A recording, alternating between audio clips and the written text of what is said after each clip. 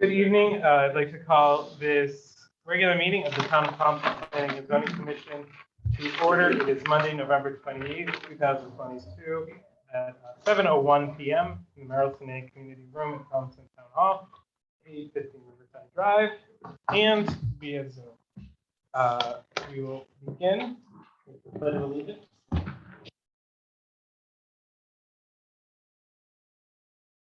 Allegiance to the flag of the United States of America, to the republic for which it stands, one nation, under God, indivisible, with liberty and justice for all.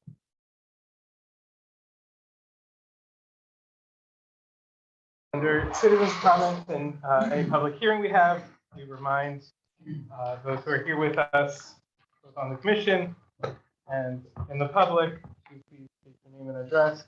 3 minutes speaking time unless otherwise directed by the chair, and please address your comments to the chair in a civil and respectful manner. So I'll begin with a roll call. Randy Blackmore. John B. Lunky. Ray Williams. Jane Saucy. Mike Kogo. Al Van Hill. John Rice. Charlene Langlois. Just started on the numbers, but. That's Joseph Purdy, right.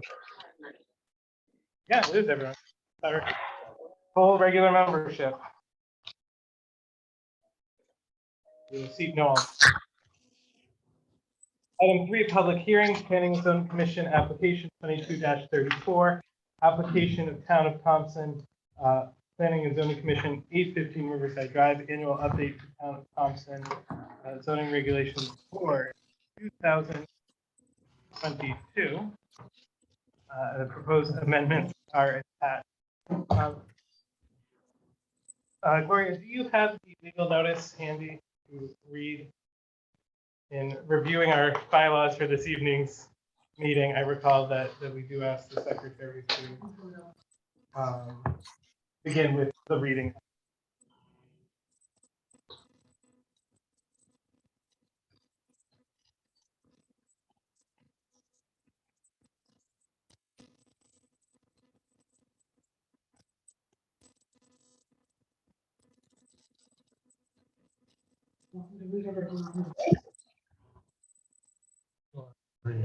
Yes, please. Yeah.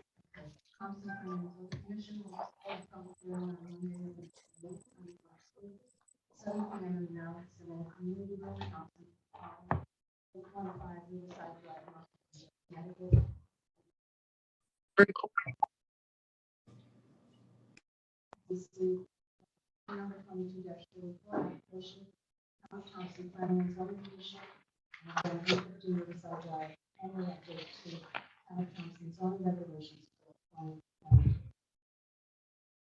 Thank you, Gloria. So we'll open the public hearing. We do have a list here if anyone wants to get their name on the list in order, but that is not necessary. So if you do wish to address the public hearing, we ask you to stand, approach the table to facilitate recording. Again, state your name and address for the record. Comments for 3 minutes, and we will also ensure that anyone here on Zoom has the opportunity to weigh in as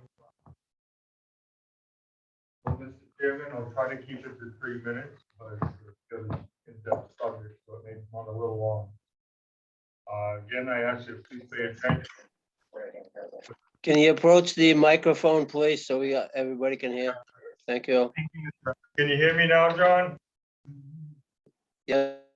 Never received the response to the questions I asked at the library, so I'll ask a few of them again. In Article 2, Section 3, the application of regulations, the write-up changed Section D to A, and it added a new Section B. You could delete the old sections A through Z. If so, why weren't they shown striking out in the draft? In Article 2, Section 9 amendments, you changed the current Section B to C. Does that mean you added a new Section B? If so, what is it? And what happened to the old Section C through F? In Article 4, Section 4, general provisions for all districts. Under item 5, Why were the suggestions from the agricultural commission ignored? Why weren't those suggestions made public? And how did you arrive at the maximum 6 swine? Because if I have 2 swine and they have piglets, what do I do with the extra piglets? You usually have 10 to 14. I think either the number of swine should be increased or piglets should be exempt. If not, then you should allow trans species. That way the piglets could identify as right. There's some great clip out there with piglets with bunny ears, Brad, to the chocolate sky, so I'm all set. With the amount of buildable land in town, we should not be encouraging lot sizes as small as 4,500 square feet. I speak as one that has lived on a 4,500 square foot lot with a shared driveway. We should avoid it as much as possible. Neighbors will think. Of the 7 zoning districts in town, only the common residential district and the downtown Mill rehabilitation district are currently supported by both water and sewer. Here, the current regulations allow 4,500 square foot lots.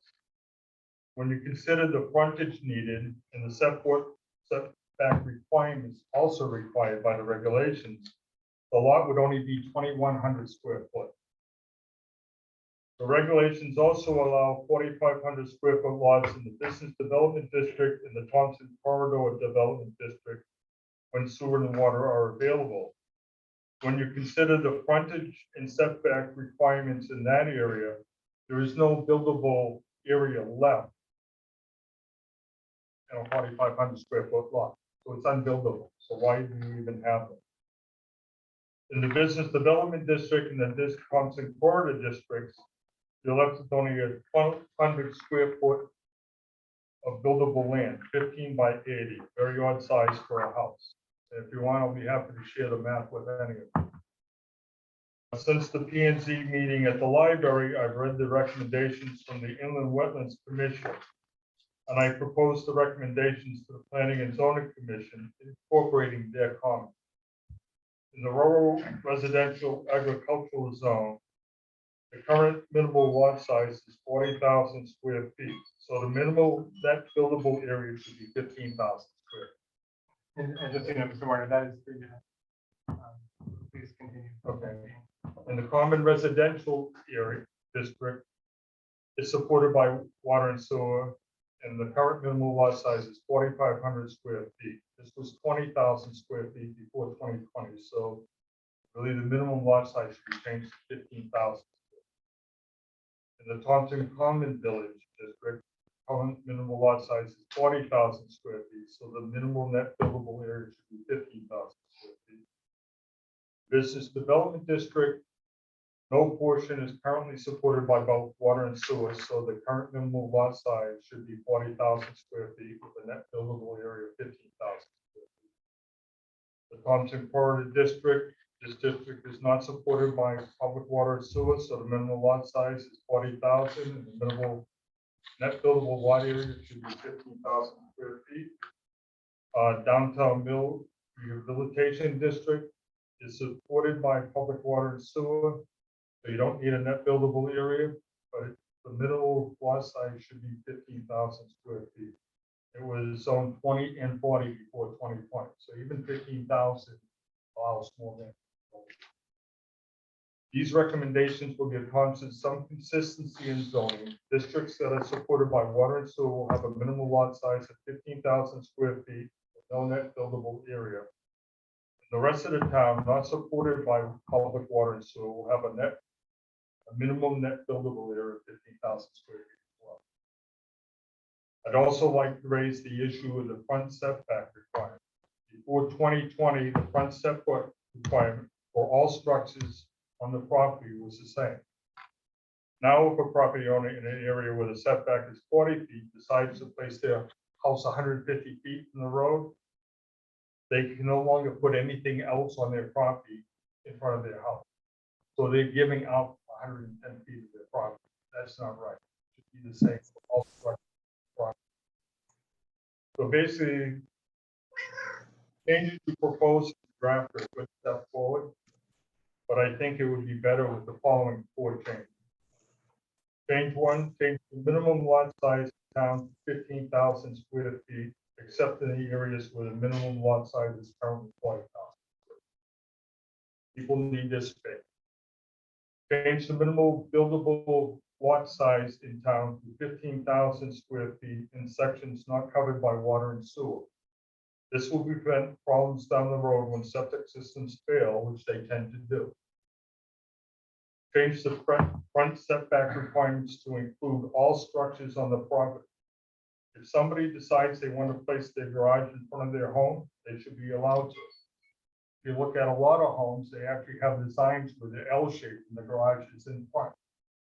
So that's a common practice. And then the last item is exempt pigment. If not, then at least allow trans-species. That way they can identify as right. Thank you. What was that first one you read over for changes? Change the minimum lot size in town to 15,000 square feet, except in the areas where the minimum lot size is currently 40,000.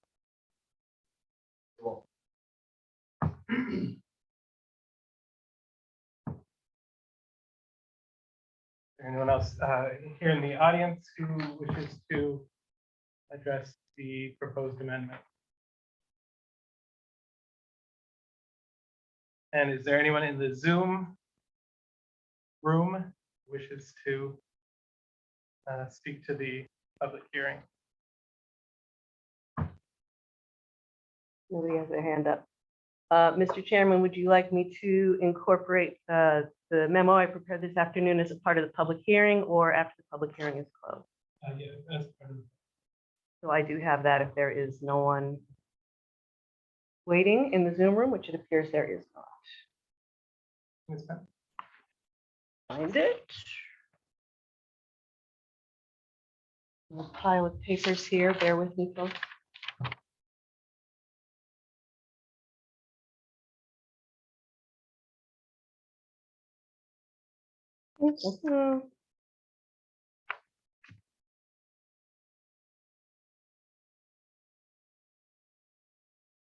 Here we go. Memo in response to written comments received regarding proposed 2022 zoning amendments. In the prior meeting, I had read the 3 emailed comments that we did receive. I will address them here in order as well. The first 2 were short, so I included them again. Number 1, Dick Trudeau provided the following email comment on the 25th of September. I take exception to and strongly request removal of the Article 2, Section 3 application of regulations, except the statement. These regulations are intended to state the uses of the establishment of uses of land and or buildings and structures that are permitted with the town. This, if not regulated, such use is prohibited, approaches an unprecedented and major overreach of regulations. If the zoning commission wishes to regulate a use, then it should include the use with regulations. I can find no statement on or discussion in CGS Chapter 124, which addresses this approach to zoning regulation. And again, that was a comment provided by Dick Trudeau. In response, it is correct that the language is not directed by state statutes. It is a common best practice adopted by the majority of Connecticut towns. It is incorrect to state that the language is unprecedented, as it is found not only in the majority of town zoning language in the state, but has been the convention in the town of Thompson going back to at least 1993. And I refer to Town of Thompson 1993 edition zoning regulations, Article 2, Section 1, rules on page 8.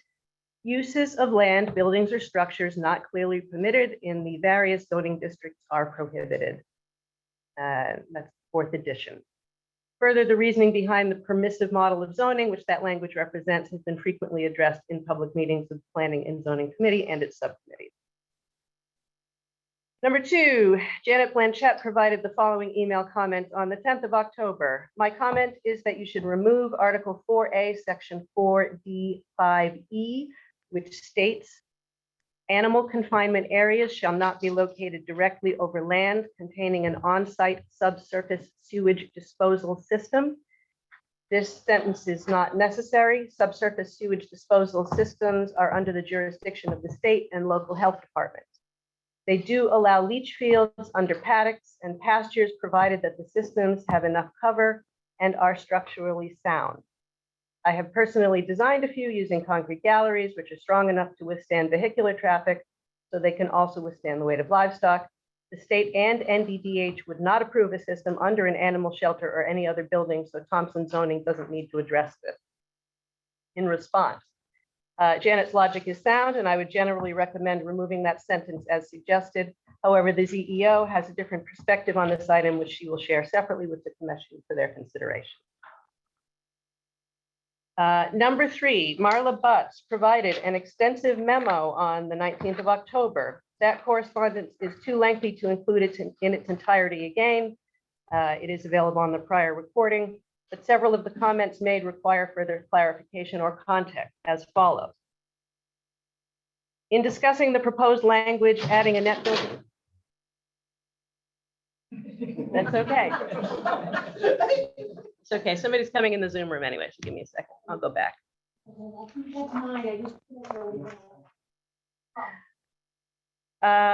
In discussing the proposed language, adding a net buildable area to most of the districts in Thompson and the level at which to set that net buildable area, where the BDD, DMRD, CRD, and portions of the TCDD are concerned, Marla has repeated her earlier recommendations for those dimensions with the following language. To fully accommodate my request, the minimum lot size would have to be increased from 4,500 square feet to 15,000 square feet. The PZC subcommittee has chosen not to do so. This language is not precisely correct. At Marla's request, she and I, along with the first selectman and the chairs of the Planning and Zoning Commission, Inland Wetlands Commission, and Mill Sites Redevelopment Advisory Committee met to discuss the topic and come to a unified set of recommendations to pass up to the PZC. The recommendations that were subsequently passed up to the PZC represent the consensus that came out of that meeting. They do differ from the wetlands agent's initial recommendations, but the reasoning and purpose for those differences was discussed at length in that meeting, and the language in front of you is the language that was agreed upon by those in attendance. Marla calls out a handful of transcription errors in the proposed amendments document that was posted online. In previous updates, council has advised that typos, outline discrepancies, etc., do not require specific action to amend. I have marked up a copy of the proposed amendments that includes the grammar outline errors named in Marla's memo and can read them out to the PZC if they would prefer that as part of the record. As a follow-up to that, I did email Attorney Roberts just to make sure that I remembered that correctly.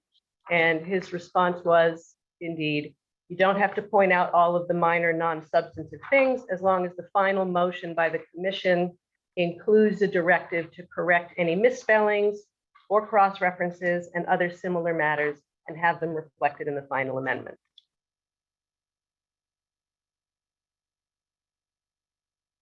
Marla requests the following addition to Article 4, Section 4.5b, for as of right levels of poultry and livestock, see subparagraph C below for conditions and limitations that apply, except that in the Lake District, LD, the keeping of livestock non-swine small, livestock non-swine large, and livestock swine is prohibited on any basis except as a pre-existing non-conforming use. In response, Marla's reasoning is sound on this topic, but it would represent a significant limitation for the property owners in the Lake District that was not previously discussed by the PZC and not specifically addressed by the Ag Commission in their recommendations. The PZC therefore should discuss this recommendation and take a yes/no voice vote on this proposed amendment. If the PZC opts to include Marla's suggested language, then the suggested amendment to Article 4G Lake District would follow. And then one thing which is not on my memo, but which I will address Mr. Warner's observation about essentially juvenile livestock. That actually is a good point, and I did write up, I can't read my own tiny handwriting, of course. There is my own tiny handwriting. There is a suggested language I came up with this afternoon to address that. If you give me a second, I will find.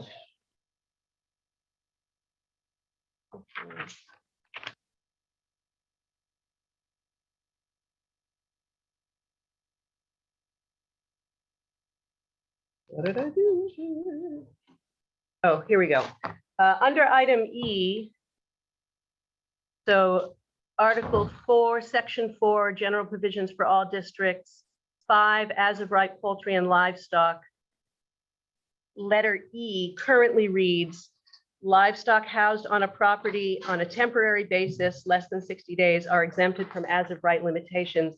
I would amend that to add that juvenile animals dependent on a mother's care shall be exempted from as of right limitations until such time as they reach maturity.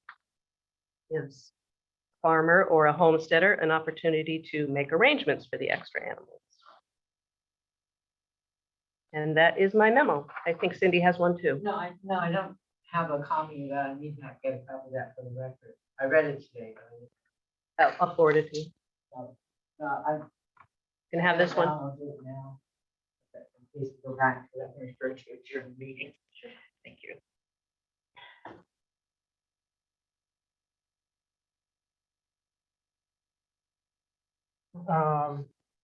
And was that all? That's Thank all you. for me. Again, I want to invite anyone from either the Zoom room or the audience. Or if any commissioners have anything like that of the hearing.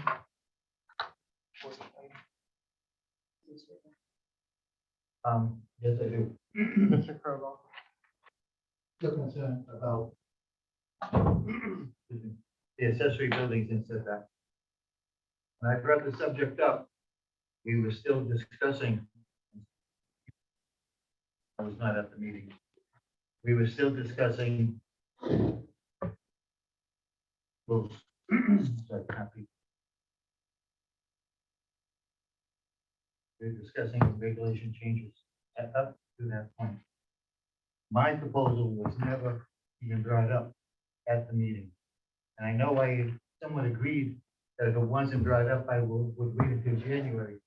But having second thoughts about that for the past 3 months, I think it's wrong and it should be brought up before any and all proposals are finalized. I think we are wrong. We were wrong to vote on in the first place to change the setback.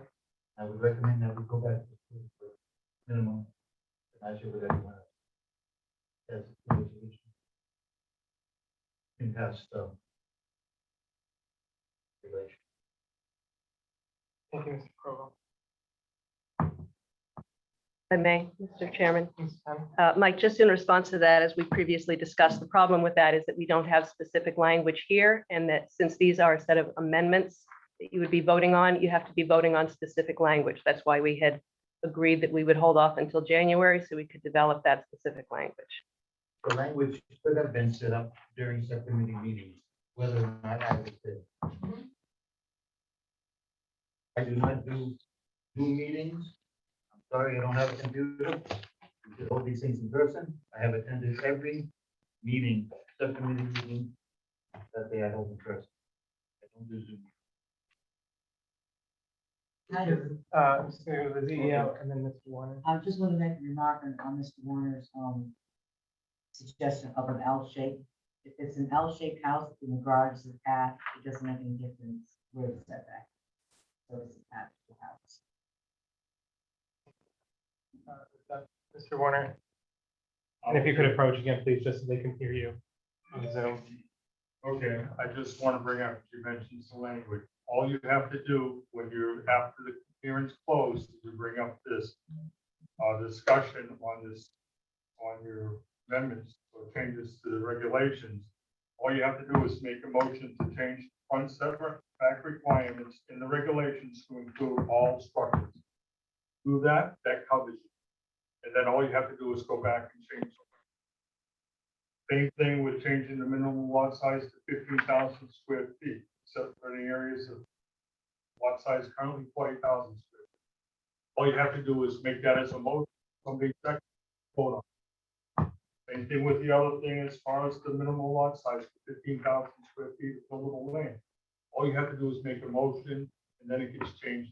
You don't have to have the language precise tonight to do it. If you vote on the changes to the regulation, all you have to do is vote on it with those changes. Ms. Southey. That's me right now. Totally left my head. Oh, But just so you know, Mr. Chairman, you do have somebody with a hand up in the Zoom room as well. Thank you. Ms. Williams? I agree with, changing that to all structures. If somebody has a 300-foot driveway and they have, you know, their house is, I mean, you know, their house is sitting back 300 feet on a driveway, they can't put a, you know, a shed halfway down their driveway, you know, to park their car so they don't have to plow all the way to their house, you know, that's an overreach on people's properties, in my opinion.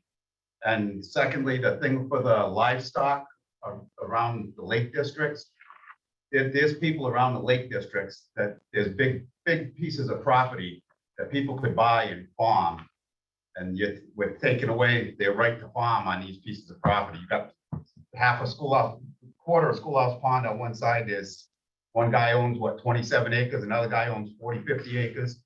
You know, they break that up into 10-acre lots. There's no reason why people shouldn't be able to have livestock on a piece of property, you know, around that lake.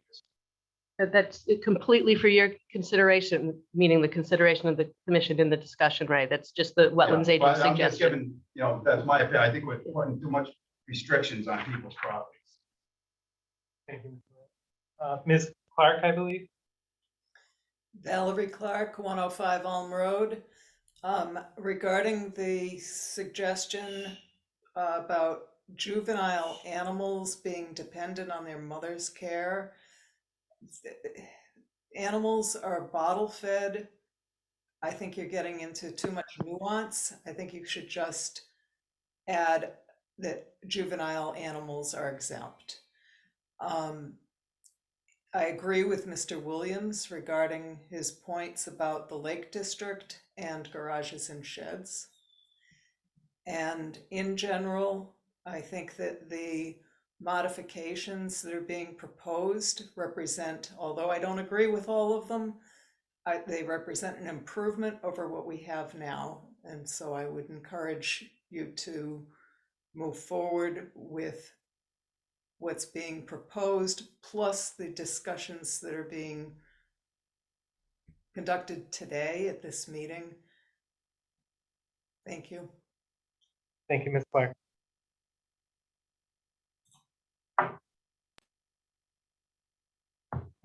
Mr. Hill. To address Williams on the 300-foot side, that person, that homeowner, go to the Board of Appeal. It was certainly way back. Yeah, but then it's gonna cost them $300 to go to the Board of Appeals, and that's not right. That we're putting limits on people's properties, and that's not right. If you own a piece of property, you should be able to put a building on that property where you want. That we should not be able to tell somebody they can't put a shed in the front of their house. That is not right. Ms. Southey. In my opinion, that's my opinion. That's not right. It's your property, you're paying the taxes on it. You should be able to put a building on it where you want. Ms. Southey. Couple of things. The setback should be at the 40-foot minimum on everything. And as I said, the overreach is going too far. If you own a piece of property, you should not be told where you can put a building and where you can't put a building. Minimize it, make it simple. The simplest, the better. The overreach and putting in the Lake District for the property. With that land, if you've got 10 acres or more, you should be able to farm that land. The lot sizes, 4,500 square feet, no. This is something that is bringing in cluster housing, which is going to wreck the demographics of this town. It's a farming community. We do not need cluster housing in here. And it makes it too small. You cannot build what you want in those areas. So those three things are biggies right now that we really need to consider the people the citizens of this town that own this property. We do not need to overreach in and tell them where they have to put buildings, where they can't put buildings, and it should be standardized across. Why not zoning? We lived without zoning for a long time, Alvin. It's not something that was here since the beginning of Remember, if we time. don't have zoning, the state's gonna step in, they'll have zoning. They If would, you don't like our regulation, wait to, Cabo Lamont to get the whole regulation. we're not the state, we're not dealing with the state right now. This is the town of Thompson, and that's what I'm concerned with, the people that live in this town and their rights and the restrictions that are being put on them.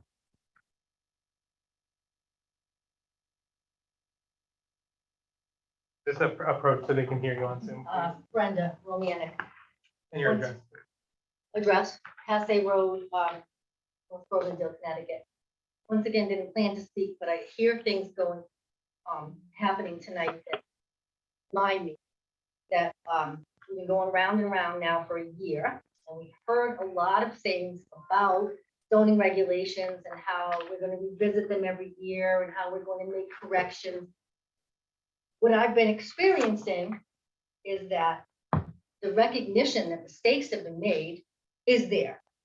But now we have to go through this process of refining everything. It's like jumping through more hoops, more hoops, more hoops. And in the end, we still have limitations, much more so than we did before.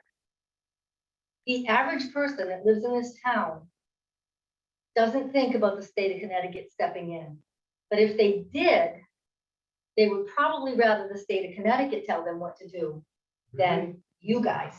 Than you guys, period. Are elected officials, and I appreciate your service, but you don't get to make the decisions for all of us. Granted, there's only 30 of us in this room, but we spend a lot of time talking to other people who live in this town. This is not a fashion statement. I had cataract surgery. Just thought I would mention that.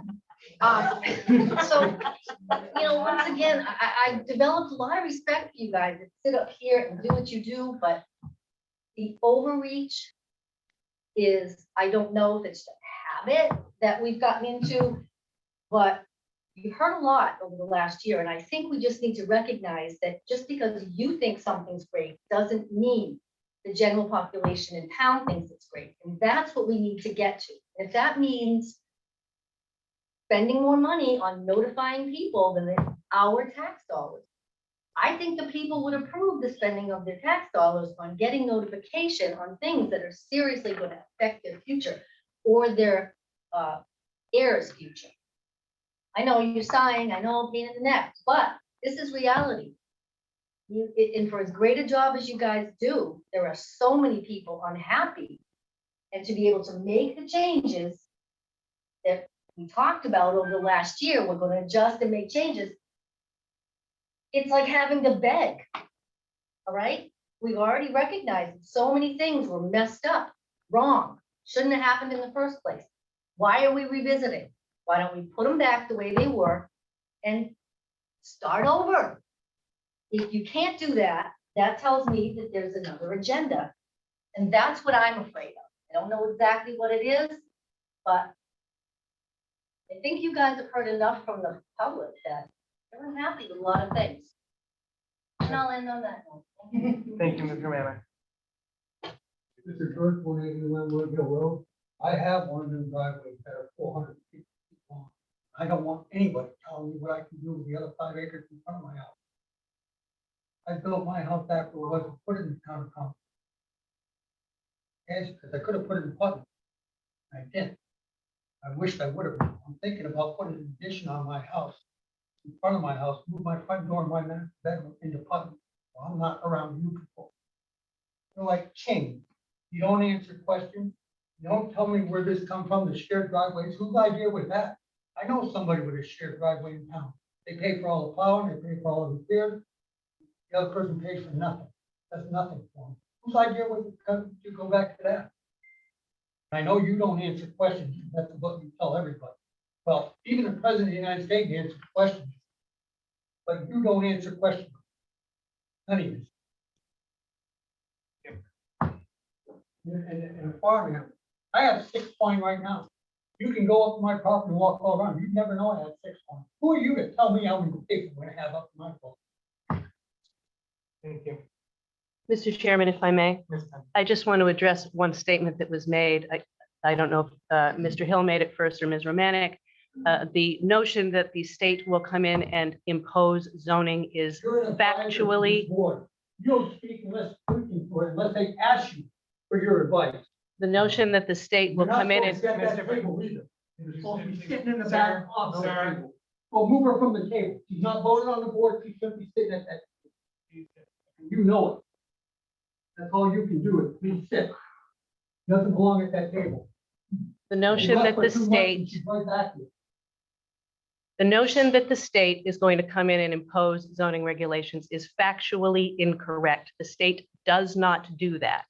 There are state statutes which govern the construction of local zoning regulations, but localities are wide berth to set their own regulations within those parameters. The state does not come in and write zoning regulations for communities. They just don't do it. So that is factually incorrect. Okay, Brenda Romanek, 131 Passay Road. Thank you for making my point that Mr. Hill said that the state would come in and all of us that are unhappy with what the town is doing, we would be less happy. Well, I think my point was not whether it was legal, not legal, factual, not factual. The point is, you guys don't get to decide for everyone else in town. Yes, you do in a sense because you're elected. That means you have to listen to the people that are voting for you. And I can tell you that many of you that are up there now that got voted for, people are disappointed. You know, I've said this before. I speak on behalf of many others, not just myself. It doesn't affect me in a lot of different ways.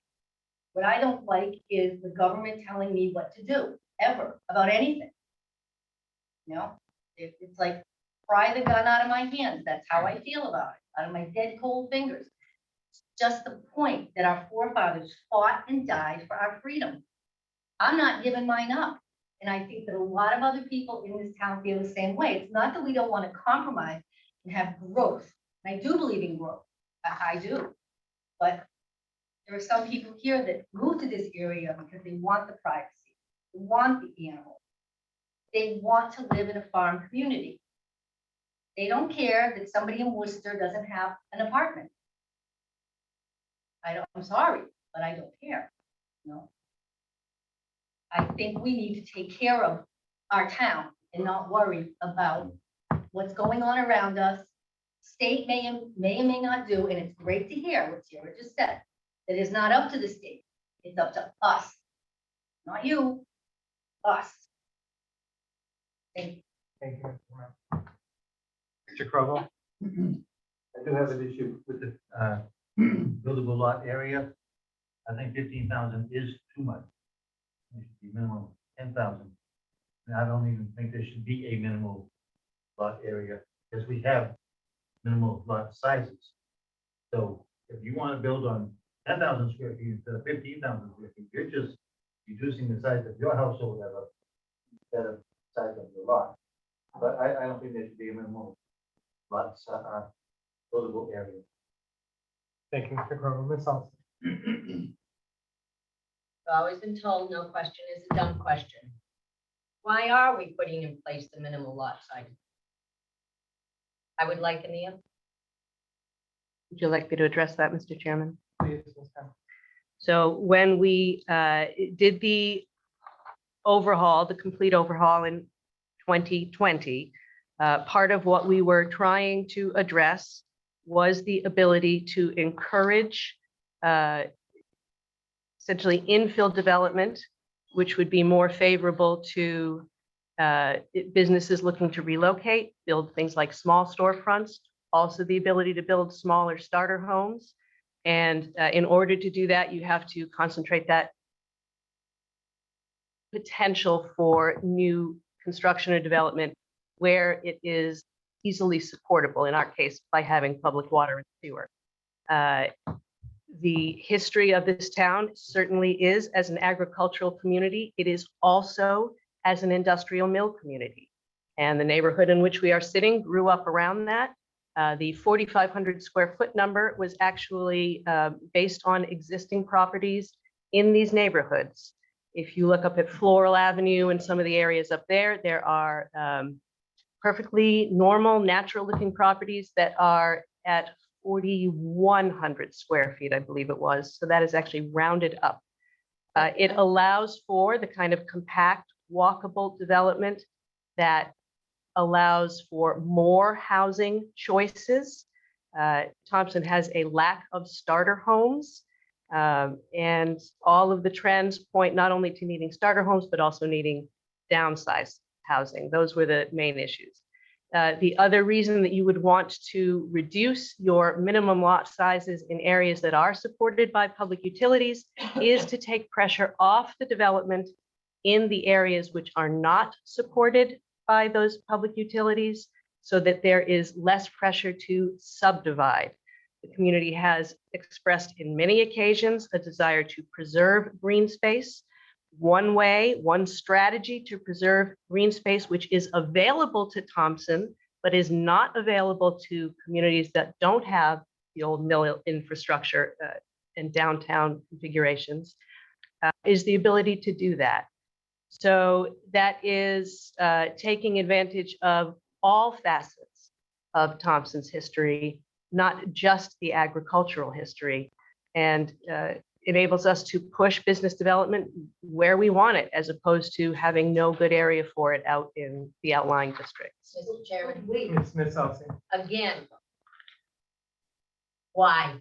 I understand all that. I get all of that. I also know that there's people in this town that want to bring in cluster housing, which I don't think the town needs cluster housing. I want to know why we have to regulate every single thing that we do.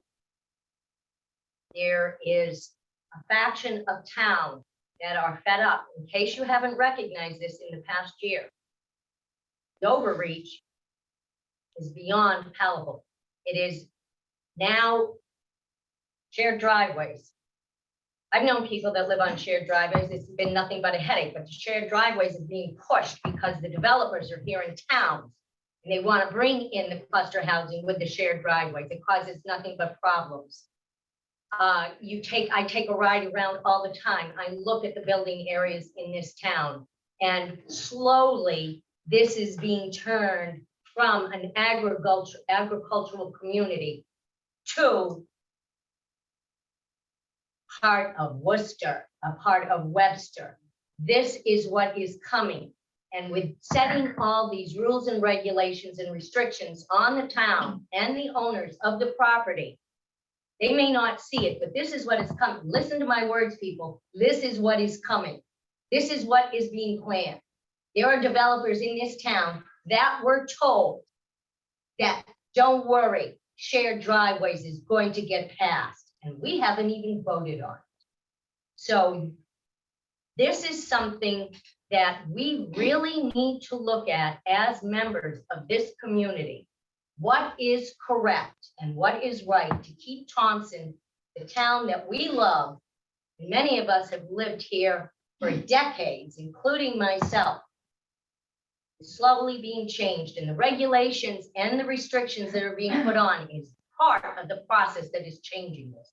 What is this town going to look like in 30 years? And as far as businesses and bringing in businesses, you're planning and development. What large businesses have you worked on to get into this community to help offset the taxes in this town? Everything that happens is restrictions on the homeowner, period. So to your original question, Ms. Elsey, right, minimum lot sizes, minimum building areas are going to prevent that overcrowding that you're. When you allow 4,500 square feet per building, what's going to come in? What is going to come in? It's going to be small little cluster housing areas. And we did this in the subcommittees when we went through, and the sidewalks and the trees. I had made a joke privately with somebody about 9 months ago that eventually they're gonna tell us what trees to plant and where to plant them. And lo and behold, at a subcommittee meeting, that is exactly what happened. What trees were gonna be planted and where they should be planted and how they should be planted. The overreach of this committee, in my opinion, is disgusting. Mr. Lance? You brought up Floral Ave and up in there around that water tank where the guys buying the property, they're gonna end up putting houses up in there. That's gonna be all gone. It's gonna look just like the back streets of Webster. That's the way it's gonna look up all along the river. And it's just gonna be houses on top of houses. And everybody thinks that oh geez, it's gonna bring our taxes down. How's that gonna bring our taxes down? I have nothing against people with kids that need special education and stuff. We need businesses in this town. We don't need all these cluster Yeah. houses. What we have to have, we bring in 40 houses, you get 10 kids that need $150,000, $200,000 a year for special education. What them 40 houses are gonna cover is gonna be way short on tax money for our schools. And that's gonna end up costing us more money. That's something that the people have to think about. So to be clear, Mr. Williams, That's The- just 40 houses, I'm saying. yeah, to be clear, Why do you the- answer all the questions, Sarah? You're not on this board. It's something, I mean, you Ms. asked. her Salty, some questions. yes, I am Mr. Chairman. happy to Joe. answer questions as the Joe, can author I- of the document. Joe, Go ahead, Mr. Lance. John Rice, Mr. Chairman. I keep hearing that, our town planner is not part of this board. She is staff to the planning and zoning. I'd like to get that clear to a couple of the members here. She is staff, and if you look at her job description, that's exactly what her job calls for, is to be staff and be part of the commission. She doesn't have the authority to vote, but she does, if we need opinions or information, that's why she is staff to it. So stop referring to that she's not part of the commission. She's not acting as part of the commission. She's acting as advice to the commission, period. Thank you, Mr. Rice. Ms. Penn? In response to Mr. Williams' questions, which I understand reflect a certain commonly held set of beliefs. And it also partly addresses some of Ms. Salsi's concerns.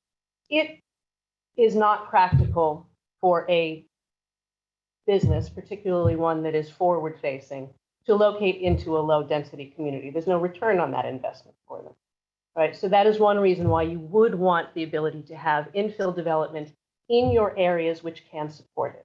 That is one point. And to your point about the taxes, when we did the plan of conservation and development, based on the amount of roads that currently exist in Thompson, this town is, and has been for years, and will likely be for many more years, underwater in the amount of taxes that they bring in to maintain the roads. And that in order to properly maintain the roads, the average density in town would have to be increased to a certain number. Now, I don't think anybody wants, I live here too, the idea of a cookie cutter suburb where there's every 50 or 100 feet a house. But in order to avoid that reality, if you concentrate that development into the areas that can support it, make it more desirable to build in those areas, you will naturally get some flow in there. And that will, over time, encourage small, particularly neighborhood scale, forward-facing businesses, by which I mean the cafes, I was going to say a pharmacy, but now pharmacies are all chains, a laundromat, anything that would be serving the population within that dense area, that becomes more economically feasible for them. And we haven't had that, right? But if you go back decades, the profile of this neighborhood prior to the floods was storefronts connected together with apartments over the top. And people still, longtime residents, remember that, bring it up, We remember when North Grosvenor and the Mill Districts were vibrant and had a lot of activity going on. And the way that you get that is by allowing it to rise again. Ms. Salsi says there are all these restrictions. The idea of having a larger than necessary minimum lot size is a restriction. It is a reaching into people's pockets, essentially, and saying, you must be able to afford this larger land size in order to live here at all. Right? So that is a restriction which has no basis in practical matters. In other words, it's not like if there were no public water and sewer, you couldn't have lot sizes that small. We all acknowledge that. We couldn't, we wouldn't, we won't, right? But if you have that infrastructure in place, that is a bonus that Thompson has because of its prior industrial history that many other towns do not have, and they will not be able to seek that kind of infill development. And that is exactly what we're trying to work on. I'm actually gonna, this gentleman here has been very patient. So if you could come to the front so you could be heard as well. And your name and address for the record, please. So my name's Eric. I live at 152 Sunset Hill Road. I disagree with what you say. So I moved here a year ago, not knowing what Thompson was. I lived in the city. I moved away from the city. I'm from Worcester, born and raised in Worcester. Hate it. I'll tell you that now. I don't want people to live close to me. I don't want, maybe you like your house to be proud from people from Webster, Dudley, all that stuff. I don't. I moved away from that to live out here. To me, Thompson's boring. There's nothing out here. You want to bring storefronts? Nobody wants storefronts no more. It's population to get-togethers. We need more stuff out here. I hear from people out here that we need restaurants, get-togethers, small things. There's no more small things. My kids want to be able to hang out with their friends in place. I don't know what Thompson's all about. So I disagree with a lot of you guys are saying, but I agree with a lot of this saying. I don't want my house to be, on you guys. I built my house from the ground up. I shouldn't have to be able to say like, hey, this is my property, this is your property. No, this is my property. I pay the taxes on my property. That's how I look at it. I don't know who you are, but I think a lot of things that you're saying, they're not true. I don't believe it. So I kind of look at it as you guys are a cult up here telling us how we have to live our life. I should have to live my life the way that I want to live my life on my property. If I want to have animals in my yard, I shouldn't have to tell you guys that I want animals. You guys made me push my shed back. I live 150 feet from the road. My shed's sitting in the middle of the yard because of you guys. I wanted it on the back of the road. A lot of you guys here too. I shouldn't have to live. I pay taxes to you guys. I don't know who you are. I don't know who you are, but I moved here for a reason, to raise my kids. So, I mean, small house, stuff like that, and get the ghetto in here. I don't want that. I moved away from that. So, I mean, this is my first time here, listening to you guys just bicker over how I'm gonna live. I shouldn't have that. I'm 40 years old. I moved from the city to here, not knowing what Thompson was. So I want to raise my kids here to be able to say that this is where I want to live, not where you want me to live, how you want me to live, what trees to cut down. Shit, excuse me, I just planted 40 trees in my yard. I don't want trees. I don't want bushes. I want the view. I want to live comfortably. I want to retire here. You guys are not going to be here when my kids are going to be here. My kids could probably be sitting here saying the same exact thing that everybody's complaining about. We shouldn't have to live that way. My taxes are my taxes. Your taxes are your taxes. I bet you live in a really nice house. Do we tell you how to live in your house? You talk about the roads and all that stuff. How often does our street get hit? There's times I can't even make it out of my street. So, everybody wants to talk about everybody else's problems. Let's worry about our own problems. That's how I look at it. Thank you.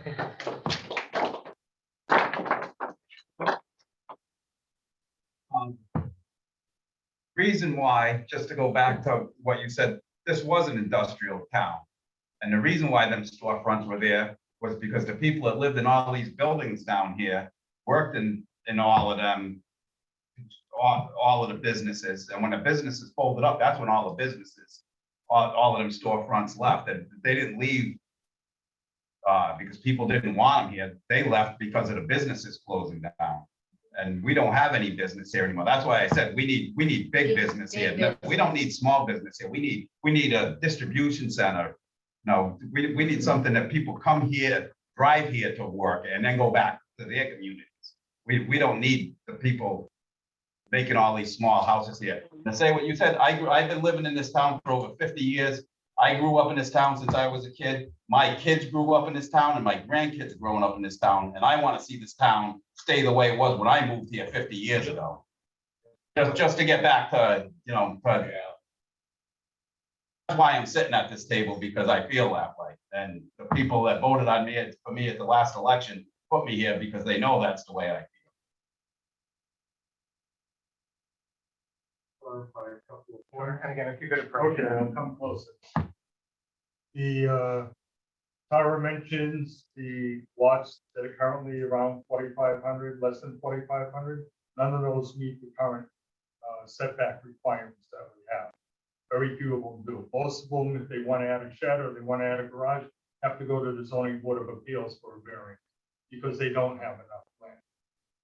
On the other thing, as far as net buildable lot area, we have to have that even if we have an area like where I am, where it's 40,000 square feet, because you could have 40,000 square feet of swamp. And you need at least 15,000 square feet of land for your septic to go out there. And that's the only reason why I put that minimum on there, because you need 40,000 square feet anyway. But it's just having that net buildable area. And I know as far as economic development, I was on the Economic Development Commission back 20 years ago. And the problem we have with economic development in this town is the land that's zoned for industrial use is not zoned anywhere near the highways where it's accessible for people to come in and out. I've worked in industry all over New England. Most industrial parks you see is easy on-off access from the highway. A lot of the jobs I had, I drove up, I get off at the access, I go right into the industrial park, I leave, I get right back on the highway. We have 395 in Thompson in the middle. Beautiful. On any of the exits, there's no place for an industrial park. The industrial parks away, hard to get at for tractor trailers. I mean, if we have one right, Ridden Road, we have its own industrial there. To get there, they've got to get off at 200 and come down around. That's a pain for truck drivers. And when they do that, people on the hill are going to complain. They don't want the traffic up there. We should have moved back 20 years ago. We were trying to have them change the exit ramps, and the selectmen at the time wouldn't do it. And that really needs to be looked into. And if that happened, that's what our Economic Development Commission really should be working on, making the land close to the highways accessible for industry, and then we'll get industry. And when we get industry, that will help us with our taxes, and that will help us with growth in the town. Thank you. Just want to point out that there, she keeps bringing up the flood, how it took all the business on Main Street. Well, I was born after the flood. I can tell you, growing up as a kid on Main Street, there were grocery stores, there were restaurants, there was a Cumberland Farm, all in store with me. The mill was still full down there, but yet they were all shutting down while that mill was still full down there. So flood of 55 had nothing to do with it, nothing to do with the business that's on in this town. You say you want to bring business in, well, who's gonna move into town? Even with these little clusters that you're putting up, and these businesses are gonna take you 4 miles to walk around to get to them. They'll be spaced that far apart. But don't bring up the flood anymore, it had nothing to do with it. It's not seem to be for now. In order for this town to grow, business needs to be brought in. Large business. I have nothing against the mom and pops, the smaller places, but large business. I remember when we tried to move the industrial park, and we were fought tooth and nail, and it did not happen. In order for this community to survive and grow, large business needs to be brought in. Think about this. You bring in, let's just say, 50 houses, and each one of those houses has a child. Under the budget right now, as it stands for that school, we're just at a hair below $20 million. There's approximately 1,000 children that go up to that school. That's pre-K through 12th grade graduation.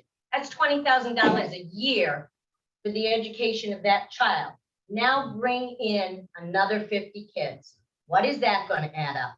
The amount of time that those people live in this house, the amount of taxes that they pay will never cover the cost of the education alone for the kids.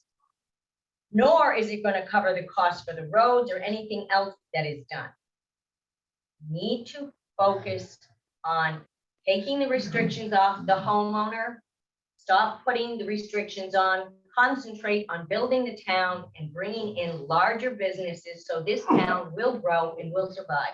Otherwise, we are all going to be paying $10,000 in taxes and living in tents, which aren't allowed because you can't do that on your property after a certain amount of time. So we're screwed. Mr. Chairman, just so you know, after Ms. Romanek, you have Ms. Clark and also Ms. White waiting in the Zoom room. Ms. Romano. I heard you say, we're short on starter homes. According to who and who's complaining that we don't have starter homes?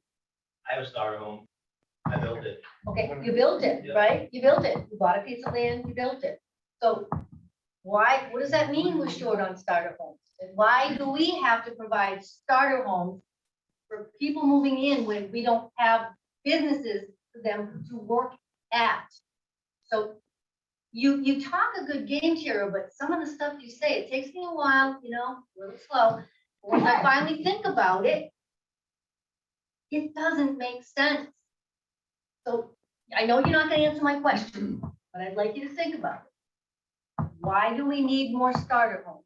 If we don't have the businesses for these people to work and we don't have the money for starter people who have starter families who can't even pay for the kids to go to school that are here. It doesn't make sense. More development, more housing is not what's necessary. We need jobs. We need a place for people to work. I don't know whatever happened on exit 100, it used to be 100. There was a place that was there, but that's all I can think of is that, wouldn't it be nice to have some sort of a, not a plant, but even like an Amazon distribution center. I've heard somebody say that, something like that. That's what we need, where people are driving us or maybe visit a local restaurant like the cafe, you know, not houses for people to have a bunch of kids and send them to school. I don't, to me, it doesn't make sense. If I'm out of line, I'm sorry, but I don't think we need any starter homes, okay? I was 23 years old when I bought my first house, and I had to do it in Meriden, Connecticut, mostly a slum, because that's what I could afford, but I did it. I did it.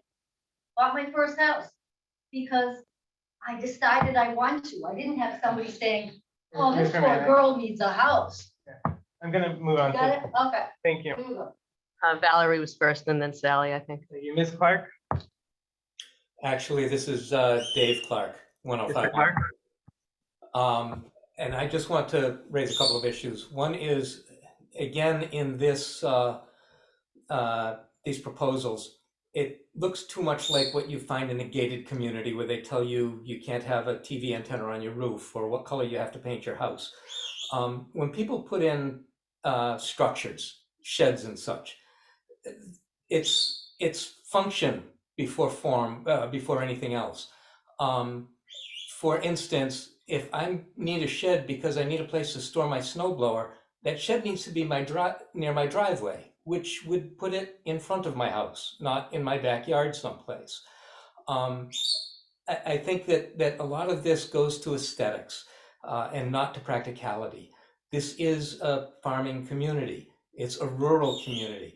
People have tools, people have gardening implements. They put them where they need to use them. They put garden tractors where they need to use them. And that's the purpose of these structures. It shouldn't be because it doesn't please somebody else that it's in front of the front line of the house. And the second issue that I want to address is in response to Mr. Rice's comments regarding the town planner. The town planner is a staff member, not an elected member of the board.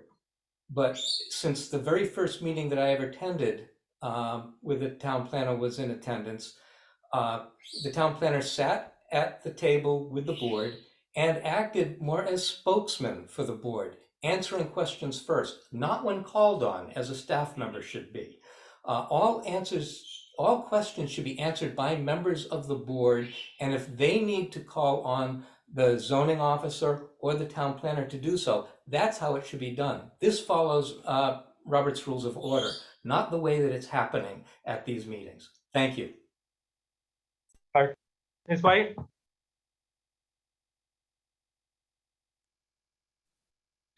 Good evening. Sally White, 308 East Thompson Road. A couple of brief comments.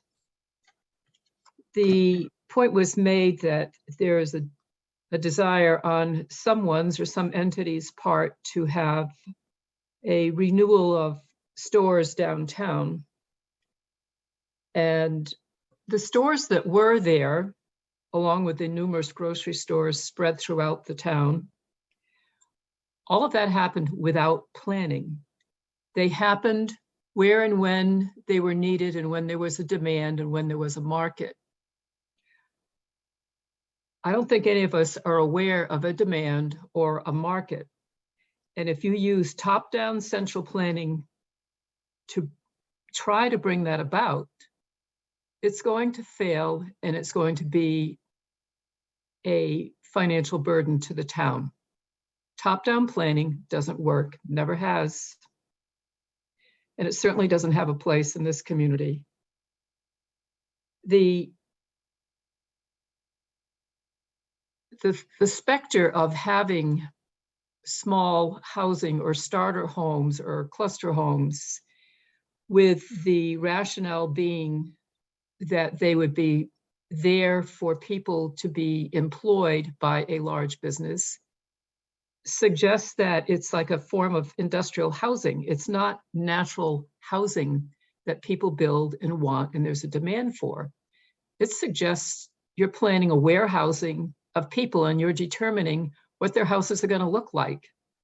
So these are going to be cookie cutter places. Is this going to look like China or the Soviet Union? Housing has to be, there has to be a natural demand and it has to fit each individual's needs and the design that they want. We have to cut out this sense of central planning. It is incompatible with our form of government at any level. And the numerous comments about the planning director, unfortunately, the comments that are made, Tira, by you just reek of being lobbying. They're not advice. It's you give the appearance of lobbying. Who are you lobbying for? And why are you doing that? I've worked in a number of large corporations, and again, and at high levels of government. And you would never see a staff person at a principals meeting.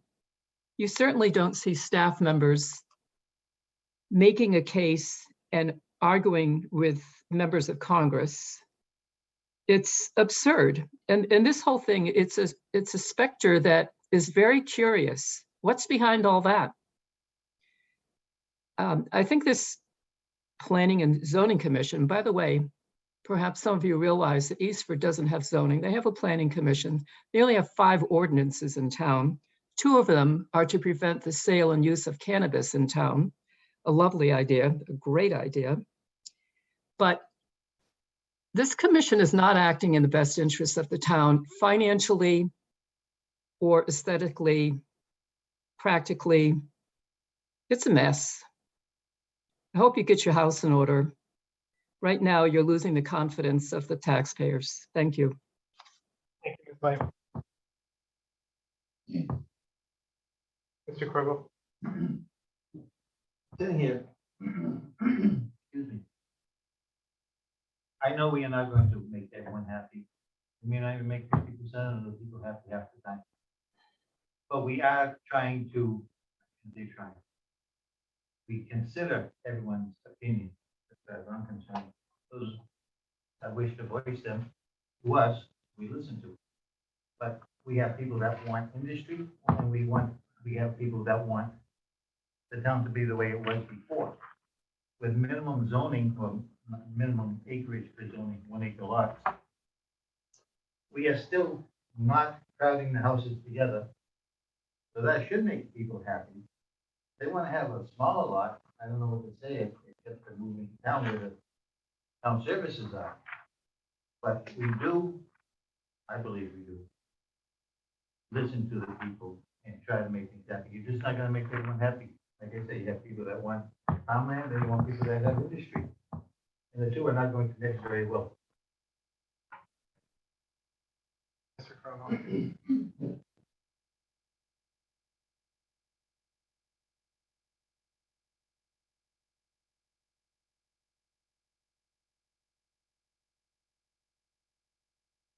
See, no one in the Zoom room.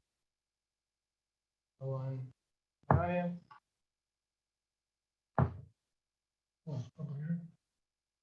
Is that a motion? Saying, no, we don't need to sit there and look at each other. Yeah. I'll close the public hearing. I'll second it. Mr. Blackmer moves closing the public hearing. Mr. Krogel seconds. Is there any discussion on the motion? Mr. Williams? I want to know if we're gonna go through the rest of this stuff for, like the as of right animals, because I think if we're going to as of right animals, when you can have so many cows on so many acres, if you have more acres, your number of animals should go up. You shouldn't have to go to, the Board of Appeals to, Yes. to get more animals, so. They can certainly be in part of the discussion of the public hearing and potential action.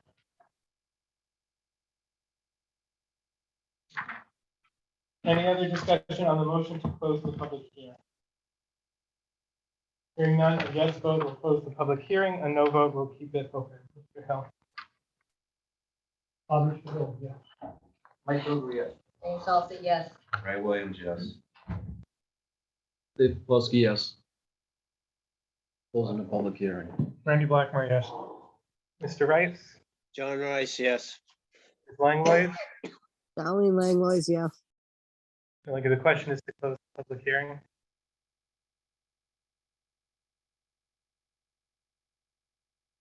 No.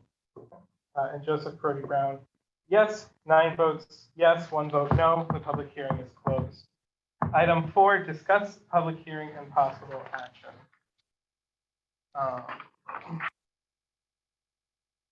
Certainly, we have the changes in front of us. I know there are several topics that will require discussion. The agenda item suggests.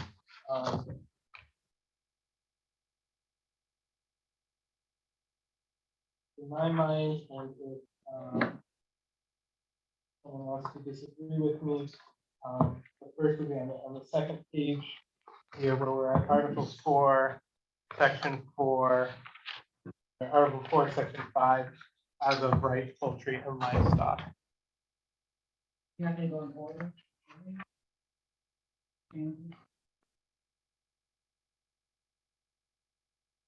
I can do whatever the commission would like.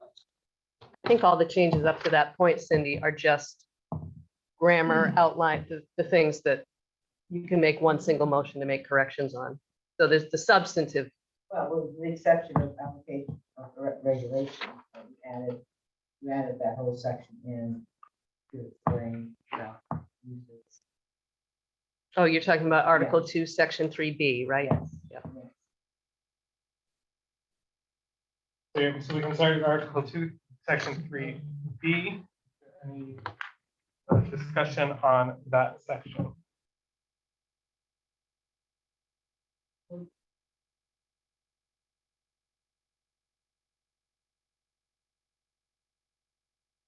Hearing none. I think the consensus of the commission is to accept that section as written. Now, if there's no objection, we'll move on to Article 4, Section 5, as of right poultry and livestock.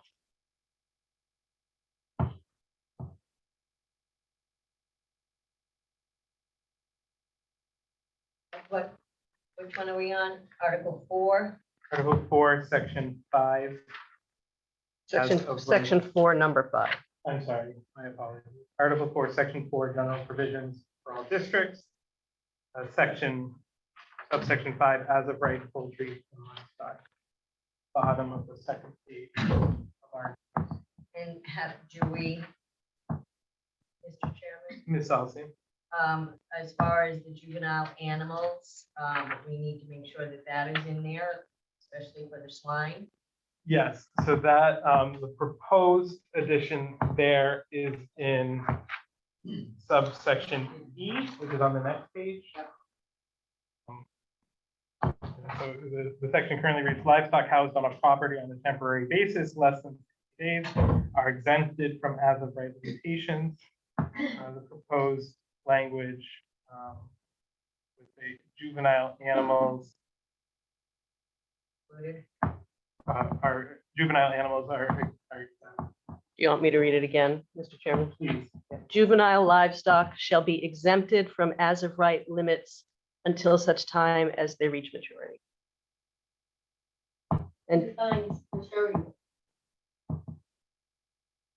And to be clear, you also have Marla's suggestion, which you have not discussed as a commission under letter B earlier, which is the exclusion from the Lake District. So you should discuss and decide on that one way or another, because it is a proposed change from the wetlands agent. Yeah, you gotta say something. We've been sitting, good night. No, sorry, so currently we're in a section that is close. There's people here, I believe what they said, there's people here for an hour and a half, that came here for a complaint on Main Street. You know, you haven't made sense. You haven't made sense, none of you people. And I live on Main Street. And we will get there, sir. Oh, when? People have to go to work. With fewer interruptions, we'll get there sooner. We will go back to that section B, since we did go to E, is the consensus to add that line regarding juvenile livestock. Is there any objection to the addition of that line? So going back to page, I'm sorry for that, where the keeping of more than, You need me to read it again, Joe? I'm sorry, yes, please.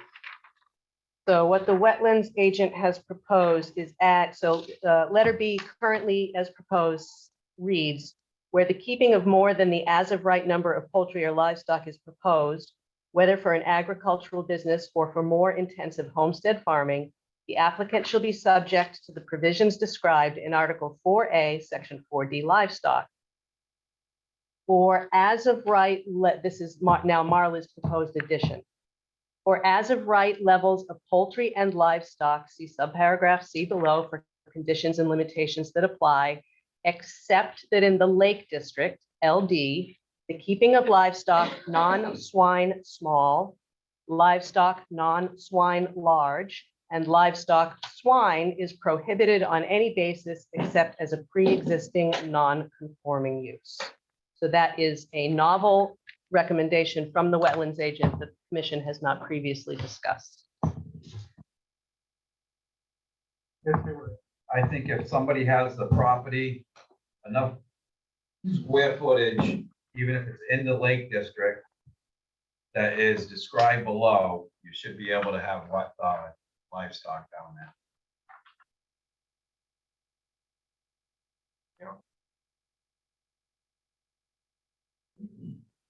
What was that again? Mr. Chair? Yeah, Mr. Williams is of the opinion that if you have the land in the Lake District, then you should be able to have the as of right. I get that, but what is he considering for land? As what we have right here for the recommendation. The chart here, the less Yeah. than 50,000, 15. I want your opinion. Well, I'm that's- asking you of your opinion. What would you consider?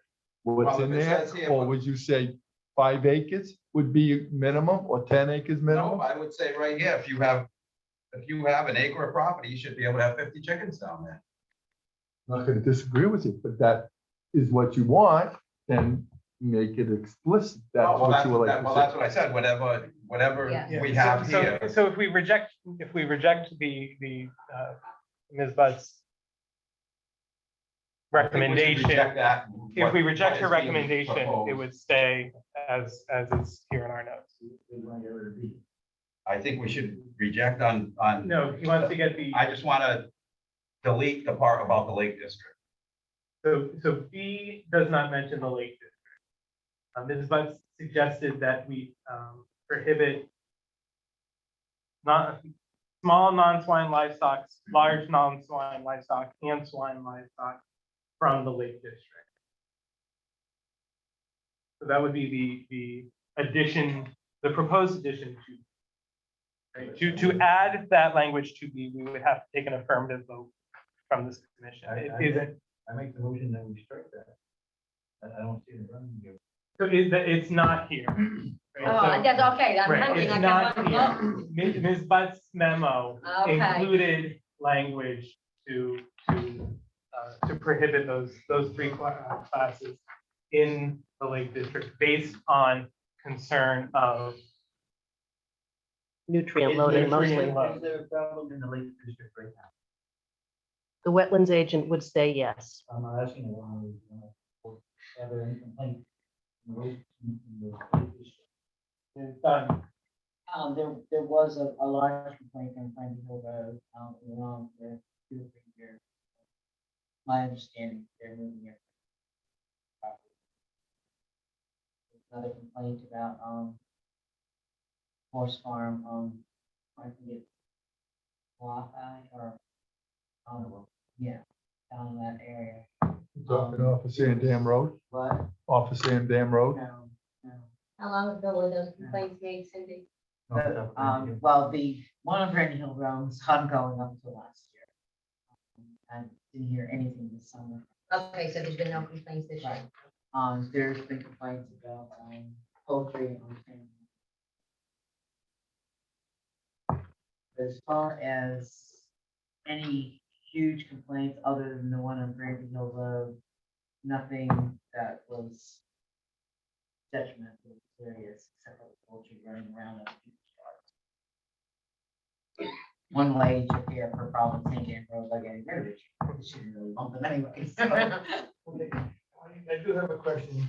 Mr. Krogo. With these proposals that are being made, we still have to make a meeting or schedule a meeting. To address these things in a public meeting down the road in 2 weeks' time or whatever? Yeah, that's what we're doing right now. Yeah. We should do like, listen, be able to postpone it for a month. Go through everything quiet, not quiet. In a timely manner. Being submitted to something to be discussed today and decided on today, I don't think it's right. Well, I mean, we've had Ms. Butt's memo for. We did, but did anyone discuss it? I mean, that's the point of discussing the public hearing. And then deciding on it on the spot. I think that's what half our problem is. deciding on the spot. I do make that a all the time. I make a motion that we put this off and so that we can literally sit down and go through what the citizens have said, what Ms. Butts has put out, so that we have more time to really look at this and go line by line, so that we have better thing without everything else. I believe that we should put it back, push it back, and not vote on it tonight, that it should be pushed back. There's no rush on this. There's no rush on this. This doesn't have to be done right now.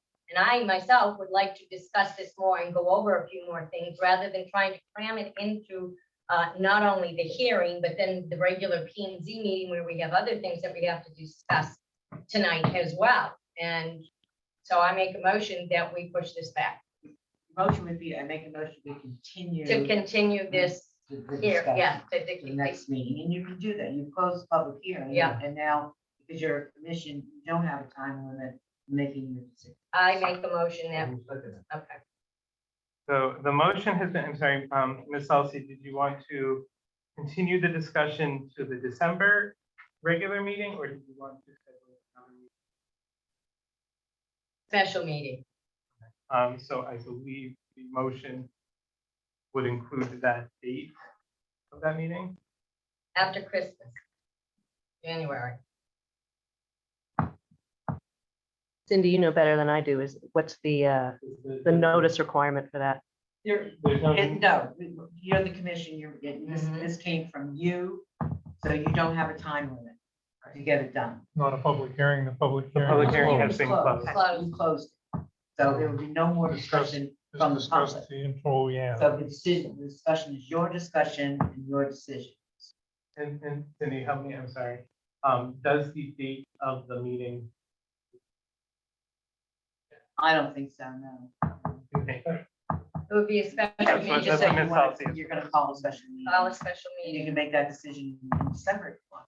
Ms. Salsi has moved, Mr. Krogel has seconded to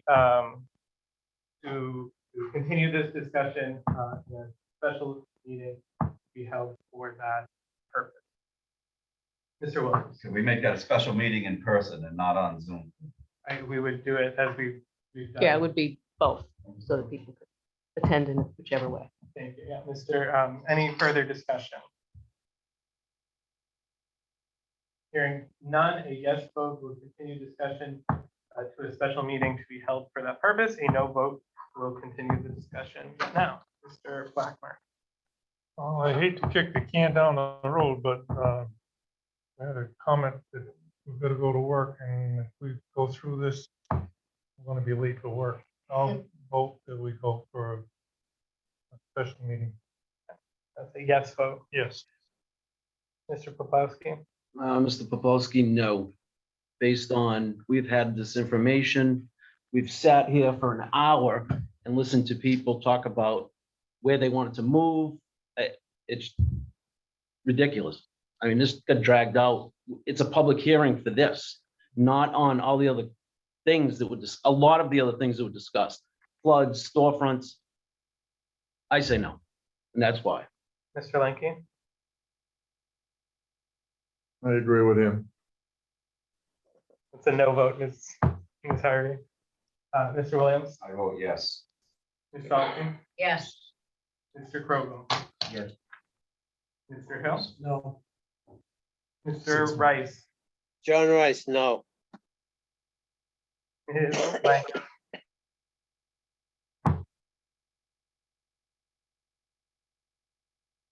Charlene, you're still on mute. Oh, sorry, I can't hear, when people are tapping, it mutes out the person talking, so it's kind of hard on this end, but I say no. I make it, Yes. I'd like to make a motion, we move it. If we have to get to the complaints and everything else, I'll second you that know, and move it a motion. little bit further back if it didn't pass, to give, but we still. I We still have to finish this before that can be done. Yeah, I will vote no as well. So the motion sorry. does not pass. so Okay, Mr. Poplawski. I make a motion, we move the agenda, adjust the agenda to put number 4, Oh, No, number 4 down to number 11, and push reports of officers and staff sequentially down to number 12, so on. I make that, I second it. Okay, the motion has been made and seconded to amend the agenda to move item 4 to item 11, renumber 11. No, so it would become 11, its own 11. 11 would become 12, 12 would become 13, and so on. So it would become 11 on its own. Is there any discussion on that motion? Hearing none, a yes vote will amend the agenda, a no vote will keep the agenda as written. Mr. Blackmer. Randy Blackmer, yes. Dave Popolski, yes. John B. Lanky, yes. Ed Williams, yes. Jane Salsi, yes. Michael, yes. Melvin Hill, yeah. Mr. Rice, John Rice, yes. Ms. Langlois, Charlene Langlois, yes.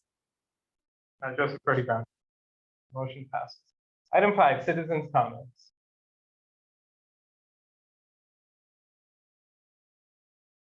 Mr.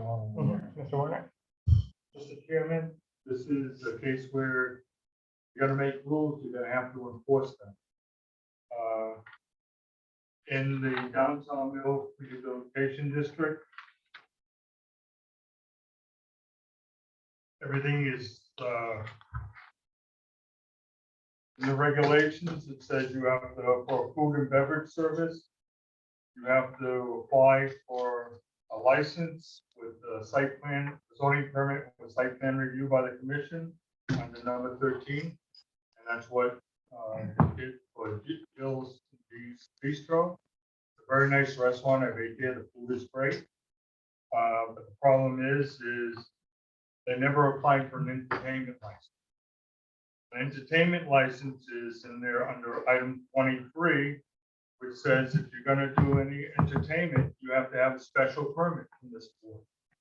Never applied for a permit, special permit. And I think in that area, because it hasn't been music here before, not a good area to have music. Shouldn't be any amplified music because of the closest being so close together. There are other places in town where we have entertainment, but the closest aren't right there beside.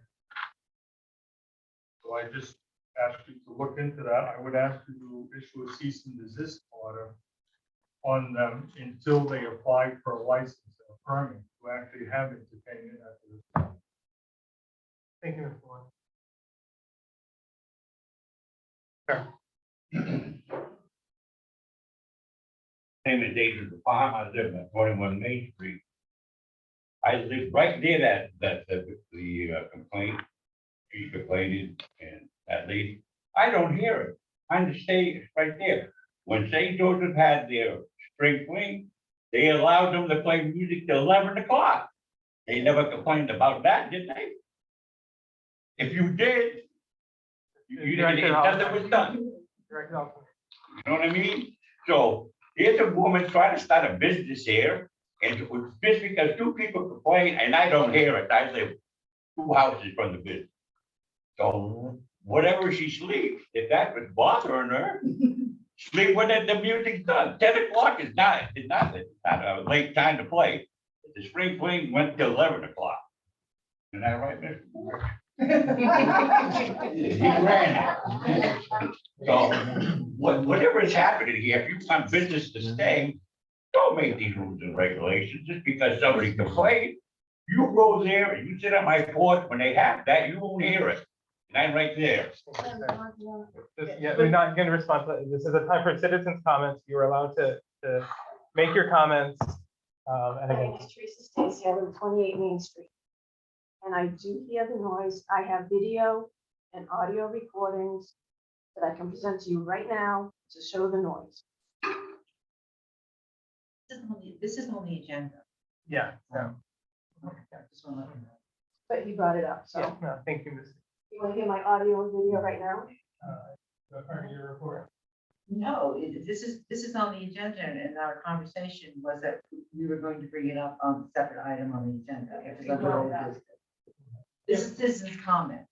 So, yeah, so comment. Why would you let her play her audio during case if they not allowed?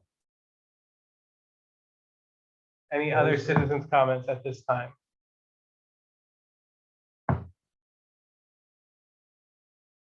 And I don't see any on Zoom either.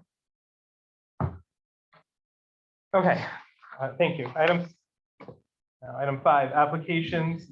Planning and Zoning Commission application 22-40, applicant Spicer Plus Incorporated, John Holstein, 0 Reardon Road, map 66, block 101, lot 6B, zone BDD, property owner Thompson Road Business Park LLC, requesting special permit to construct a propane bulk station. Initial construction will consist of a gravel driveway, stormwater basin, and 30,000-gallon propane tank with safety and security accessories. Potential phase 2 construction may include a second 30,000-gallon tank office building, well, and septic. This requires a special permit. Would entertain a motion to accept this application for public hearing at our meeting on December 19th. Mr. Lanky moves. There's a second. I'll second it. Second by Mr. I was Oh, I inviting. thought you motion. were Yeah, saying. no, I appreciate Oh. that. I'm trying to Motion put made by words in Mr. my Lanky, mouth. seconded by Mr. Poplawski to accept application 22-40 for a public hearing on December 19th, 2020. Any discussion on the motion? None, a yes accepts the application for public hearing, a no does not. Mr. Hill, yes. Michael, yes. Ray Williams, yes. Like it. Yes. Dave Poplawski, yes. Frankie Blackmore, yes. Mr. Rice, John Rice, yes. Ms. Langwood, Charlene Langlois, yes. and Mr. Joseph Purdy Brown, yes. Ms. Salsi has stepped away. Item 6B, application 22-43, applicant Ken Loisel, Mason House LLC, 20 Chase Road, map 105, block 38, lot 7 and 7A, zone TCBD, requesting commission site plan review approval to operate existing approved country inn under 2020 zoning regulations, Article 4C, TVCG, Section 2-9, and Article 7 definitions, country inn. This is a site plan review by the commission. Evening, commission members, I'm Janet Blanchett from J Civil Engineers. And with me this evening is Mr. Ken Loisel, the owner of the Mason House, as well as owner of this restaurant. So he is currently operating at the Mason House, which I think everybody's familiar with that historic building up on Thompson Common. He has an existing country inn permit from 2012. He would like to update it to the new 2020 regulations, and so Cindy suggested that this, this is the proper way to do it. Get a new site plan approved under your 2020 regulations.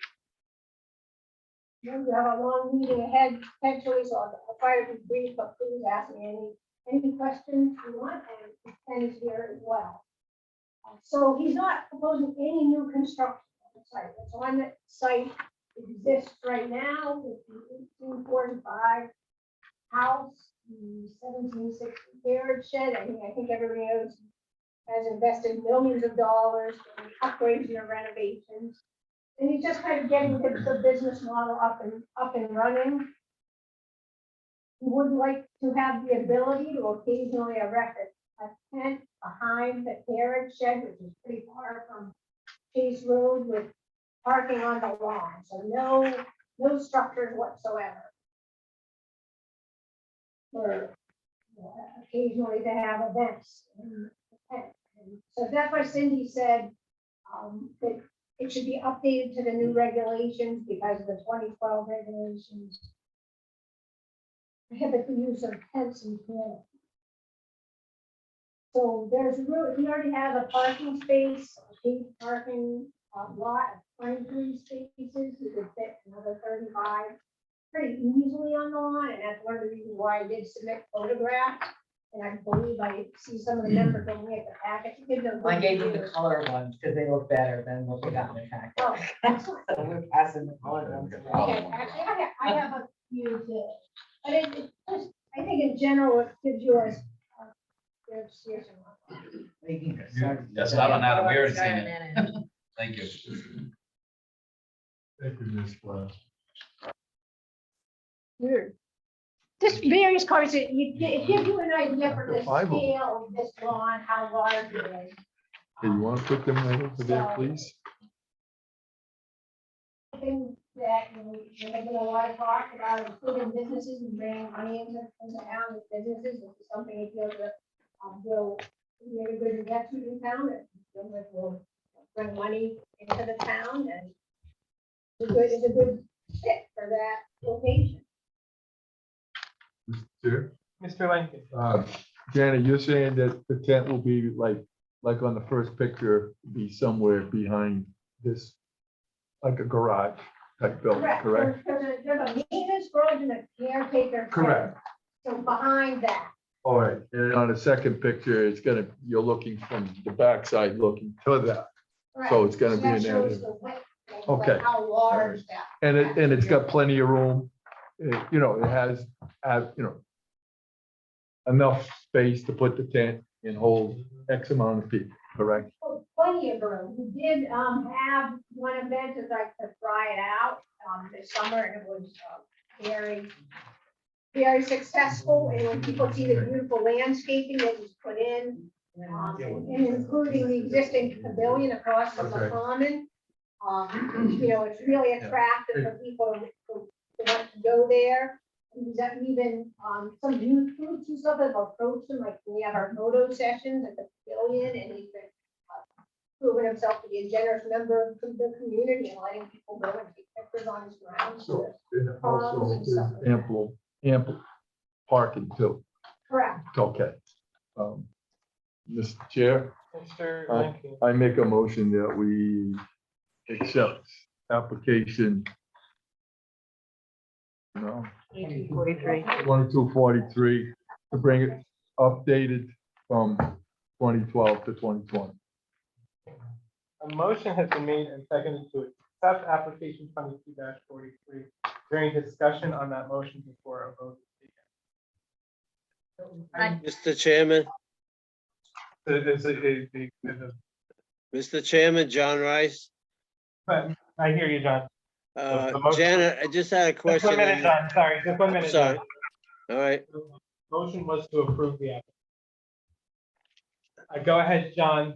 in the CEO report, Janet, there was a question. Hold on a second, John. So we do have a motion on the table to accept. I do think several members of the commission have further questions, but the motion has been made and seconded. It is on the table. So we do need to vote on that motion unless it is withdrawn. Okay, I thought it was up for discussion, that's all. Okay, Well, the motion is, the motion is up for discussion. oh, okay. Just to update it from 2012 to 2020, correct?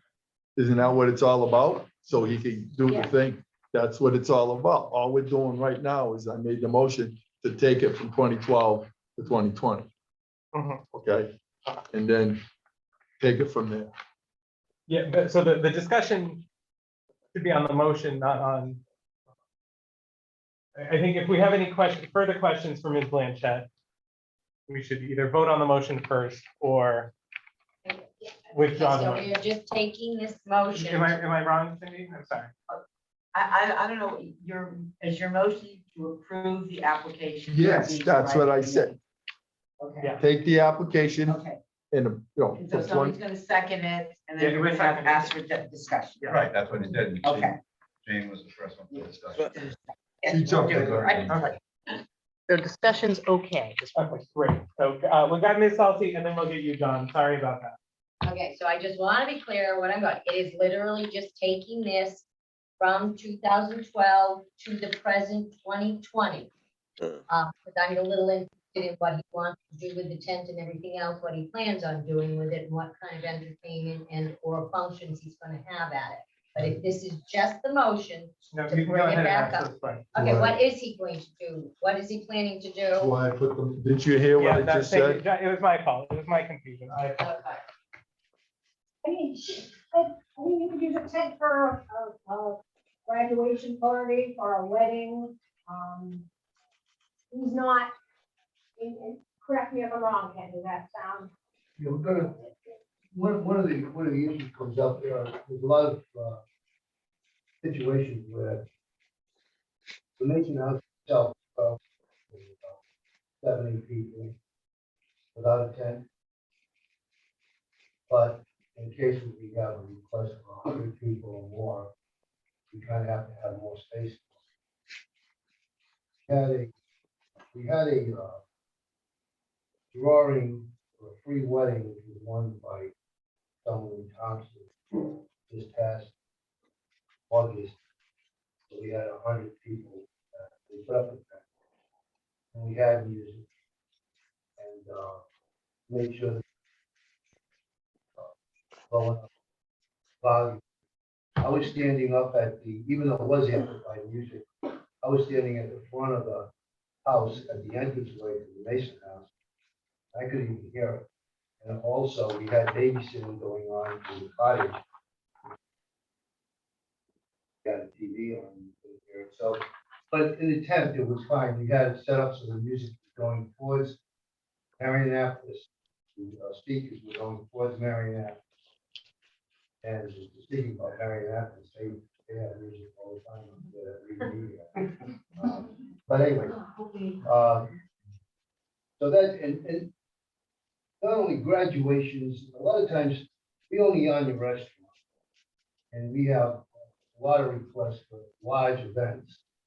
And some of these events, where the restaurant itself is constructed, if the event is on a Friday or a Saturday night, the restaurant is very busy. We have a room that holds about 65 people and another one that holds about 40 people. You can't put 120 people in there unless you shut down the restaurant. And by the way, you know, we're paying $70,000 in property tax. We don't send one kid to school. Mr. Rice? Jan, no, in Cindy's report, there was a question about the handicap parking. I assume that was taken care of. That's correct. Cindy pointed out that 4 handicap parking spaces, and I added some to the plans, and there's 2 on the pavement and 2 in the grass. It would just be a portable temporary signs on the grass. Great. All right. For the attached, yeah, by site plan, showing additional handicap parking, spaces shown in the pavement and 2 on the lawn. And also ask her to add a line of shrubs parallel to the tent. That's on the plan. Mr. Blackburn? Is the tent gonna be just up for an event now and then, or is it gonna be up for the season? Yeah, we would put it up like on a Friday or Thursday. Then you take it down on Monday. But it's not going up the 1st of May, coming down to Halloween. No, I want it for the weekend.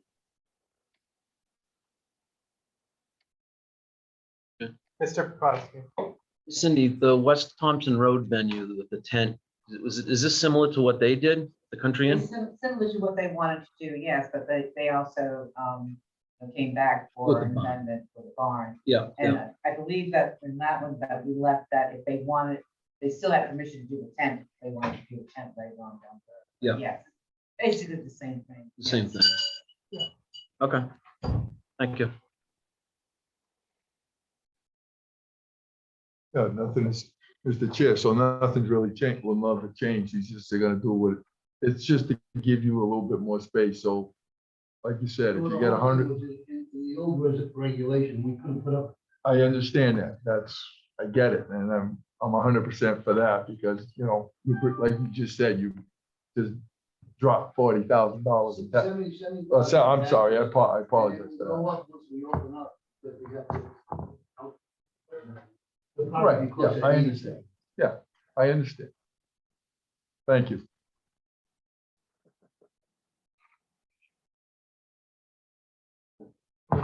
Sorry for my ignorance. So the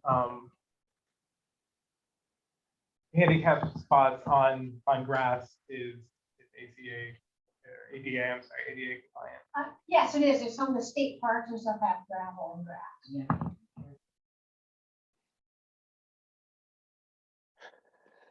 Any further questions? Further discussion? The only thing that I would like to bring up is the question of the liquor permit, because that was brought up last time. So again, I'll just read to you what Janet wrote, what Ken said. In regards to the liquor permit question, Ken is currently using Anya's Restaurant off-premise caterer's license when he hosts events. Below is the link to the state website procedure. You will see that the restaurant is required to submit an online notification per event.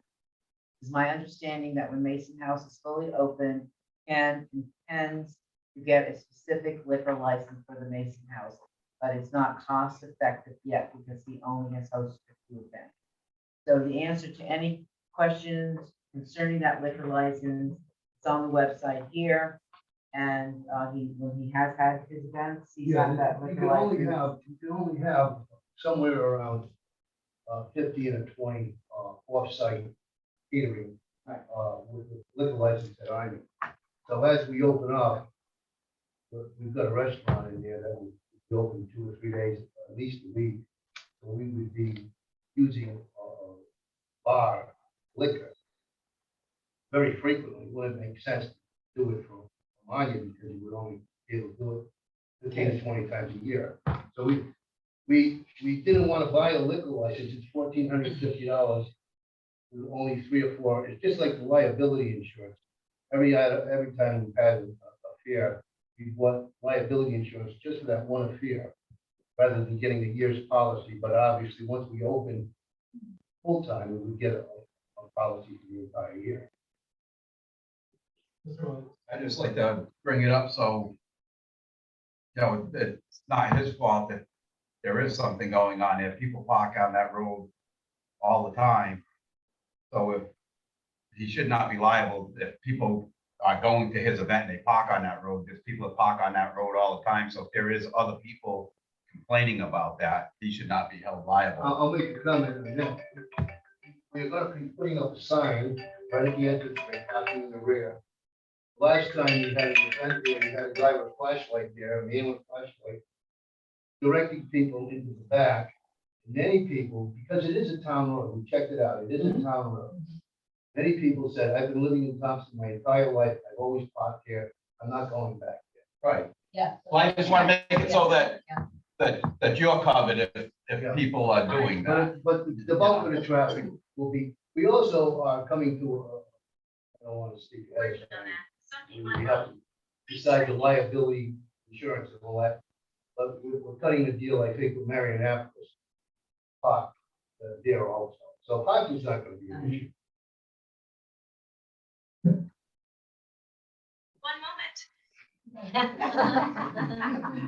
That's not my phone. No, it's Randy. He's over here. Any further discussion, questions? So my feeling on this application is with what Ken, the story that Ken had to tell you about people not wanting to go in there and park. It just shows that they are making an effort to make sure people do not park. They will make that effort. They do have the liquor license that they register for that event with the state. And everything else seems to be in order with this application.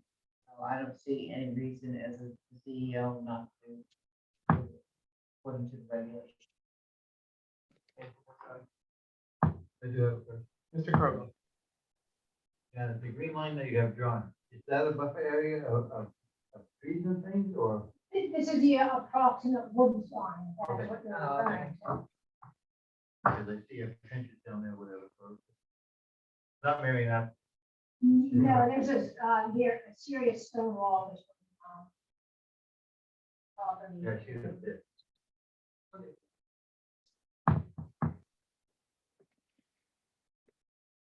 Hearing nothing else, the motion is. Can I just make one Ms. other Dunn? comment? I'm sorry, No worries. because I included it in my report here. He has, I think I put a copy of the deed in your packets. If not, I have copies here. He has combined those two lots, the lot with the, Yeah. the pavilion and the other. So one lot As of and November 15th. yes. Yes. Well, I think as I said in one of my emails, I sent emails over, but he had said he had thought it was already done. And I brought it up. For action. It was just a quick claim deed. I mean, I thought it was already done. We had some of the stuff.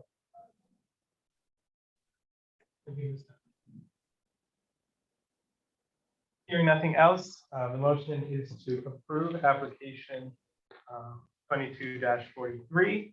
Yes vote will approve, the no vote will deny. Mr. Blackman.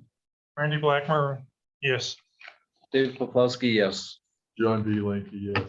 Ray Williams, yes. James Halsey, yes. Mike Vogel, yes. Alvin Hill, yes. Mr. Rice, John Rice, yes.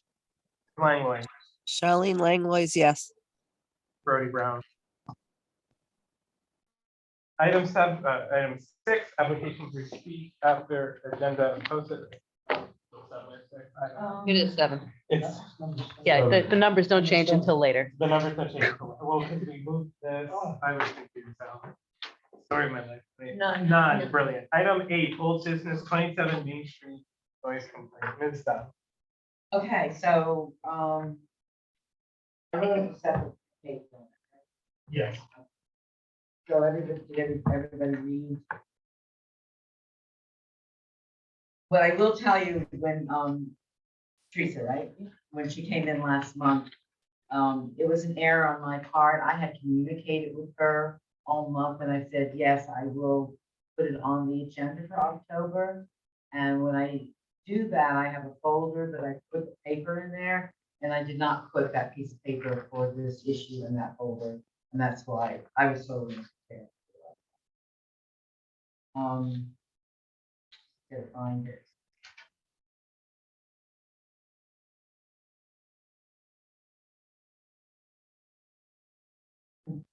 Sorry. Okay. Anybody have a copy of it real quick? Thank you. Okay, so did you have any questions on what I wrote up? This is the complaint that there's excessive noise. Jill's Bistro, Jill and G's Bistro, yes.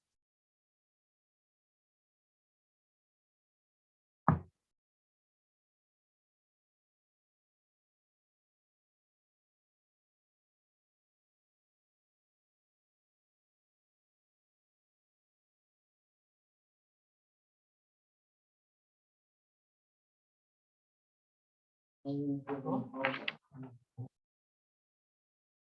have any questions?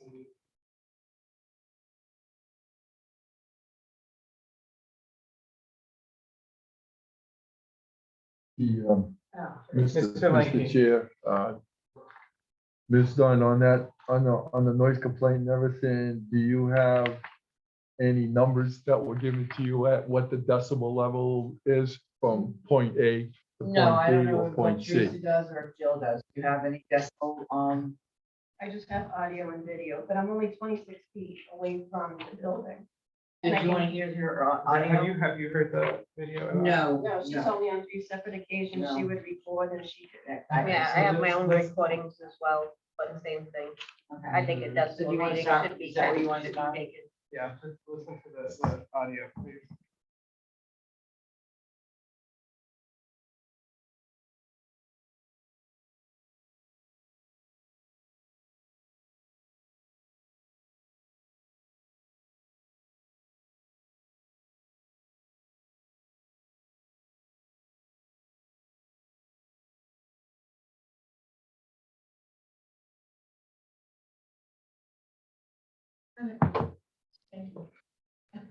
This is only done with my cell phone, so it's not as accurate as it would be. With a video recorder.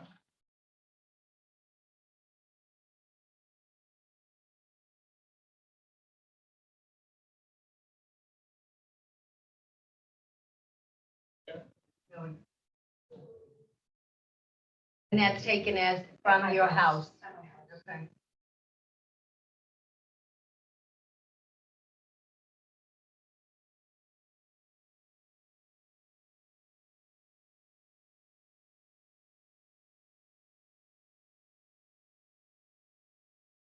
Do you have it again? Are you good?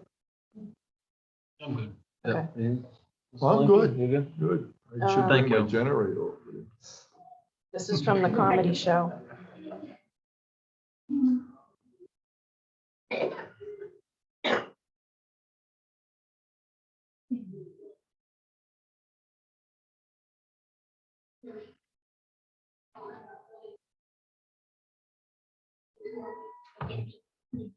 Thank you.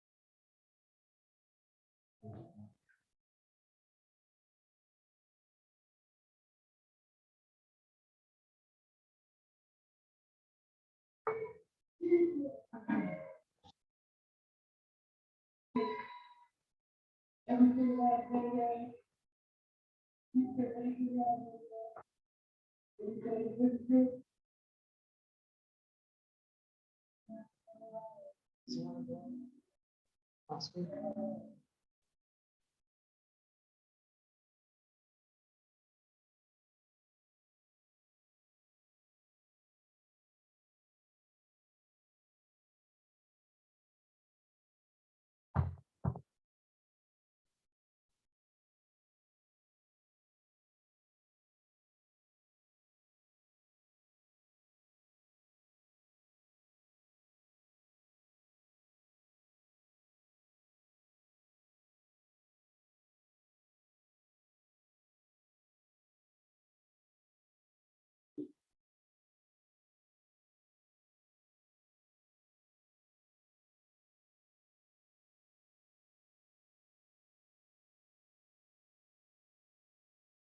So I'm passing pictures around here that she had, put in the record last month, gave to us.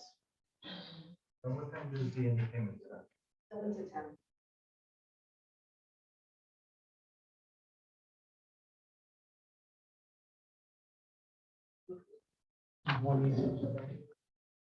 This is another, since the last meeting, she's had 2 bands and 1 comedy show.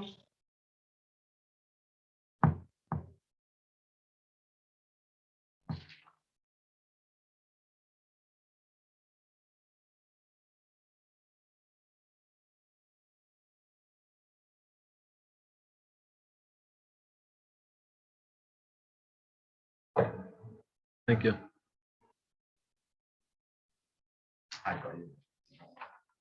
Do you need more examples? No, I think that, thank you, appreciate that.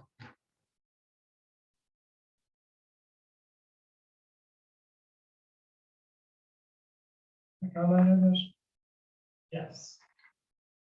Stacy, 28 Main Street. Where would my wife there 14 years? And we have no problem with people having a business. But in the time span that I've lived in 14 years, there has never, ever been a business that had amplified sound coming out of that building.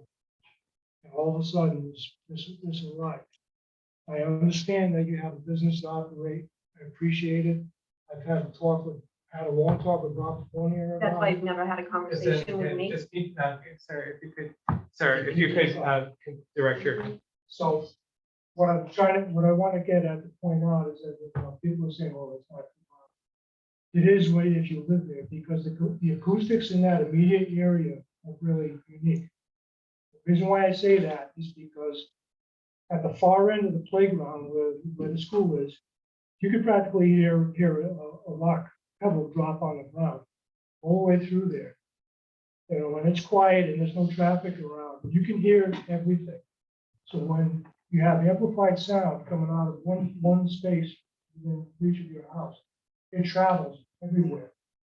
It travels between our house and the tenement next door to us, and goes right by the wall where we're sitting inside watching TV with our windows closed and doors closed, so we can still hear everything. And then you got the added noise from people going in and out of the building, standing outside smoking cigarettes, everything else like that. There's a lot of that. But every other business that's been there, whether it was a cafe or a bakery, there was no problem at all. So And we my don't have a point problem- is, We don't have a problem with the food service, with Easter, Yeah. that's fine, it's just the live entertainment. that's the only problem. But the point is that for live entertainment in that spot right there, that's the worst spot possible.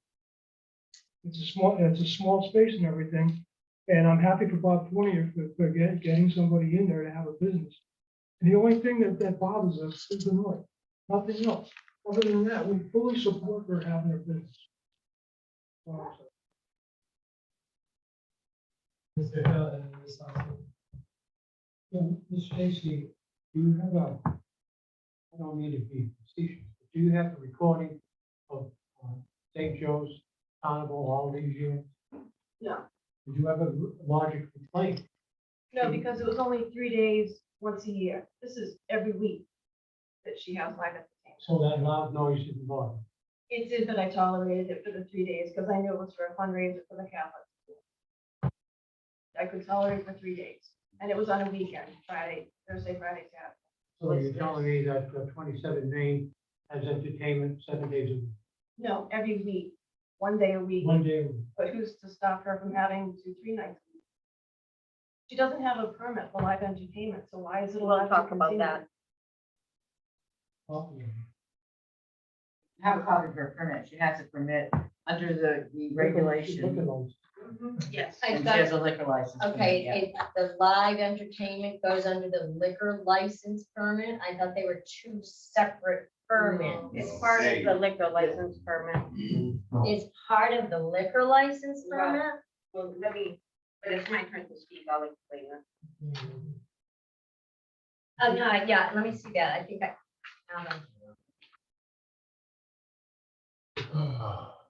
Mr. Chair, Mr. Lang. they can have a liquor Acoustics. license, okay? We have no control over the state liquor license. You can go to the state and get a liquor license. But what the state does is they will always ask you if you're gonna have any type of entertainment, okay? And they have to put that on the liquor license. But you have to have a special permit to get the entertainment license. So let me speak to that. So I'm just gonna, This is- I'm gonna let Mr. Langy, were you done, Mr. Langy? Not, well, what I'm saying is from what I remember, okay, when she applied for the application to have her bistro and everything in there. And I remember that night that she wanted to, and we okayed the permit and everything to have the bistro and all the other stuff. There was nothing mentioned then about having entertainment. Now, if she would have, if it was brought up that night or another time after that, then we could have required her to do a special permit on the thing, because it's in our reg, it's right here in the regs. Number 23, it's right there. Anything to do with entertainment and everything, it's a special permit. Okay, that was never done, and I'm not holding that against you. No, but I do want to speak to that. So, Can I finish? you certainly may. Thank you. So I'm not against her having entertainment. I think what she's trying to do, and with her business and her little entertainment, it's bringing people into town is what we want. So we got to start small for us to grow big. Okay, on certain things. So we're trying to do our best here. Are we perfect? No. But we need a little more communication between the neighbors too. I get that, but you also, if you're gonna do a complaint, and I know this for a fact, if anybody does a complaint on noise level, you have to have somebody come in and do the noise test, you know, for the certain, for so many feet, the noise level should be at 63 megahertz or whatever, or 80 and such and such and such, just like running a generator. You have anything under 50 feet, you know, you have to have special requirements. Anything over 50 feet has to meet a certain level. Okay, but that's where I see the difference in my, you know, from my point of view about this whole thing. And nothing against you, ma'am, and you have a right as a neighbor and everything. But it's also should have been done is well, before this went any further, the two of you should have sat down and tried to talk this out too. It was no. I'm gonna actually, yeah, I'm sincere, if you wanna address, Amen. so if you can come, and then I know you have a comment, Ms. Alston. Hi. So I'm Jill St. Cyr. I'm the proprietor and the permittee at Jill and G's Bistro. So I want to address a whole lot of things. So first of all, people have never spoken with me. Okay, I've received 2 Facebook messages, extremely curt, complaining about the music. The messages were sent between 9 and 10 o'clock at night. Up until recently, the music was not frequent, and it has always ended by 10 o'clock at night. That bistro is closed and dark by 10:30 at night. Now, to talk about the permit, I was in this office 2 to 3 times a week going over permitting, filling out site plans, filling out applications. The zoning officer and the town clerk signed off on the liquor permit, which specifically said music, and not at one point was I told that I needed an accompanying entertainment license. Does say acoustic music, though, Not not amplified. amplified. These are one-man bands standing in the corner of a bistro while I operate a bistro and the girls take orders. But it's amplified, Small speaker, sure. not to be amplified. That's a special permit. And it says right here that you So tell me need- where that permit is. Tell me where through this process that permit is. Tell me where no, hold on a second. Tell me where that application for the site plan prompts me on music. Not at all. Tell me when I came in front of this committee, give me an opportunity to speak. When I came in front of this committee, if I was asked about music, Are you done? I'm very much. Okay, Ms. number, Elsie. okay, number one. Coming to the board, they're supposed to tell you what you need. If there was an oversight, I apologize for that, but it never came before this board. That's where my problem lies. It did not come before this board, and I feel that it should have come before this board, but it didn't, okay? So whoever did it, it should have come before the board. You've got amplification in there. You need a special permit for that. I am not saying that you shouldn't have it. That's not what I'm saying. But in spite of the rules and regulations that we have to follow them when they are in place. So any amplification should not be done. And a special permit should have been brought forward through this. I don't know how, and that's my opinion. I don't know who you spoke to, whether it was Cindy or the town hall or whatever. Nothing came before this board as far as entertainment. We got you back in November to open the bistro, but there was nothing there about entertainment when you came forward last November. The liquor license was also signed at the same time, which was in November. It didn't come before this Right, board. right. It didn't come Just before one- this board. Yeah, just if I, Entertainment didn't come before this That Yeah, your board. if I may, application if I may. needs to be updated, because there, If I every may. other restaurant in this town is also doing the same thing. is done. We don't have complaints about So great, in the process with Ms. St. Cyr, you determined that the team. Yes. So when she came in here, she wanted to reopen the bistro. Fortunately, I looked at the regulations because I knew it was already a restaurant. I'm going, why is she here? Because it was already a restaurant. But thank God I looked at the regulations and said, oh, you better come in because you're a new person wanting to do the same thing in the building. So that's why she came in for a site plan. Did we discuss entertainment? No, we absolutely did not discuss entertainment between her and I. Did I sign off the liquor license? I absolutely did sign off the liquor license. But in looking at, your regulations, and that's why I had put in my little memo here, is the intent of the district is, part of it is entertainment. And so, there's been some comment about, in that area, number 23, which is theaters and entertainment. Right. As the zoning enforcement officer, do you think that is a more appropriate description of the use? Sure. In all honesty, because this is all so new. And I didn't even realize that she needed to get a site plan review. And like I said, I'm glad I looked at it. Yeah, so I'm looking, but so in your summary here, right, you say, in my opinion, it is my opinion that the village uses following the intent of the amended zone. Right, because the intent of the regulation is entertainment. So that's what I based it on.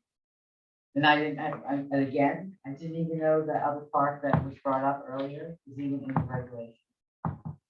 We're down there, we look down the list and it says restaurant. We just did restaurant. Mr. Blackmer, and then Ms. Billing. Cindy, who filled this out? Who pen did this? Was it yours or? No, that's not my handwriting, but I have a better copy for you guys. Well, it doesn't matter. It checked acoustics not amplified on the form. That's the liquor license, correct? That's the liquor license, that's a better copy. Well, types of entertainment. I mean, it's under Yeah, type of yeah. entertainment. That's the liquor permit. See, they'll ask you those questions, Mr. Blackman. Well, so I don't care whether she has a liquor permit or not, but she checked here that there was not gonna be amplified music. These Yeah, are that's a better one-man copy. bands. It's hard Well, to amplify. yeah, I But, understand that. but the thing, Well, one person, I've been in Detroit when I was there. Yeah. I Oh, you wasn't brought it. there I when thought the Ray band did it. was, but, Oh, thank you. that's small enough, so personally, most amplified music is too damn loud to suit me anyway. But, Ms. Khan. I just want to make a suggestion for the consideration of the commission. That what I'm hearing in feedback from the members of the commission so far is that there is a procedural piece that was not completed and that is troubling, particularly to Ms. Salsi. So it seems to me that similarly, similar to the gentleman who just came in to ask his permit to be amended, that this proprietor should be given the opportunity to amend her permit to include conditions that govern the way in which music may be presented I at her have no venue. problem with that. Procedure. Can I ask a question? Uh-huh. So if I brought in an iTunes jukebox and hung it on the wall, do I need a permit for that? And You know how they have like the music jukeboxes, right? Not people, not a band. if it's amplified, yes, You need you a have to permit come, for you that. have to come for, you need to follow the regulations that we have in here. Like I said, Yeah, I have no problem with following problem. the regulations. I have an procedure was issue not with that there followed. was not communication about That, the regulation yes, and that there yes, was I sign off on agree. something that I I agree. disclosed I agree. and I was not told to I permit it. agree. I also have an issue that there's a complaint against me with no conversation to me. That I don't know So, about. I have issues with this. Do I have a problem following procedure? If I have a problem following procedure, I wouldn't have been in this office for 2 months while bringing up that bistro. So the, as here is said, Yes, I would appreciate that that, amendment and that whatever I the need to do to get that amendment, done. and there's gotta be stipulations, it cannot, that's a thing for the board to discuss. Mhm. Okay, so my question is the CEO, because that was an oversight looking at number 23 on that list, are you gonna require an amendment to her her permit now? Or you're required to come in for a special permit for entertainment? Listen, I've got to say, I don't think the primary, the use of this facility is a theater or entertainment venue. I do not think that that is what item 23 is talking about. So an amendment. So an amendment to the current site, as opposed to a special permit. That would be consistent with what you've done for the wedding venues Yeah. and others similar. And that would set the standard. So that gives protection to both parties, as is always the case with a permit. If there is a complaint that is lodged and she is operating within the conditions of that permit, then we can say, no, she's operating within her conditions. If a complaint is lodged and it turns out she is operating outside the conditions of the permit, then that is also clear. So that is clarity for everyone. Yes, the amendment. Yeah, that's right. Well, in the case, just like when you do the wedding feaster on West Thompson Road, when they had a tent, you said 9:30, but when they were in the barn, we Up said until up 11. 11 o'clock. See, we could. Chair, There's no real. Yeah, so go ahead, Mr. Link. It sounds like we do have a consensus, but go ahead, Mr. Ms. I'm gonna sit. if Says that's here, okay. what we're trying to do is try to create a balance here. for No, both I of you. agree. I Okay, agree. but you gotta understand the way this reads for us is that the intent was that you didn't apply for a special permit to do. Because I was not instructed to do so. I understand that. I get it. It's not our fault. We're Okay. just telling- Yeah, so we've got I get to it. wait, I Mr. get it. Linky, But, yeah, we've got to wait forward. Yeah. all right, move. Yes, before we just go and say we're gonna amend this, shouldn't we find out what the decimals are at their house? And there should only be a certain decimal. Find out what the state regulation is for decimals. For noise, yeah. Certainly part of. It used to, John Rice. Rice, it used to be in our regulations. A noise level. I don't know if it still is. It is not. The reason we couldn't enforce it because you need a professional licensed audiologist to record that type of information. So I don't. I have a decimal on my phone. No. I was But it told was- to. Mr. Chair? Mr. Yeah, Paplowski. yeah, but you're not licensed, Cindy. Yeah. What? Oh, yeah, there's an app. You can download an Virtually, app. Yeah, Mr. Paplowski. If we're trying to standardize, we didn't put a decibel meter on the wedding venue in West Thompson Road. You're right. We didn't do any of that. We gave them special considerations for what times, and that was it. Yeah. There was no decibels, there was nothing else. So if we can move this forward, I think, come to a, But was there a house across the street from that? there's a venue? church. Ways away from the- Yeah. Venue there, The rest of us abutters don't hear a thing. Yeah. You live right next door. I'm right next door. So Ms. Dunn, you'll meet with Ms. Yes, Sinclair, I will. because Yes, and we will. I appreciate Yes. Thank you. everyone's. December 10th, 19th. And no amplification. Well, yeah. Yeah. I'll come as part of the. Okay, okay. Still says considerations, right? In the meantime, I would send you guys popcorn. Maybe, I said that I mean, the reason why my hearing it was, you've got a buffer wall there. And it has no place to go except into your house. So that whole thing along St. Joe's in there and the little hill and everything else. But that is how I would look at this, that, you're gonna come in for the amendment. There will be no amplification. When the amendment comes forward, then we will do it, but the stipulations have to be there. So that, So with the stipulation being no microphone, no amplification. Oh, we need- So if I may, this is all, the purpose of Ms. St. Cyr and Ms. Dunn meeting will be to determine this. This will be determined at our next meeting. Which will be a public hearing. So in the meantime, till the next. Mr. Chairman, I posed a question. For the last 2 hours, everybody's been saying you can't tell me what to do with my property. yeah, What's happening? right. But I'm being, well, Everybody says, oh, they would go back to the old thing. Don't tell me I can. No, I want to say one thing, please. My question is, in the meantime, how does she do this before she has the amendment, so that it's clear to everybody in the room? She comes and That's what it it is. goes now, on the and that's agenda how- for next. It goes on, but that's a month away, so in the meantime. What does she do in the meantime? What does she do in the meantime? Mr. Lang. I'm gonna put it out there. Would you entertain holding off on the entertainment a little bit for a week or two till this can get resolved? I'm just asking, That's gonna come in at expense to me because I have people. I'm just scheduled and asking they're you a gonna question, expect just it. to try to make the balance, okay? I'm just. So I should incur that expense. Yeah. I don't know. I'm not asking you, I'm just Could you have them saying, just turn it down a little bit? or so we I can get the. certainly can, but let me explain to you. We're running a business. The girls are waiting tables, taking orders.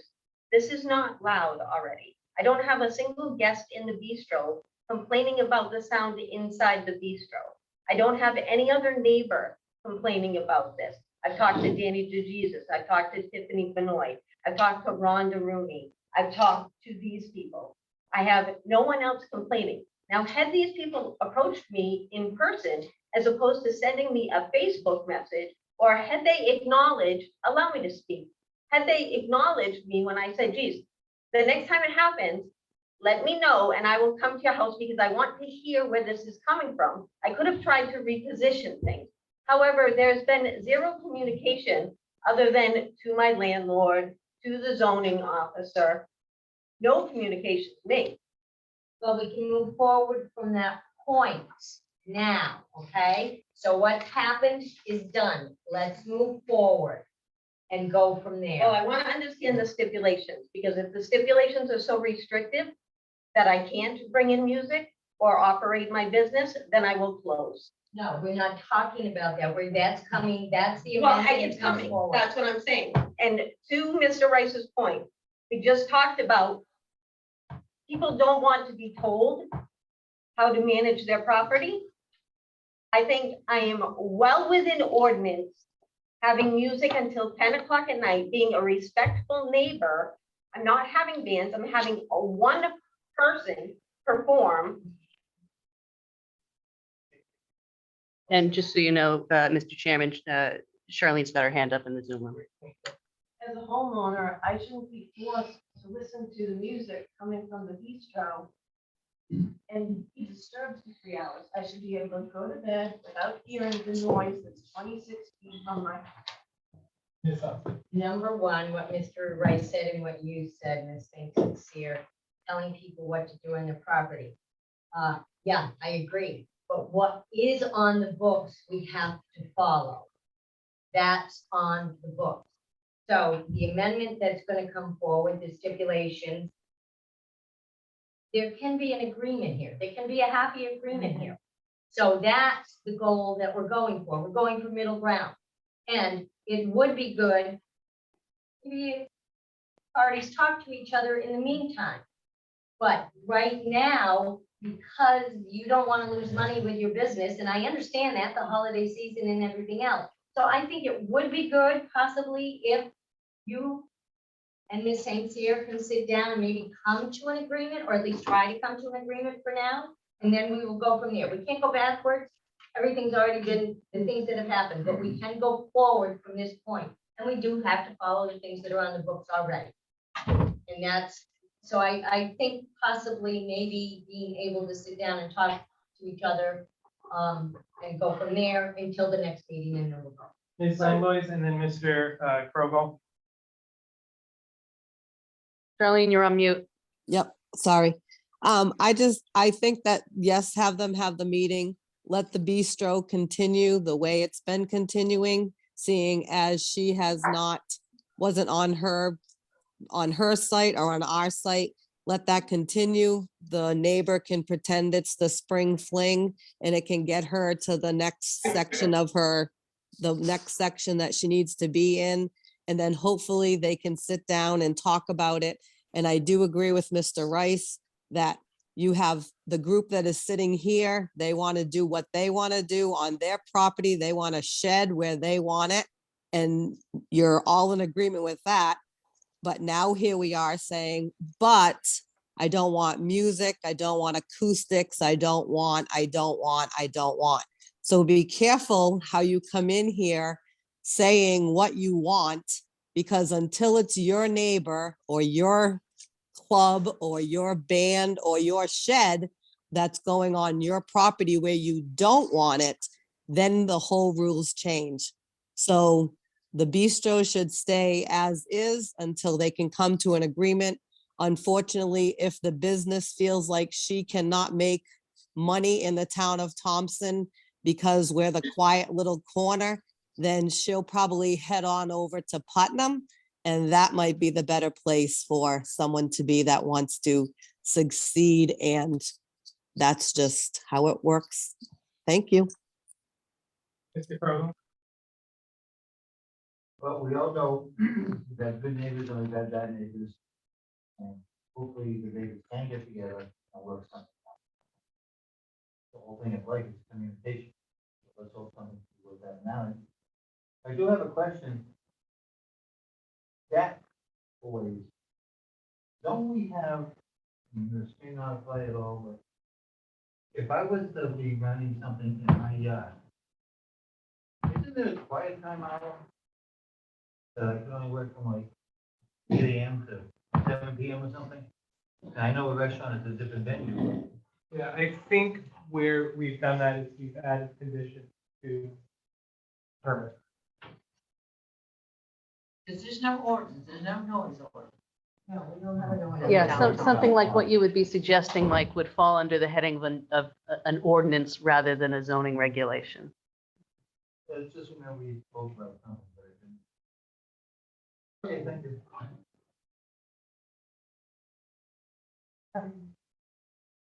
Thank you. Miss. Summary of all of this is that, yeah. Correct. Item 9, new business, 172 LaPorte Road. New No, it's York. 73, that's my mistake, I apologize. 173 or 73. It's 73, 73 LaPorte Road. There's no 170. and there's no 72 either, huh? No, there's no 72 either. New garage in front of dwelling. Right, so I think, I don't know if you got the big plan in your, so, you know, the house is here, garage is right here, it falls under that regulation of that. Thank you. Garage has to be behind the house, no matter what the setback is. Is Mr.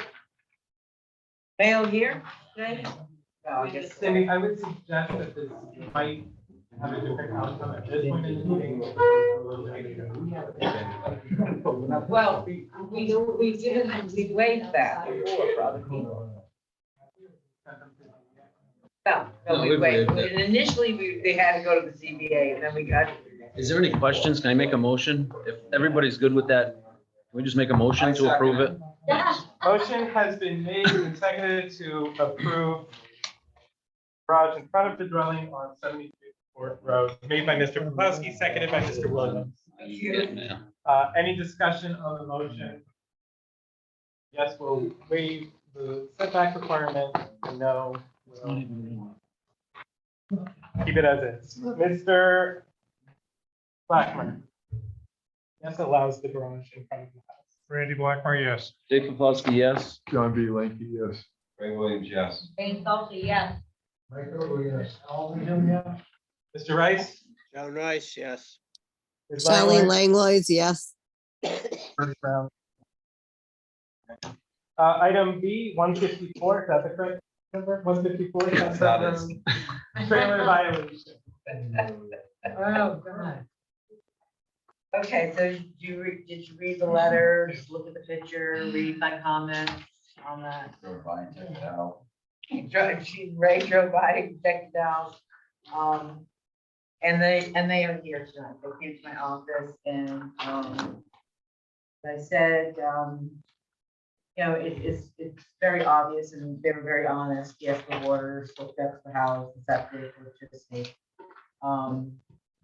And so the son is requesting to be allowed to live in the trailer through the winter while he's looking for all living. Is that correct? Is that correct? Yes. So basically what we're asking is, I guess you could ask him what his timeline is, and if you want to waive that regulation, they can't live in a trailer just because of his situation. If you want to ask him questions here, etc. I make a motion that we waive that regulation. I second that motion. Yeah, so the motion has been made by Mr. Williams, seconded by Ms. Salsi to waive the regulation regarding occupancy of the trailer. Any discussion on the motion, Mr. Papas? Cindy's, what's NDDH gonna say about that? They Sewer haven't got sewer back stab. to me yet. If you waive it, I guess my question would be, are you gonna waive it for a period of time? Give him time to make it an alternate? What I'm afraid of is we waive it and NDDH has a problem with the way the septic is installed into I'm assuming the septic leach field. Yes, That's tied into. It's a brand new system. They built a house years ago. Yeah. Quite 2 years ago. Which is fine. I just don't want to jeopardize what we're saying. You could condition your waiver on NDDH approval. I think there's no problem with that. Okay. I'd like to say though, I took a ride around Thompson and I'm not giving no addresses or anything like that, but there's at least 7 other ones in Thompson that did not come in here to try to do this. He's got somebody that's, I shouldn't speak on it, but I think he's got somebody that's got a bug up their butt that against him on it, and they called on him. Yes, sir, just your name and.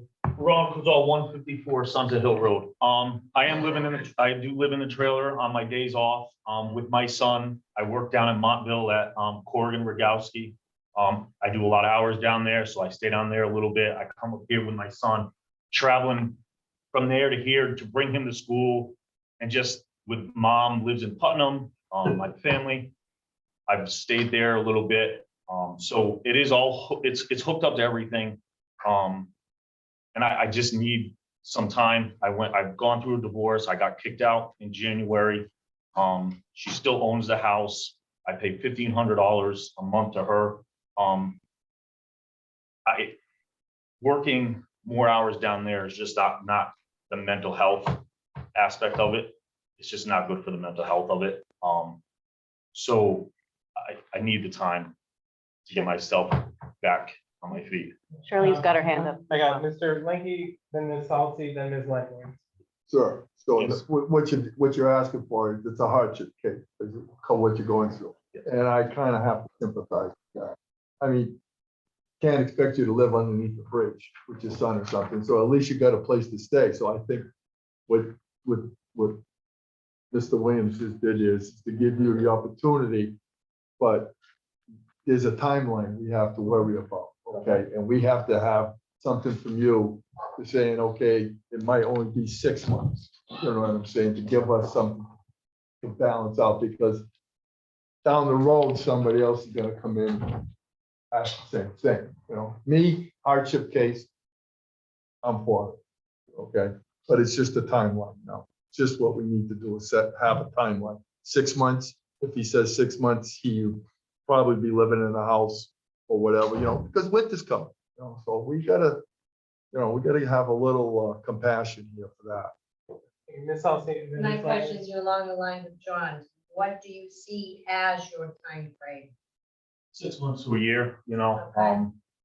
I think we can work on some stuff throughout the time. Winter's tough. So 6 months to a year. So At if we least, said 9 months, that's like in between the 6 month and the year, so 9 months? Is that something that would be doable for you? that's what I'm Okay. getting, then Okay. that's, well. Ms. Langlois? I don't have a problem with it either. However, I think that we should bring this up for discussion, and when we go over some regulations and talk about this deeper. I think sometimes we think about the regulations when we're doing them, we were thinking campgrounds. People can live in a campground. We said they could stay until December 31st to April 1st. We wanted everybody out, but then here we are again telling everybody what to do, and no one wants to be told what to do. So I feel like we need to revisit this, especially with families moving in. We talked about the granny pods, and then trailers, I think, are different than a camper. I mean, I have a very nice camper that I live in, and I'm sure their camper is probably very nice that he will be living in. It won't be a trailer. But we have the town that we can't have a blight law, but then we have to have a trailer law or a camper law or ordinance or whatever. So I'd like to revisit this again, especially now that it's been brought to the table with an instance. And I don't have a problem. I think 9 months is good. We can look at it at 9 months, see where everybody's at. And by then maybe we can hone down on our regulations a little bit. Thank you, Ms. Langlois. Sorry, no. Sorry. No. It's not a public hearing. Ms. But I just want to point a couple of things out that are in the regulations that I think support the idea of permitting this. And just to give some background for people, you know, the commission actually discussed the regulations on trailers and mobile homes and storage pods at great length. And the convention prior to 2020 was that they weren't really allowed at all under any circumstances. And one of the ways that the commission did make it more permissive was to explicitly say that under certain exigent circumstances, people could do that. So I'll just read those. Under Article 5A, Section 2, trailers, mobile homes, and storage pods, numbers 6 and 7. Number 6, the commission may, at its discretion, allow the use of a trailer or mobile home as a temporary dwelling on the site of a residential property with an active building permit for a new residence. Such temporary dwelling may only be occupied by the owner or owners of the new residence under construction. A temporary certificate of occupancy may be issued for a maximum of 1 year.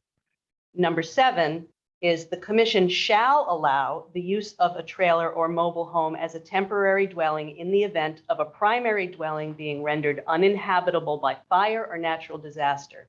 a temporary certificate of occupancy may be issued for a maximum of 1 year. So I would suggest to the That's commission. something to do with what Let we're me finish, suggesting. let me finish, Has Cindy. nothing to do with it. Let me finish.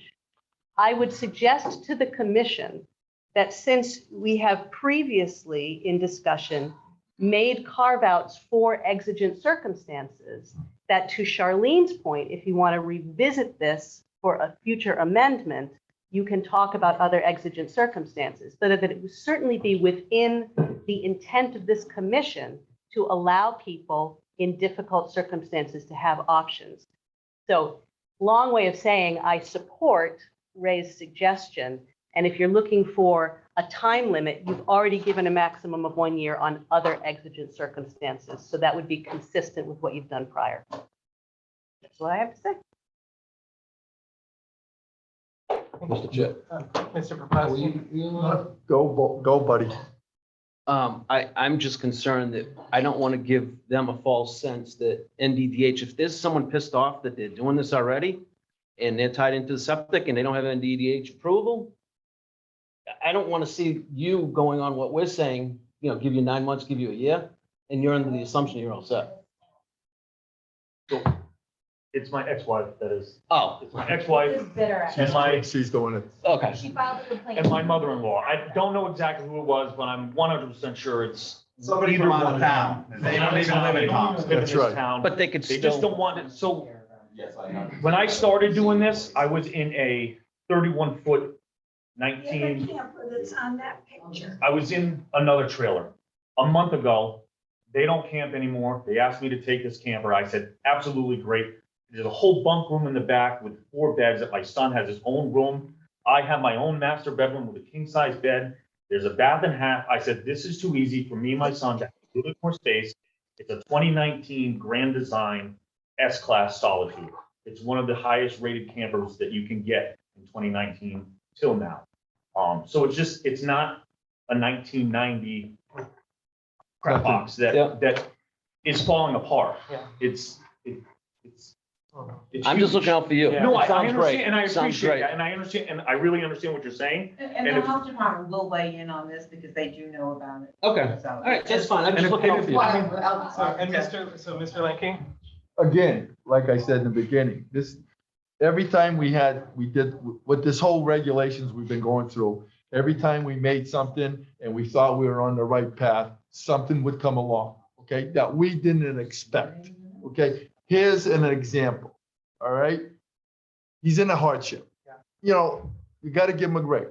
Like you said, what we got in there up to 1 year, because if your house burnt down, you can put in a motor home or a travel, whatever you want, and live in it for 1 year till you get your house, and vice versa. Yeah. This gentleman, all he's asking for is, and if it's tied in to the main septic system where they're not putting it out of the trailer or into a trash can or something, which does not meet Yeah. NDDA. Right. They're tied into the regular system. So I don't think, why is there a problem? Just for 1 year. Okay, would you, so Mr. Williams has amended his motion to allow this for a period of 1 year. Correct. You I second second the motion. as amended. Mr. Propasti, would you like to see a conditional NVDH approval? I say no. No, It's got enough problems. Let them No, go. no, I hate to tell you this, I hate to Again, tell everybody this. I will repeat the question. Mr. Poplawski, Guys got enough problems. do you want to see a conditional approval on the motion? No, he heard my recommendations and I won't put a condition on them. Okay, Mr. Krogel, I have a question, I'm sorry. Sure. What address is this at? 154 Sunset Road. Sunset Hill, right? Sunset Hill. Sunset Hill.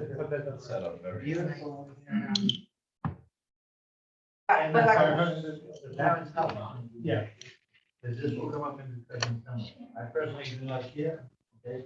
You know, maybe you can do what you want with it. How many bedrooms is in the house?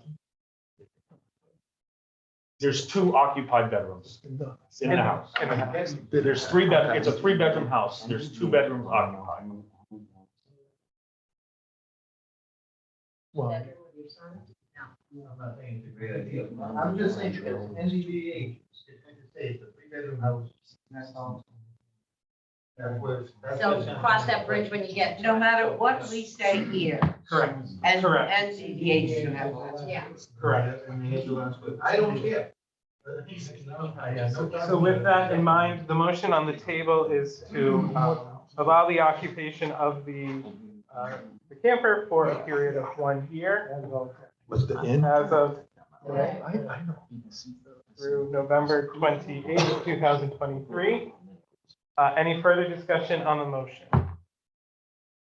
Hearing none. Well, Yes. sorry, I missed part of that. So the motion is to approve occupation of the camper through November 28th, 2023. Period of 1 year.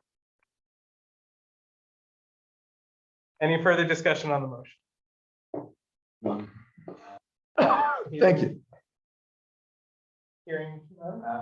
I'm just.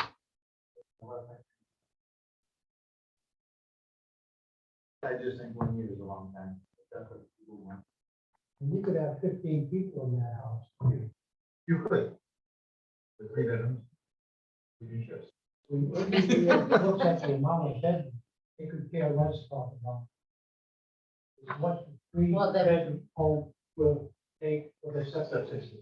Yes, but that's not our concern. Our concern is to grant the thing and move forward. Yeah. But let them think about it. That will be their next Why step. can't they? So yeah, Yeah, so we yes. cannot control what Yes. NVDA does. So Yeah. with that in mind, the motion has been Correct. made and seconded. Thank you. Mr. Black. Andy Blackmore, yes. That's- to approve, yeah. Dave Popolski, yes. John B. Linky, yes. Greg Williams, yes. Jane Salsa, yes. Mr. Rice? John Rice will abstain, reason being, I think that should be going to the ZBA. Any deviation from our regulations. Thank you, Mr. Rice. Ms. Langway? Yes. And Joseph Birdie Brown. 9 in favor, 1 abstention. I would like to say something. I want to thank the family for contacting me because so few people do. And I think. Yeah, I'd like to commend them too, because I think Yeah, that was. I'm gonna have to Yeah. agree with that. Yes. Because now we have a problem, not a problem, but something that we have to talk about down the road for future. A chorus of thank yous from. Item 9C is to elect officers. Is there a call for nominations for chair of the planning and zoning commission? Joe Brody, Brown for here. For here. Is there a second? Mr. Blackmer nominated current chairman. A second. Motion made by Mr. Blackmer, seconded by Mr. Kupas. Is there any other nomination?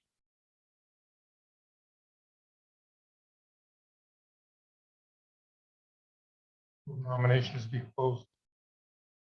Motion has been made to close nominations. Is there a second? I'll second. Seconded by Ms. Salzman. Motion made by Mr. Blackmer. All those in favor of Joseph Birdie Brown for chair of the planning and zoning commission, say aye. Aye.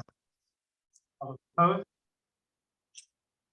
Thank Current font, I'm abstaining also.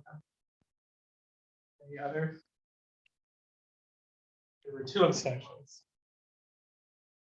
I will now entertain nominations for vice chair of the Town of Thompson Planning and Zoning Commission. I'd like to make a motion to elect John Lunky as vice chair. Motion has been made to nominate John Lanky to be vice chair of the commission, made by Mr. Hill, seconded by Mr. Williams. Are there any other nominations? I'll nominate Randy Blackmer. If that hasn't been done, I was in the kitchen. It has not. Is there a second? I'll second it. Motion made by Mr. Rice, seconded by Mr. Popowski to nominate Mr. Blackmer for vice chair of the commission. Are there any other nominations? Yes, are they gonna accept the nominations? Mr. Linky, do you accept your nomination? Yes. Mr. Blackmer, do you accept your nomination? Yes. Are there any other nominations? Okay, hearing none, we will do a voice vote. For Mr. Blackmer or for Mr. Linky? Mr. Hill, Mr. Hill votes for John Lincoln. Mr. Krogan,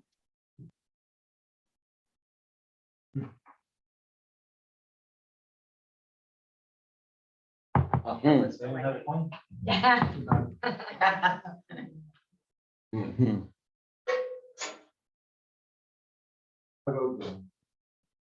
John Linky, Ms. Salcy, John Linky. Mr. Williams, John Lennon.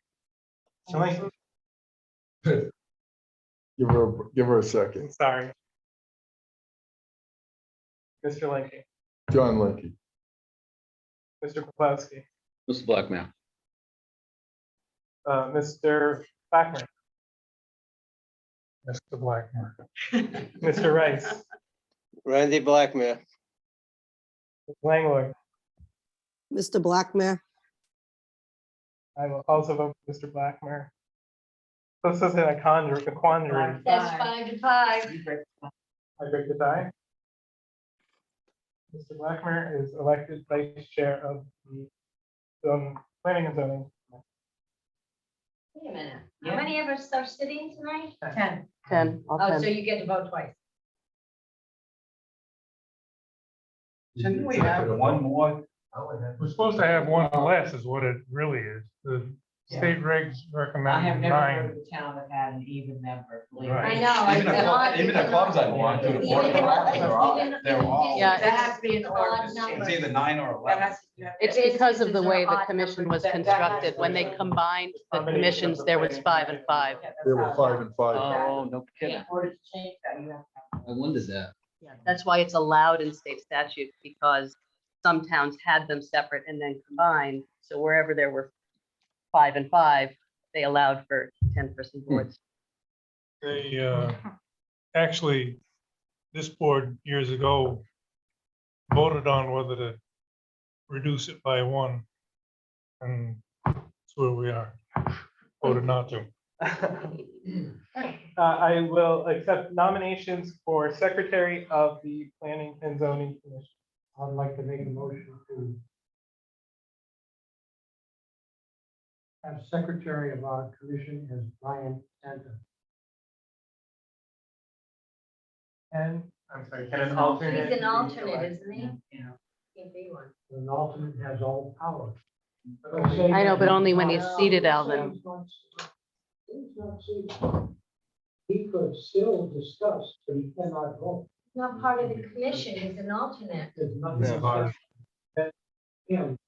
Still part of the commission. If you're an alternate, you're still part of the commission. But the only thing is, you can have a voting right. But Unless he's seated. But an unless he's alternate- seated, correct. Yeah. But there's nothing as the role of secretary that requires. May I You have suggest to that be- we run that by council to see if that is permissible? And then you can take up, We can look at the stuff ourselves, so we're not paying council again. But when it's a question of law, Dave, we need to protect ourselves by reaching out to people authority. Okay, I'm good at doing my own research. I don't go to a lawyer every time I Mr. need an Crowe. answer.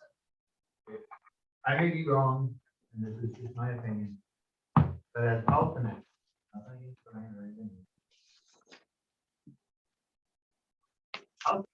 Mike, have no say on anything unless they are seated at the table, Exactly. not even during discussion. Oh, they can I'm wrong. discuss. You tell me. They can discuss, they can't vote. They can't vote, and my opinion is that the secretary needs to be a permanent member of the commission, not an alternate. Then it should be in our. And Well, then we can change that down the road, but right now, it isn't that way, so we have to, that's just my thought. I'll also point out that since Mr. Santos is not here, he cannot himself choose to accept or deny that nomination. So if you want to pursue nominating and electing Mr. Santos, potentially, if that is permissible, you might consider tabling the election of that officer until your next meeting. gives you time to find out all the answers you need. I would suggest that for the next. No, we only, well, I just don't see how you can have. Joe, can we postpone? Why don't we just, Yeah, John, just a minute. Ms. Halsey was talking, and then I'll get. sorry. I just feel secretary of this commission, somebody that is a permanent seated member of this commission, not of. We don't have a business that has a part-time secretary. We need somebody that sits on this board permanently and not be an alternate. I have nothing against Mr. Santos. I just feel that it needs to be a permanent member of the commission, not an alternate. Mr. Rice? I'm just trying to read the, our bylaws on the election of officers. We do have a process. Yeah, it doesn't say either way. It's always been. Mr. Blackburn? I took it upon myself to call Rich. I was talking to, I had some other business to talk to him about, and I asked him on this. He said it is not, he is not aware of any law that he could not be, but he would recommend, he would think it would be prudent not to have an alternate as an officer. And that officer in particular. Mr. Hill, with that context, do you want to continue with your nomination of Mr. Santos? Or do you? I nominate Alvin. Actually, before we get there, is there a second to Mr. Santos? No, I'll make that, just to help, to go along with Mr. Hill. I'd like to have Alvin be secretary. Is there a second for Mr. Hill? I'll second that. Are there any other nominees? I'll nominate David Poplawski. I'll second it. Motion has been made and seconded for Love it. Mr. Poplawski. Whoa. Are there any other nominations? I nominate John Rice. Wait, are we gonna do this as ranked choice voting? Because we could be here Is for a there while. Nomination or? Mr. Rice, you have been nominated. I decline nomination, thank you. Mr. Hill. Who are the three people? We're getting there. Okay. Mr. Poplawski, do you accept your nomination? Yes. Yes. So the two declined it? nominated and No, I seconded, accepted it. Oh, who have not declined. Randy did. Hi, John. John nominated, Randy seconded. So the two candidates who have been nominated and seconded and whom have not declined are Mr. Santos and Mr. With that in mind, I move we table the election of the secretary to our meeting to be able to consult with this. I'll second that motion. Fine.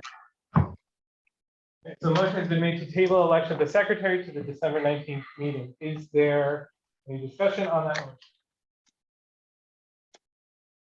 Hearing none, a yes vote will table, a no vote will take other action. Mr. Hill? Yes. Mr. Kroger? no. It's policy. I'm. Is Dave? Ryan? Rand? Just Dave and Brian. No, I don't want to. No. Mr. Lincoln?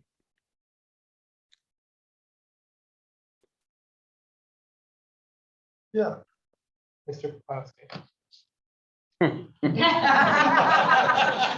on the hot seat, huh? Can't have an alternate. Yes. Yes. I mean, no, Yes to table? no, I say let it go. vote. It's gonna be me. I mean, yeah, So. not wait, do it now. Okay, so that's a no vote. Yeah. Me too. Okay, Mr. Rice, John Rice, yes. Ms. Langlois, I'm a little confused on what yes and no is. So a yes vote will postpone the election of secretary till December. A no vote will take action tonight. And we would be postponing it because we're gonna wait to see what the attorney says, but Mr. No. Black, No, to Brian's see He's if not Brian here to wants to accept his accept. nomination. well, where is he? Not here. He was busy and That there's wasn't- 10 of you. That wasn't part I of the don't know. motion. Oh, sorry. Well, we're also discussing an alternate being the secretary over a full seat. Full seated Commissioner. commissioner. Oh, my Apparently, lord. we have a partial answer from council because Randy Yeah. was able to put them today. I That don't it's have not, any- it's not necessarily illegal, but it's weird. It's not recommended. Okay. I'm gonna say yes. Mr. Rice, Yes. and I'm a yes. Oh, here we Which go again. Which again splits it. So that So what means do the you- motion You say fails. yes, no. So what, Oh, how yeah. is the motion? That's right, that's Right. right. Yes, correct. It did not receive a majority, so it is not tabled. We will vote.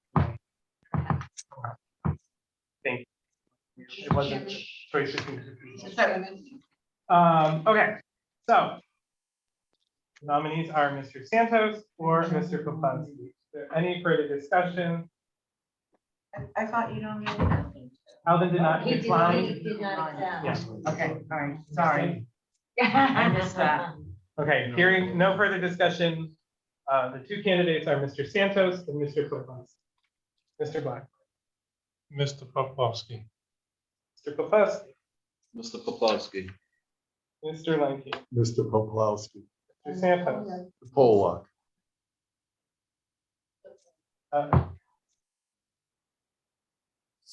Mr. Williams. I think it's gonna be an easy one. Ms. Folsey. Mr. Poplawski. Mr. Krogel. Mr. Hill.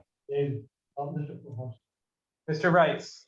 Mr. P. Poplawski. Langlois. Mr. P. So it's all 10 for Mr. Poplansky. Thank you. Gloria. I have work for you. That was the most exciting one of And them. it starts tonight. Okay, item 9D is discussion of bylaws. Okay, so we did get a new first page.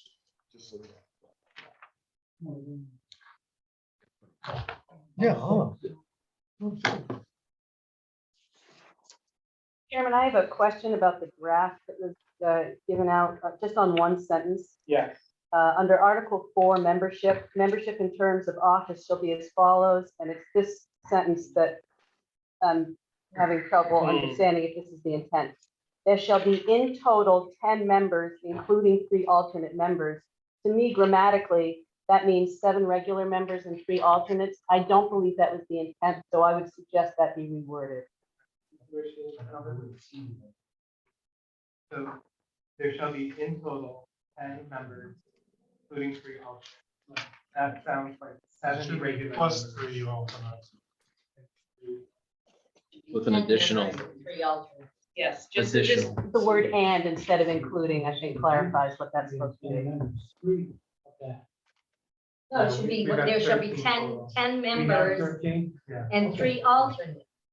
So, and Okay. 3, leave out in So total. we're going to edit that. Okay, there shall be 10. Members. 10 members, 3 alternates. And 3 3 alternates. I just didn't know if we wanted to continue the language of regular. Which has. So take the word including out, put and. Correct. Correct.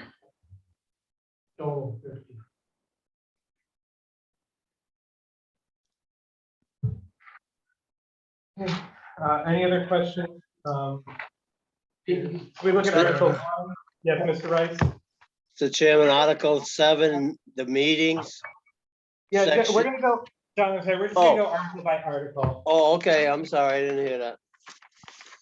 I don't, John and Charlene, have the sentence that I gave you, unless you want to bring it up, because I scanned it to you. So John and Charlene, the draft that appeared in our packets was missing a sentence. And so we're gonna, Tira's gonna pull up the corrected, it's in Article 4. So we're gonna look at that. Give me a second to share screen, guys.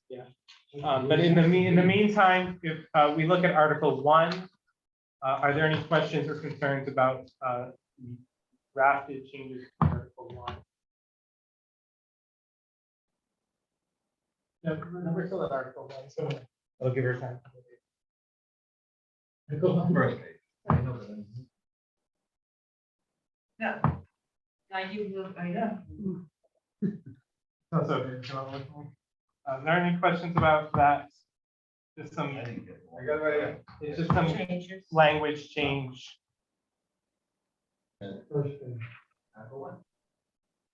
Any questions, concerns? Is that okay? Should that, where it says established for of the, just cross off the of? The responsibility and obligations established for the Planning and Zoning Commission. I have a line through the. Yeah, That's you're right, John. It's not for planning. Yeah. You want to keep those on? Yes, yeah, that article I should. Yeah, that's a good catch, John. Thank you. In that section. Yeah, we're keeping lose the out, keep the. Article 2, no changes. Article 3, no changes. Article 4, we've changed including to and. And then the additional line is that the presiding chairman shall seat alternates to fill vacant seats on a rotational basis. So that would be, that would specify the seating of alternates, which has not been done in our bylaws before. It's not the practice I've used. Wording. I don't think it's a bad idea to codify how it's done. Yeah. Well, that was the whole idea of me going through this. You guys did a great job too. It's I not just, guys, this is Alvin. I thought Mr. Lanky No, was, no, no. yeah, you guys did great. I apologize. That's fine. I don't mind being in the back. You can have the front. Credit where credit is due.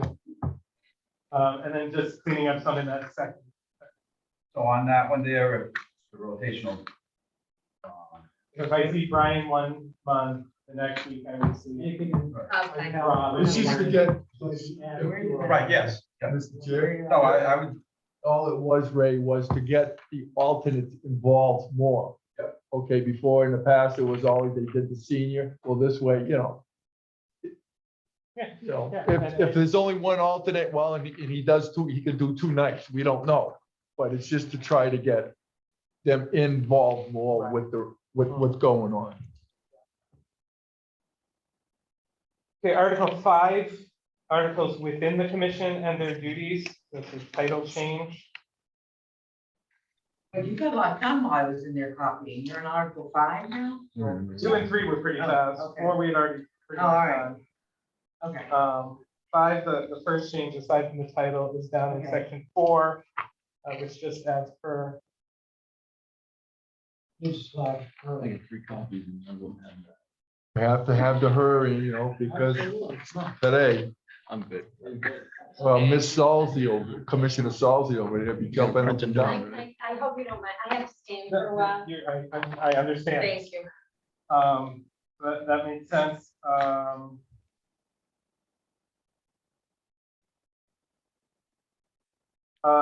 Section 5 is the same. Section 6 just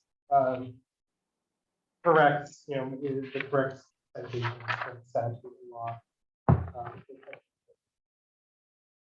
Do this? Or you're trying to- All right, where,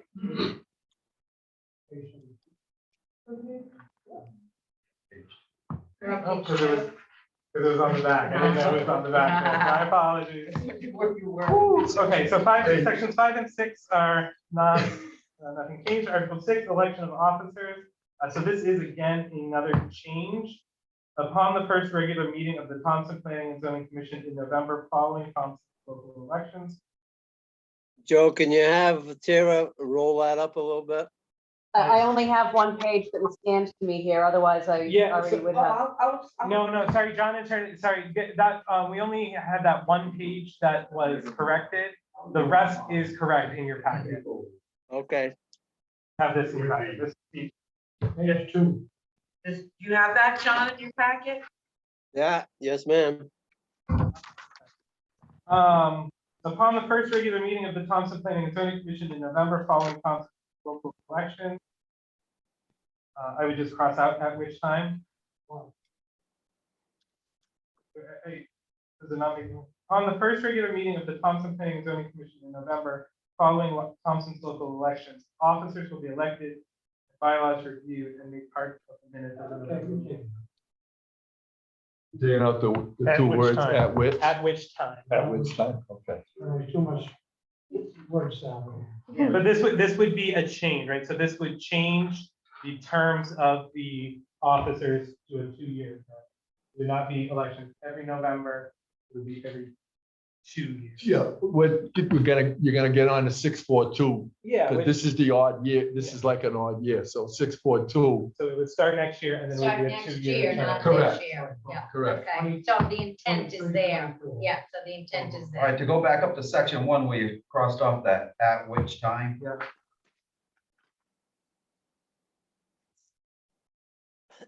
Did the word of be put in there? The election of officers? No, so the Thompson's local elections refers to the whole town elections, first selectman. Okay, yep. Just like you two, you got elected by the people and then you were Joe. not. Yeah, So Mr. that's how Rice? it works. Mr. Chairman, how do we address that November meeting? The situation comes up where we don't have a November meeting. How can we address it? So it'll be the next meeting, probably the next meeting following. the Yeah, Thompson. that's a good point. If it's a snowstorm and we don't have a November meeting. So I would drop in November in the first line, just drop November in the second.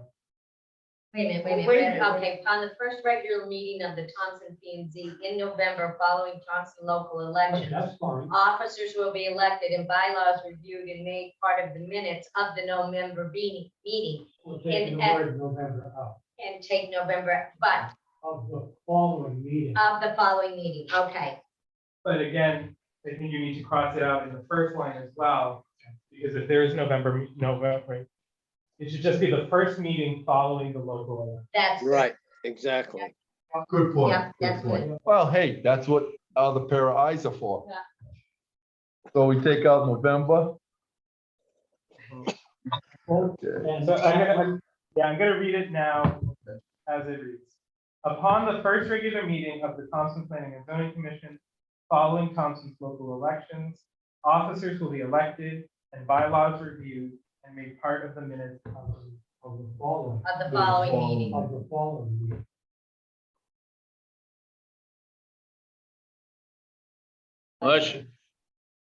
Well, that doesn't make any sense of the following meeting. You already said following one, so you know it's the Right, following meeting. when I hear of the minutes of the following meeting, Okay, I hear minutes of the then December. 4 words salad.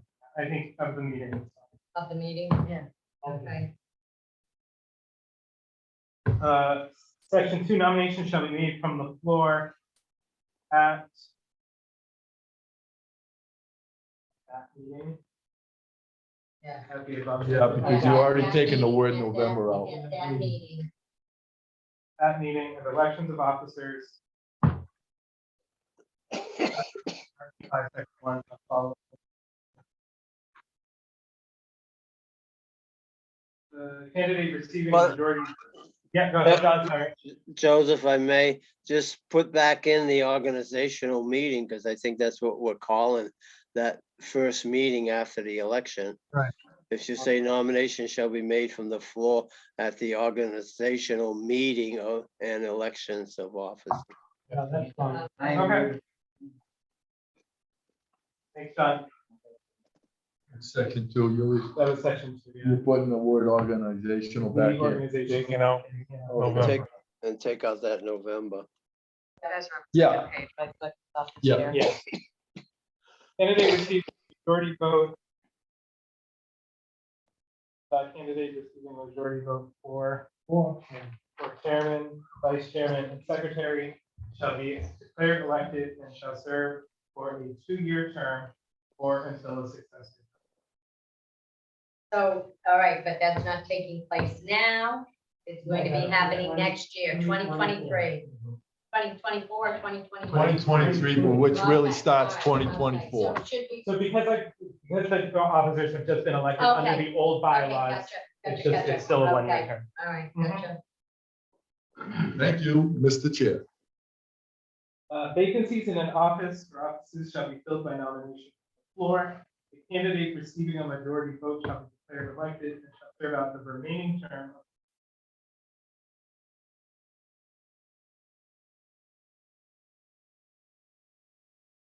This is the office. Yeah, so here's an interesting Yeah, point. If we want to ensure that regular members, that officers must be regular members. I think the place to do it would be in section 2. And I think we would want to specify that officers, must be a seated commissioner. officers must be regular members. Yeah, a seated commissioner. I mean, no, regular, because you can see the, okay, gotcha. You're elected. So that's, I mean, so if that is something we believe as a commission. That's Well, what I we should- think, aren't you elected as a permanent member? Because you're all elected, the alternates are elected. Some are, some appointed, all depends on who, if some, Not all elected. but it doesn't matter, the elected usually goes up first, he's got the right of first All right, refusal. so you want to put regular or permanent members, right? But I what's would the- say regular. That's. Yeah. the regular, member? The nomination shall be made from the floor at the organizational meeting, and elections of officers specified in Article 5, Section 1 shall follow immediately thereafter. Officers must. you're better off putting it in Article 5, Section 1, where it says the officers of the commission shall commit shall be regular members.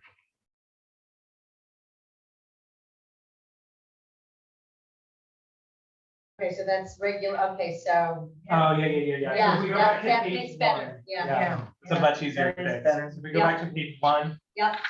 Section 1 of Article 5, just inserting the word regular.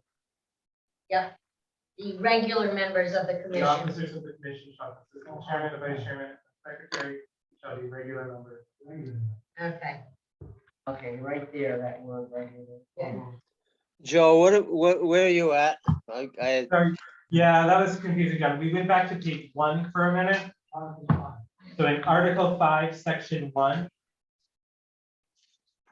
where it lays out the officers of the commission. yep. So the officers of the commission shall consist of a chairman, a vice chairman, and a secretary who shall be regular members of the commission. All right. So to lose that ambiguity about alternate eligibility.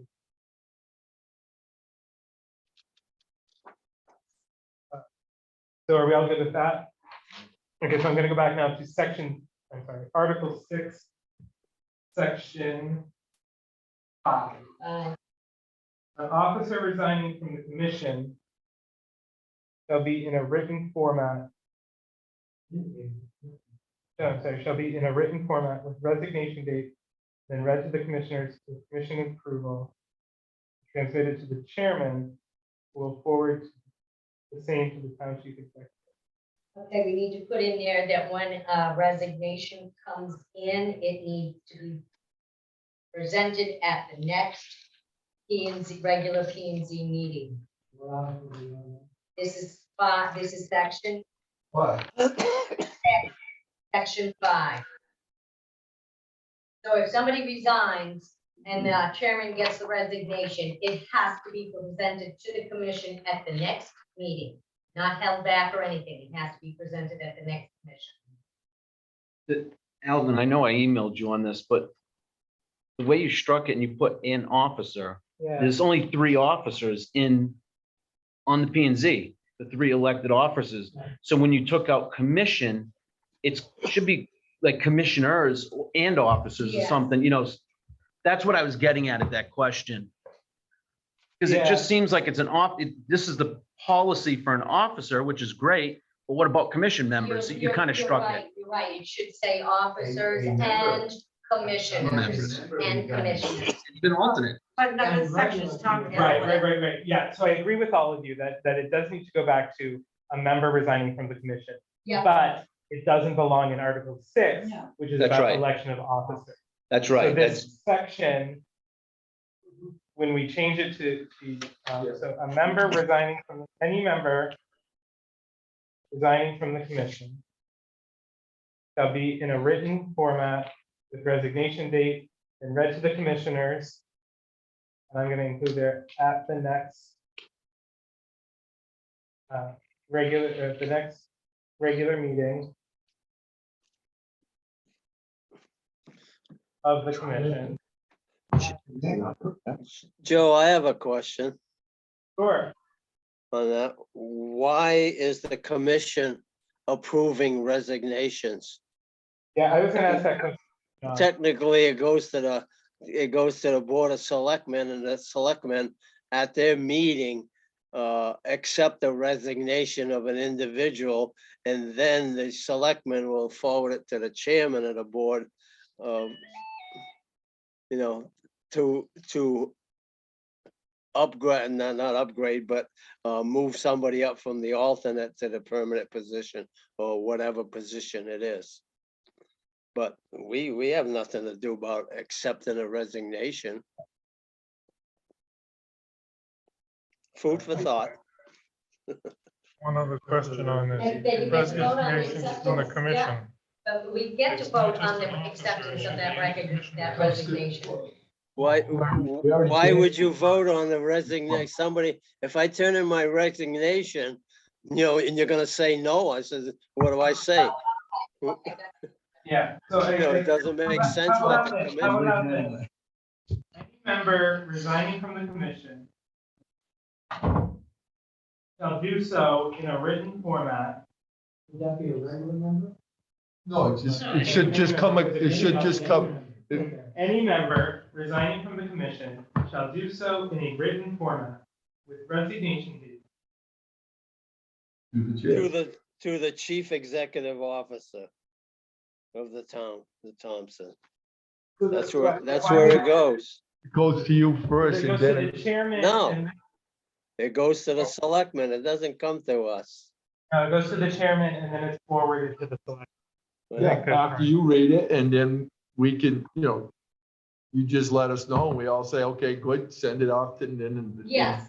And then it goes But what- down to the board of selectmen. The What- first selectman is on the Zoom audience, by the way, if you want to confirm that that is the established practice for other No, boards and so- commissions. well, You didn't do it the last If time. somebody's resigning from a board, you send it to the commission, the chairman of the board. You don't send it to somebody else. It comes to the chairman of the board. Then it would be forwarded to the town.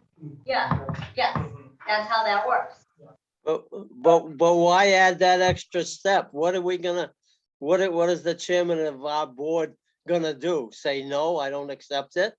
I mean, it's just another step because he or she is gonna forward it to the selectmen anyway. So why don't it go directly to the selectmen? No, she's not resigning to the Because the selectmen. chairman, Yeah. the chairman is the presiding officer of this commission. And then you send a letter to the board of selectmen. Yes, to say we have an opening, and they're the ones that send the letter to the appropriate parties to fill Well, a spot. That's only if it's But still the that's alternate who flows in, yes. correct, that like, Any so member when you, resigning from the commission shall do so in a written format with resignation. And read to the commissioners, because we have to know Yeah, and read to also, the commissioners. at Gonna the get rid next of- At the meeting, next regular meeting of the commission, and lose with commission approval. yep, Um, Thank you for this service. I'm gonna suggest transmitted to the chairman should move up to after with resignation date. yes. So any member resigning from the commission shall do so in a written format with resignation date. Transmit it to the chair. to The the chair, chair, then read to the commissioners we then move forward, and forwarded to the town chief executive within 30 days. yeah. Correct. Well, sorry about that, we didn't get that, that didn't get put in, but did our best. You guys did a good Did job. well. Well, we tried. Wait till you get your next assignment. You could throw anything you want at me and I can handle it. Any questions then about Article 6, Section 5? Oh, yes, we need to move that, that doesn't belong in Article 6, What does it? It should, because it's not about election of officers. I would move it to membership, membership. Membership. yeah, membership, I agree. Membership. Because it's not about election of officers. Oh, it's membership? Move it to membership. Yeah, Is Article 4. 4. Yeah.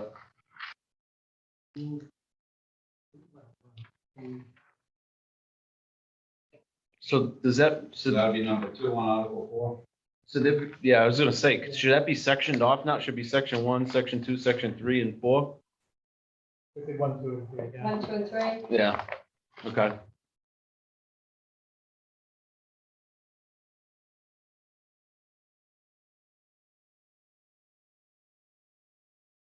Article 7, we good? Regular meetings will be held on the fourth Monday, at the town hall. In the event of a conflict with holidays or events, a majority vote at any meeting may change the date or place of that meeting. Good addition. Section 3, the notice of a special meeting shall be recorded with the town clerk. Joe, did we skip number 2? Section 2? Oh, yes, thank you, and that is one that I actually 100% wanted to talk about. You're welcome. Thank you. So a simple majority of the 10 regular members of the commission shall constitute a quorum. Suggestion is to cross out the regular and a simple majority of 10 members of the commission shall constitute a. I agree, John. Yeah, just so a simple majority, a quorum is 6. The reason we get to 6 is because it's a simple majority of the regular, but alternates can count. So a Good, simple because you have to majority, fill the seat that night, they automatically got the voting rights. So you got 10 voting members or a regular simple members. majority of 10 members of the commission. Yeah, I was just gonna say that. What if you get 6, 7, 8? Well, you get 7 votes out of 7 people. If 6 There are votes. some instances in which it does have to be, Yeah, Correct. right? But a 2/3 is quorum, Quorum is Six. more than 50%, which is 6. Okay. so do we just say, But we there's make certain it, do we times make you it have as to have simple a as supermajority. a quorum of the commission is 6 members? Yeah. Or just, Correct. Joe, Correct, but you can still have a meeting, you can still have a quorum meeting. You might not be able to vote on all of the things. The one that requires 2/3 majority. Right. Even if you have 6 people, you would have to have 2/3. Majority of the 6, yeah. But aren't there some things where you have to have a majority of the full board? Yes, yes, there are. That's what he's saying. So you might not be able to vote on those things, Okay, but you okay, could still have the rest of them. okay, okay. Or if you voted on them, it would have to be unanimous Yeah. to get, it would have to be the quorum. 6 all, there you have to say yes or all six have to say no. Well, there's some that's 2/3. Yeah, some that's true. Well, it's Yeah. 6, so, There's 7. well, it's Yes. 7, but I think the convention is generally to take the 6, but Oh, that's, it's I'm sort not of sure about that. splitting hairs. I'm not sure about that either. So I am just suggest a quorum of the commission is 6 members. Period. Doesn't. The notice of a special meeting shall be recorded with the town clerk at least 24 hours prior to a special meeting, specifying the purpose of such meeting. No other business shall be considered. The designated town staff shall, as a reminder, notify all members of the commission, not less than 48 hours. Questions, concerns about that? Section 4 is pretty clear.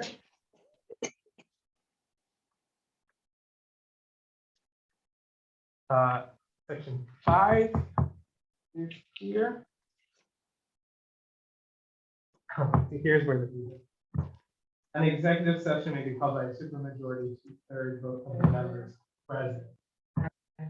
So even if you have 6, four can do an executive session. Which the members. And then there is. Correction.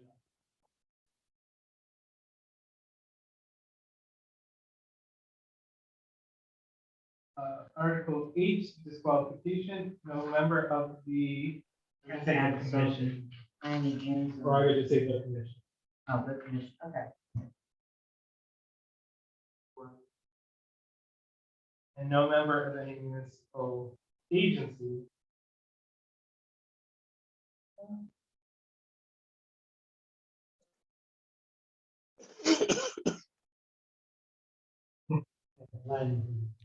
Yeah, only because then next some talk about any. No. That's why no member of any this agency. Correct. This one, yeah. So you. I meant to say the commission. Because we use the commission. Yeah. Way of referring to it. Cindy, did you have a? No, I was gonna say. No, I'm not. Technical words entered or edited. In the event of such disqualification, such fact shall be entered in the record of the commission unless otherwise provided by a special act. And the replacement shall be made from alternate members pursuant to the provisions of chapter A, section A, town ordinance number 8, authorizing an alternate to act as a member of such commission in the hearing. To determine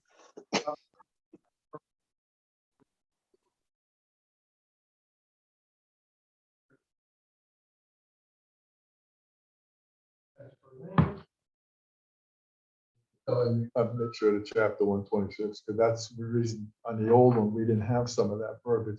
So by having it, it covers the base. Yeah. Order of business, we just done in January. I think it seems to be working well. for people. One thing I would like, and I want to thank you for putting it on, you know, every meeting, the Pledge of Allegiance, but I would like to put it on the agenda, so under call to order, then we would have the Pledge of Allegiance, then roll call and seating of alternates.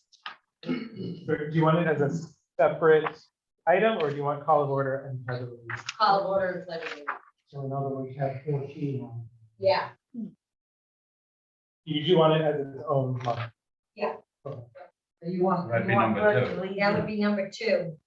And then everything else would be Yes, numbered. moves down. Okay. Falls down, yeah. Any objection to that? Yeah, I got one. Number 5, citizen comments, change it to the Jane Salsey citizen comments, 5 and, Hey, I'm good with that, John. I'm good with that. Go right ahead. I'm okay with that. When they go to 9 seconds. No, 90 minutes. No. yeah, Well, actually, go ahead. So actually, we'll go down to 19. Yeah. 19. I had to get that in. Again, Alvin's pet projects. Making sure every language is legal, getting the shalls in there where they belong. On page 4 now. Page 4, yep. Provisions of this section may be waived by the unanimous vote of the members.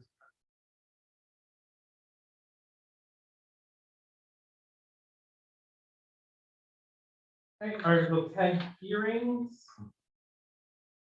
Hang on a minute, Mr. Chair. Yeah. Right here. Section 3 of, Page 4. page 4. Yeah, no, I got it. Provisions of this section may be waived by the unanimous vote of the members present. Order of business. That's what that's referring to, the order of business? Yeah. Okay. Well, at least you want to put that word, that verbiage in order of business, so, Well, I think this section. Yeah. Okay, I It's just- standard language. Yeah. every input is valuable. Yeah, yeah. Okay, so wait, so the provisions of this section may be waived by the, okay, all right. So if we decide to, no, there will be no commissioners' comments. Everyone present will have. Or even like I did, moving it down. It has to be Which, by the unanimous. way, I thought was a good idea, better than mine. Thank you.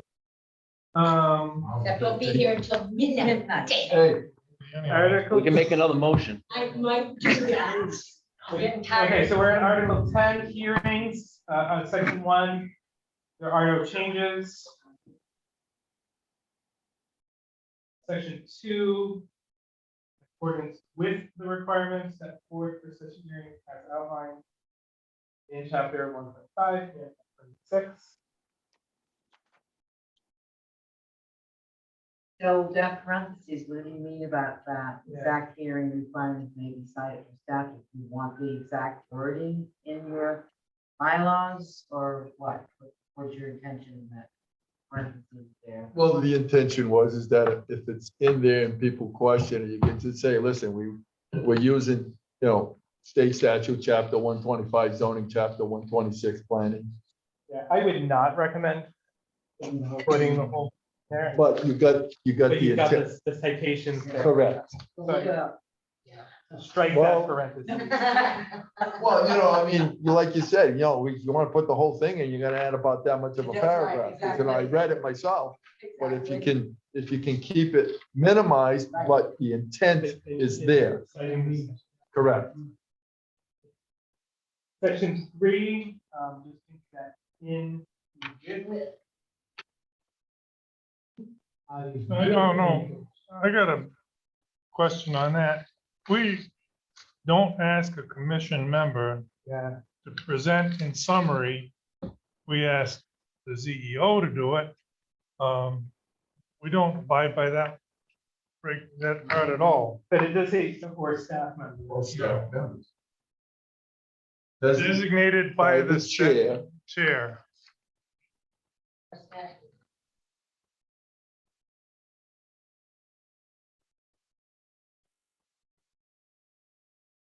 So he gets the chance, to give the privilege to a party to have the privilege of the floor. Yeah.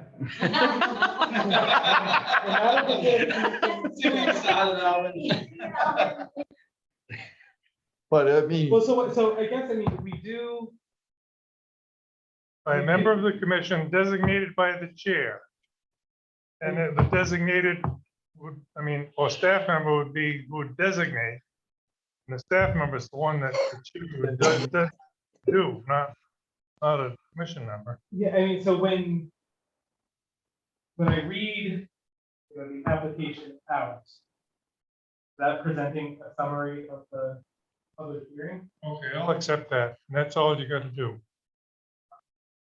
But the chair's doing that, not a member. No. well, if he requires this, if he wants to ask the CEO to do that, That's right. that's his, He's gotta ask. that's his call. Yeah. No, We're not not the CEO, it says, staff member. She's a staff member as well as the planning and development director. So the chair is the only one that if he wanted to Yes. I think that's was the intent that we discussed. Yeah. We'll just keep on doing it the way we have been and be just fine. Okay, well, we're just trying to say, this way people don't get the thing that, the staff members are jumping in and, so I with the chair saying, okay, you have the. Okay, the matter before the commission. Jump in, John? Oh, yeah, you would. The matter before the commission shall be presented in summary by the chair By the chair. or a designated staff member. No, I don't know, because the chair has we don't have to put that in there. The chair has the option to say that the staff member. So just Correct. leave it as the chair.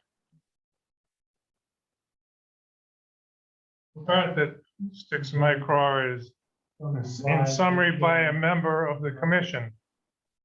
And I Yeah, so don't we're think gonna we've get rid ever of that. done that. The matter before the commission shall be presented in summary by the chairman, and parties with interest shall have the privilege of. Yes, very good. See, just by talking it out, gets better. Okay, wait a minute, how did you word that now? Sorry. The matter before the commission shall be presented in summary by the chairman. No, No. no, our staff members is taken out. Well, why are you taking staff members out if the chair says to the staff member? That we don't need it in there. All you have to put in is that the chairman, done by the chairman. If the chairman so chooses to ask the staff member or a commission member, then he does it. It does not have to be in there. The chairman is the one in charge. I would. No, but I would see say- what would Cindy's say, saying. Jane, I think it is clear, right, there, I could foresee a situation in which instead of presenting summary, they say, Cindy, Yes. will you summarize Yes. this? And someone comes back and says, your bylaws say by the chairman. Yeah, so the way around I that, think we would say, Okay, the matter before the. or designated by the chair. Yes. Or designated. Because he should have that right to ask one of I would, the. Yes. I'm Or literally des- just or- saying the chairman or a designated. Or a designated person. Designating works.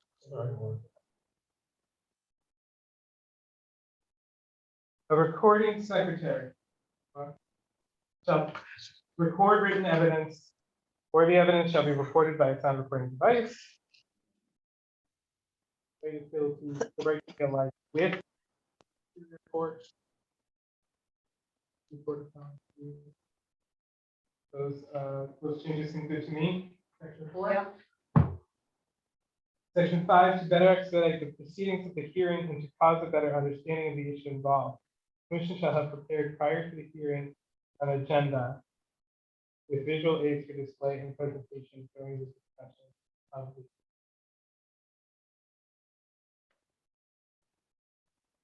We've never done that. That should Is be it like just a a, meeting agenda? Yeah, I have some issues with word hearings, because what you have public hearings, and then you have meetings to approve an application. And that's not a hearing. Just give us your thought, how you think it should be worded. That's what this is all about. I made a notation on this, but I didn't make any notes, I just sort of checked. it Yeah, and said, my question is, what would an agenda of the public hearing? Well, like tonight, we had the agenda with the We public, have a meeting agenda, right?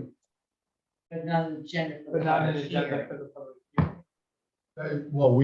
Well, kind of like maybe, it was displayed when we did a special meeting with that. Yeah, but, yes. Because it was a one agenda item or two agenda items, if you use a special meeting. Okay, maybe that's, so I think the technicality, John, is that when you have a freestanding public hearing, the agenda is not the agenda of the public hearing. The agenda is the meeting right, at which the public hearing is. okay, So the chairman's point or whoever said it, we had a public hearing, we still have, or what we closed it. We had a public hearing on the agenda tonight. There was not a separate agenda for that public hearing. okay, So if you phrase it that way, you get locked into doing that, as opposed to you have an agenda for a meeting. The meeting may happen to only be one thing. It's a public. okay, well, And we have to figure out how to word that in, right? After hearing, should we put or meeting? No, Meeting. The agendas are for meetings. yeah. To better expedite the proceedings of the hearing, to cause a better understanding of the issue involved. The commission shall have prepared prior to the hearing. The visual aids generally come from the applicant. Yeah. Like, that's So why not don't you say something- application to the hearing? You better expedite the proceedings of the application. And to cause a better understanding of the issue involved. Of the prepared of the application. Commission shall have prepared prior to the meeting. That seems redundant to stuff that is Yeah. in your regulations Yeah. governing the handling of meetings. I'm Well, it's not- under hearings, I'm not though. entirely sure, yeah, and it's under. It's under I'm not hearings. It's entirely for a sure. hearing. Oh. It's for a hearing. It's how, like Janet stands up with the car wash, right? We had a public hearing on the tonight. car wash. She brings her, that's the presentation, right? Yeah, you're right, Dave. So that's, But that's not the It's commission. not, it's not the doesn't commission's prepare. responsibility to do the visual aids and display for presentation. that's what I'm saying. Put it in Yeah. there that, It's Janet's it's up to job. the, Yeah. it's up to the applicant of the hearing. Yeah. Well, I think that shall have prepared, I think that's what they mean, that the staff is supposed to be doing. That that's what we do for you, we prepare all that, the visual Oh, aids oh. or the paperwork. Not Oh, see, us. to me, I'm taking it as we're supposed to. No, do no, the we visual do It aids. says the commission. Yeah. it does. That You're taking it right. It says the Yeah, commission, and- not and staff. And that's not our No, job. say Yeah. staff. It's not our job. Just say CEO. CEO shall be. CEO shall do it. No, the staff should do it. No, seriously, because Yeah. I So don't how do it about- all. and I don't think, I suggest striking an agenda as well. I would say to better expedite the proceedings of the hearing and to cause a better understanding of the issue involved, staff shall have prepared. prior to May. the- How about a may instead of shall? Maybe they don't have to do anything. That's a good point. Is this a case of may instead of shall? It could be Janet think so. supplying it. Right. Right, and if an applicant comes in as poorly prepared, is it Cindy's job to chase them, or Oh, does, yeah, that's true too. or does the applicant just have an I like that. incomplete application, which Incomplete you, application. which you guys would by Right. default reject? Yeah. So it incomplete takes the burden application. off of Cindy to chase people who are irresponsible applicants. It's not, yeah, Yeah. not that, yes. You're not a That was a proofreader. good call on So Mr. to Rice. better expedite the proceedings of the hearing and to cause a better understanding of the issue involved, staff may have prepared prior to the hearing visual aids for display and presentation during the discussions of the. It's good. I mean, that's pretty much what the application says anyway. Yeah. Right. And that's what my Okay. comments say. Why we want you to give us some comments. Public hearing. Chairman of the commission shall preside as okay, his or her absence. There's section 2, the secretary shall read advertisement. So this is something, when I read this, I said, okay, we don't do this, number 2, and you asked her to do it today, because you read this too. So, I think it's something that Gloria's gonna have to understand it. Should have to be prepared It should to- be done. Yeah. A legal notice Yeah. should be read before the meeting. And I ambushed you tonight, Gloria, and I appreciate your quick response. So should it say the recording secretary or Yeah. Dave Poplawski? secretary? Like, I meant to say the recording. Let's get specific. Oh, yeah, that's right. That's right. Secretary. You want a job, Dave? Cindy and No, I it were should be kind of talking recording. about that earlier. In practice, that office of secretary is really acting as your treasurer, not your Correct, secretary. right. Yeah. I know. Yeah, it is. Because I don't think there's a thing that Or do we want the it to be secretary elected? So it's has clear. to sign. I Recording mean, that would be secretary. the reason for having a Recording secretary, if secretary. the secretary has. Yeah, so it's a third signature. Because now it's identified as to who does the Yeah. reading. Okay, so we will add recordings. Yeah, recording secretary. I already shut one thing off. Number Well, three, you're already doing your job, huh? You're modernizing.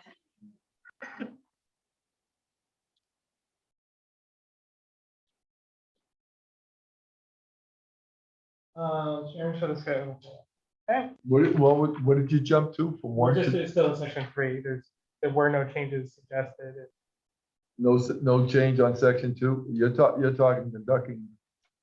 Section 2 should be read, the recording secretary shall read the legal advertisement and note the dates and newspapers in which the advertisement appeared. Recording secretary. Recording Thank you. secretary. Or, I mean, if you give it to us, we can read it too. You know, it's either way. 3, no change. No change to 3. About 4. Chairman shall first, no, I had a question about this, but this is not necessarily how, as long as I've been on the commission, we've run that. Right? But the chairman shall first call on the statements from the proponents. The opponents shall be given equal opportunity to comment. These comment portions are reversible at the discretion of the prevailing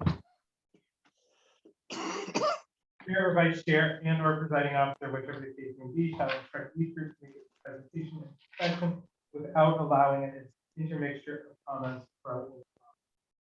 In practice, in the 10 years I've been on this commission, that's never how we've done it. I think you'd have trouble enforcing that. That is all the proponents first, and then all the opponents.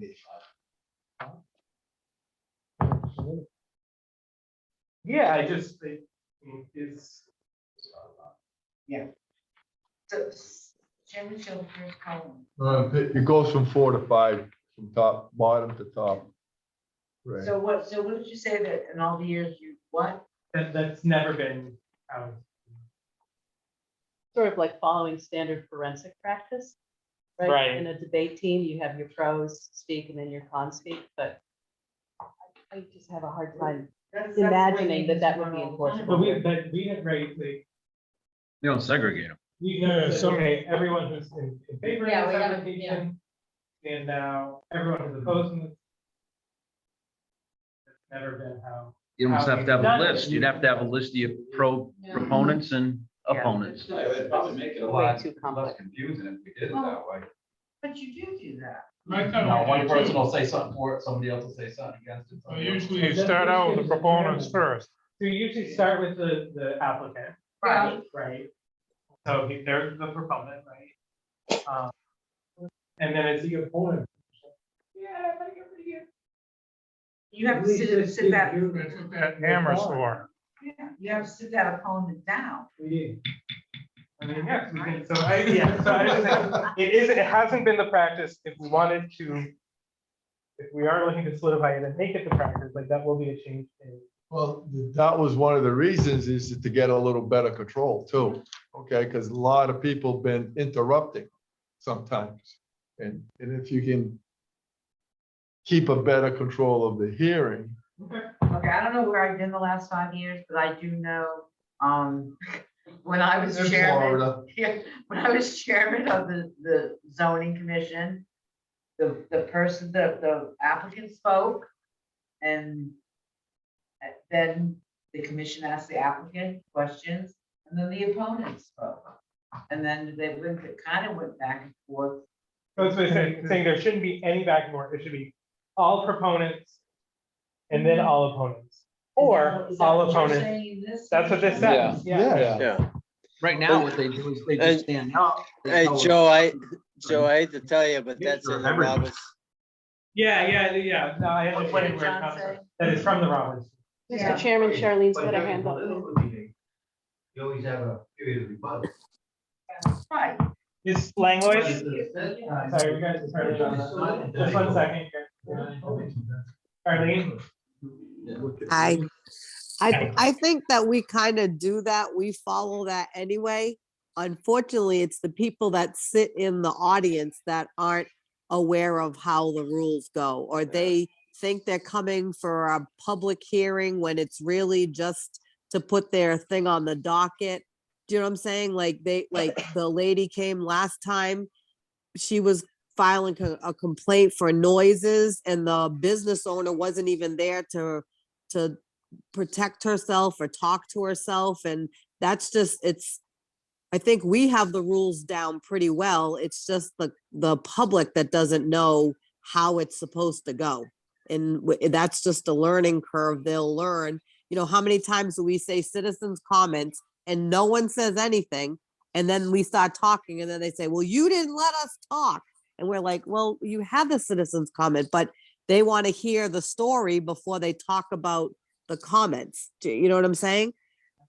Yeah, no, so that's okay. I mean, so I can make it clearer. A suggestion, Joe. I got, Mr. Williams and then you, Mr. Rice. Suppose if we go back at the beginning of the agenda where you say about 3 minutes and speak respectively, you know, put something in there about that. Yeah, I think, you know, when there is a public hearing, it can be. Yeah. You can adjust it. Yeah. Yeah, 100%. Yeah. 100%. Yep.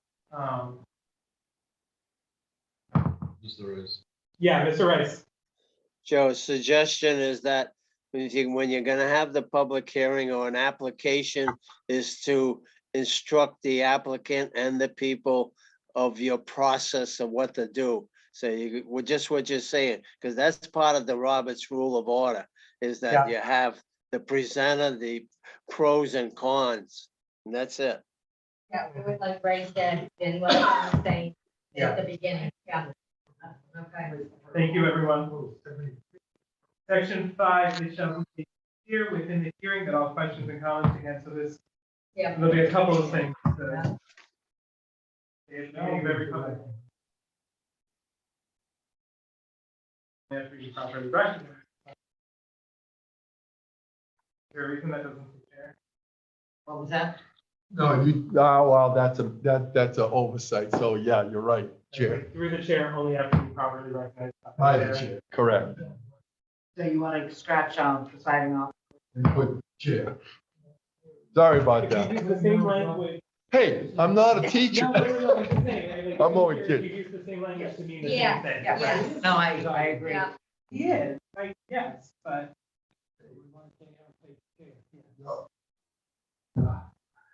Capital C. Capital C. No, the whole word should be capital. Person shall state their name and address. Okay, the chair shall assure an orderly hearing. Section 7. Yeah, I don't think Yeah. there's not much. Yeah. Chair shall ensure an orderly hearing to take all necessary steps to maintain order at all times, proper quorum for the hearing. Presiding officer shall reserve the right to terminate the hearing in the event of discussion. The chair, it should say the chair, not the presiding officer. Well, it could be the vice chair, or it could be the secretary. It could be a secretary. I'm just. If that's put into play, then it's Acting as the automatic. chair. Yeah. Yeah. The public hearings are, section 8, the public hearing shall be conducted only for the purpose of taking testimony to be considered in deliberations for a regular or a special meeting of the. Yeah, that means that we listen to them, but we don't go back and forth. Right, right, for, we only hold public hearings in specific cases. I don't, the for a regular or special meeting, I don't understand. We have special meetings. Yeah. Right, but we hold public hearings for special permit. The one tonight you were gonna put to a special meeting or a next meeting. So we have to do it. In deliberations during a regular or a special meeting? It's not the purpose. Read the whole thing, Jim. It says the public hearing shall be conducted only for the purpose of taking testimony to be considered in deliberations for a regular or a special meeting. At. Yeah. Yes, at a regular meeting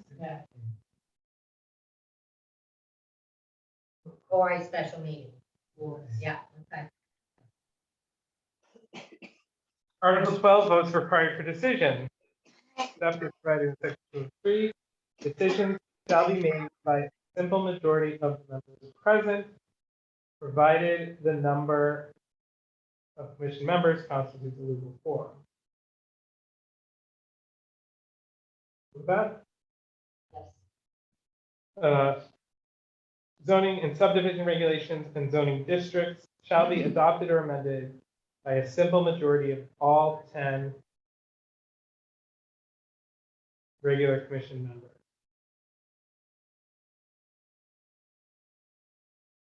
And Say seated or. All regular sitting. Oh, no, I like regular commission members. But we need to make it Or- clear that It's not the alternate. No, alternates can do this. alternates can If they're- contribute to the vote. Oh, okay, Number. okay. So, 10 seated members, Then seated, or the seated members. no, the point is it needs to be 6. So it can't be a simple majority of seated members. If you only have 7 seated members, you still need 6. But when it comes to regulation and zoning, shouldn't there have to be 10? Yeah, that's what I'm saying, right? So the reason it's 10 regular, so the way we came to the number is based on the number of, wait, a full commission, seated commission is 10.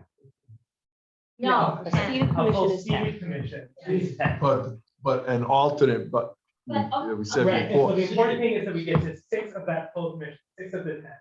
Correct. But alternate members can be some of those 6. But okay, that's where I have a problem, because if they are alternates and they haven't sat in on all these meetings that we hold. A regular member may not have sat in all of them. No, but I mean, usually the alternates are not there, but, I mean, I just don't think that, I just don't think. that- So the number Okay. is, the number was determined by the full seated 10. Read it again, Jeff. Yeah. Zoning and subdivision regulations and zoning districts shall be adopted or amended by a simple majority of all 10 regular commission members. An application for these regulations requires 6 affirmative votes. The original text says zoning and subdivision regulations and zoning districts, zoning regulations and zoning boundaries may be adopted or amended by a simple majority of all 10 regular commission members, not just those present. So the distinction is that you need to get to 6, not a majority of those present. But anybody So reading it's this a- where it so says it's by a regular simple- members, it's people by a are gonna simple say majority. that the voted on regular Exactly. members, not the alternates. I'll- No, the alternates can. What it needs to be phrased as is But it when needs you to be read a this, simple and it majority says of the full regular membership. members, anybody say- Because the full membership is 10, right? So then A you need- simple majority of the full That membership. regulars should be taken out of Yeah, it, because yeah. regulars should be taken out. Regular, of it. Or it should be 10. seated commission. Depending on the. Yeah, but even permanent, Yeah, if that makes seated it is better. depending on. Can I call a 30-second time out here? Seated Yeah. should be better. Oh, yours. No, because it's not necessary. Seated would be an alternate. Well, A that simple was the whole majority purpose. Of the full commission members. Of the full membership, because it's the number, it's not how the number is constituted, regular members or alternates. It's the magic number of 10. But the So a regular sim- member is what's not right. So I think it might just be as like we did earlier, just making it so much simpler. Zoning and subdivision regulations and zoning districts shall be adopted or amended by 6 affirmative votes. Yes. By 6 affirmative votes. 6 No, it's not regular members. That would clarify the whole thing. If we put in somewhere that alternate seated becomes a regular member. But you have to have that worded, you have to have that verbiage in it. Actually, that's to not show bad. it. Cindy says voting members. Voting member. But then you could have 3 alternates and 3 regulars. And that's acceptable. because once they're an alternate, once they're seated as an alternate, they have They are the a full power of an Of elected regular. That is the entire purpose of the alternate. Right. That's So if- right. if they It's could exactly vote right. for patients, that wouldn't happen. So. So there'd be a lot of meetings we couldn't have or vote because No, we I- didn't have I- enough people I to. thought that was okay, but I still think it's a simple majority of the full membership. I think it's shall require, or, shall be adopted or amended by shall require 6 affirmative. I think not even getting into this. We're splitting hairs here. Well, that is plainer language, Joe. So I would say Everybody zoning and understands number subdivision 6. regulations and zoning districts shall be adopted, shall require 6 affirmative votes to be adopted or amended.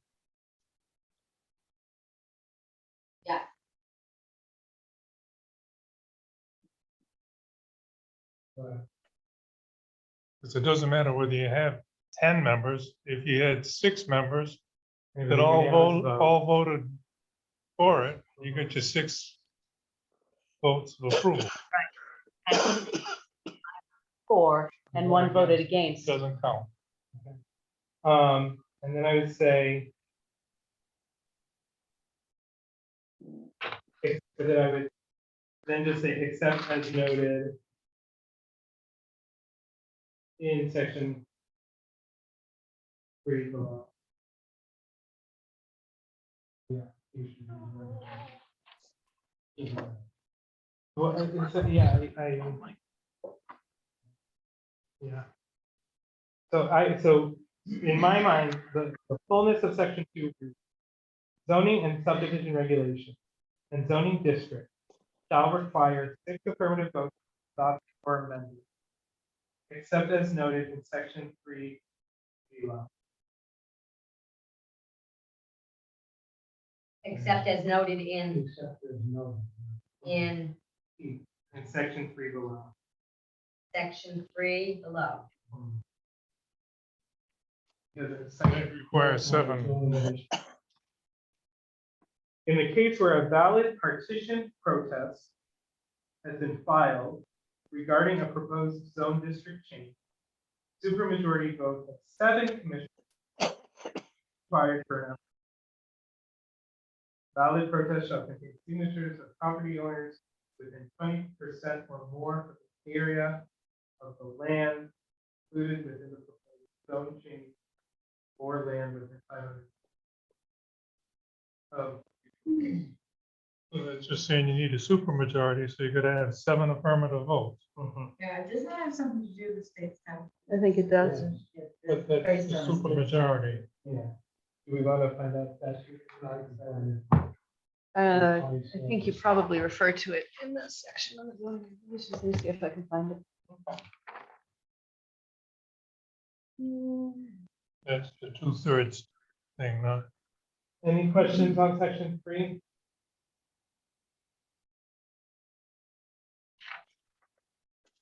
Okay, Article 8, employees, section 1 has no proposed changes.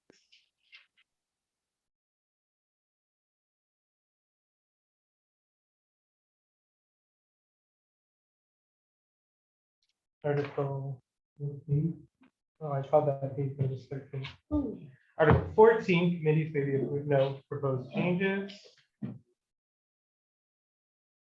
Article 15.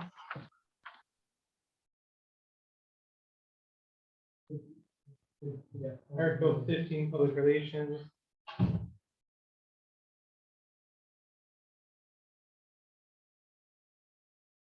Any question, I mean, section 1 changes looks good to me. And then adding section 2, social media, I think that's an important Yeah. change. Yeah. Welcome to 2022, friends. Yeah.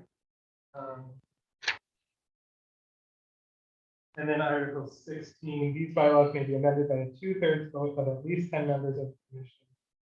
Only after the proposed change has been discussed at a previous regular meeting. Except that the bylaws may be changed at any meeting by unanimous vote.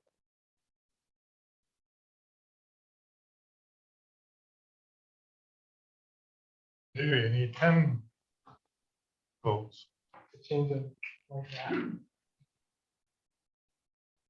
Okay, thank you. So we will mark up this, or, get a clean draft of this for the next meeting and vote on them at the next meeting.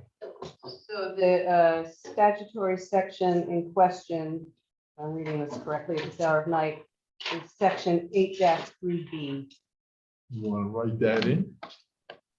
8-3B. Yeah, and it is redundant to what's in your zoning regulations, just so you know. So it is duplicating information that you've already presented to the public.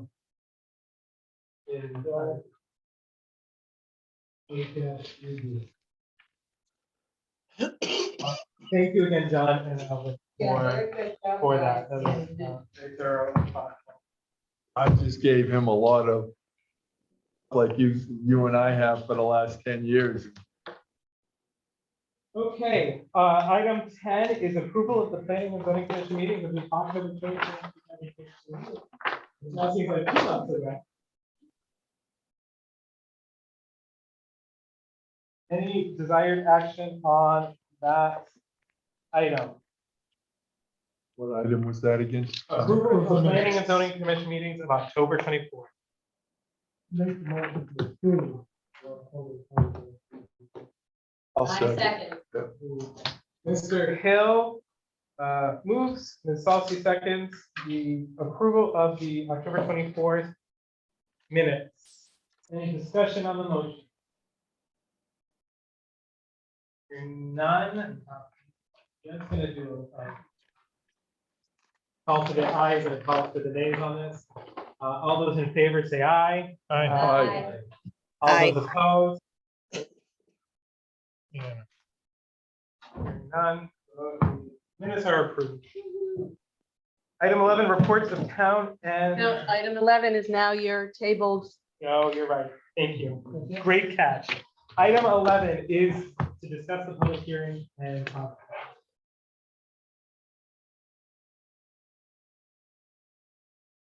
The one that we started.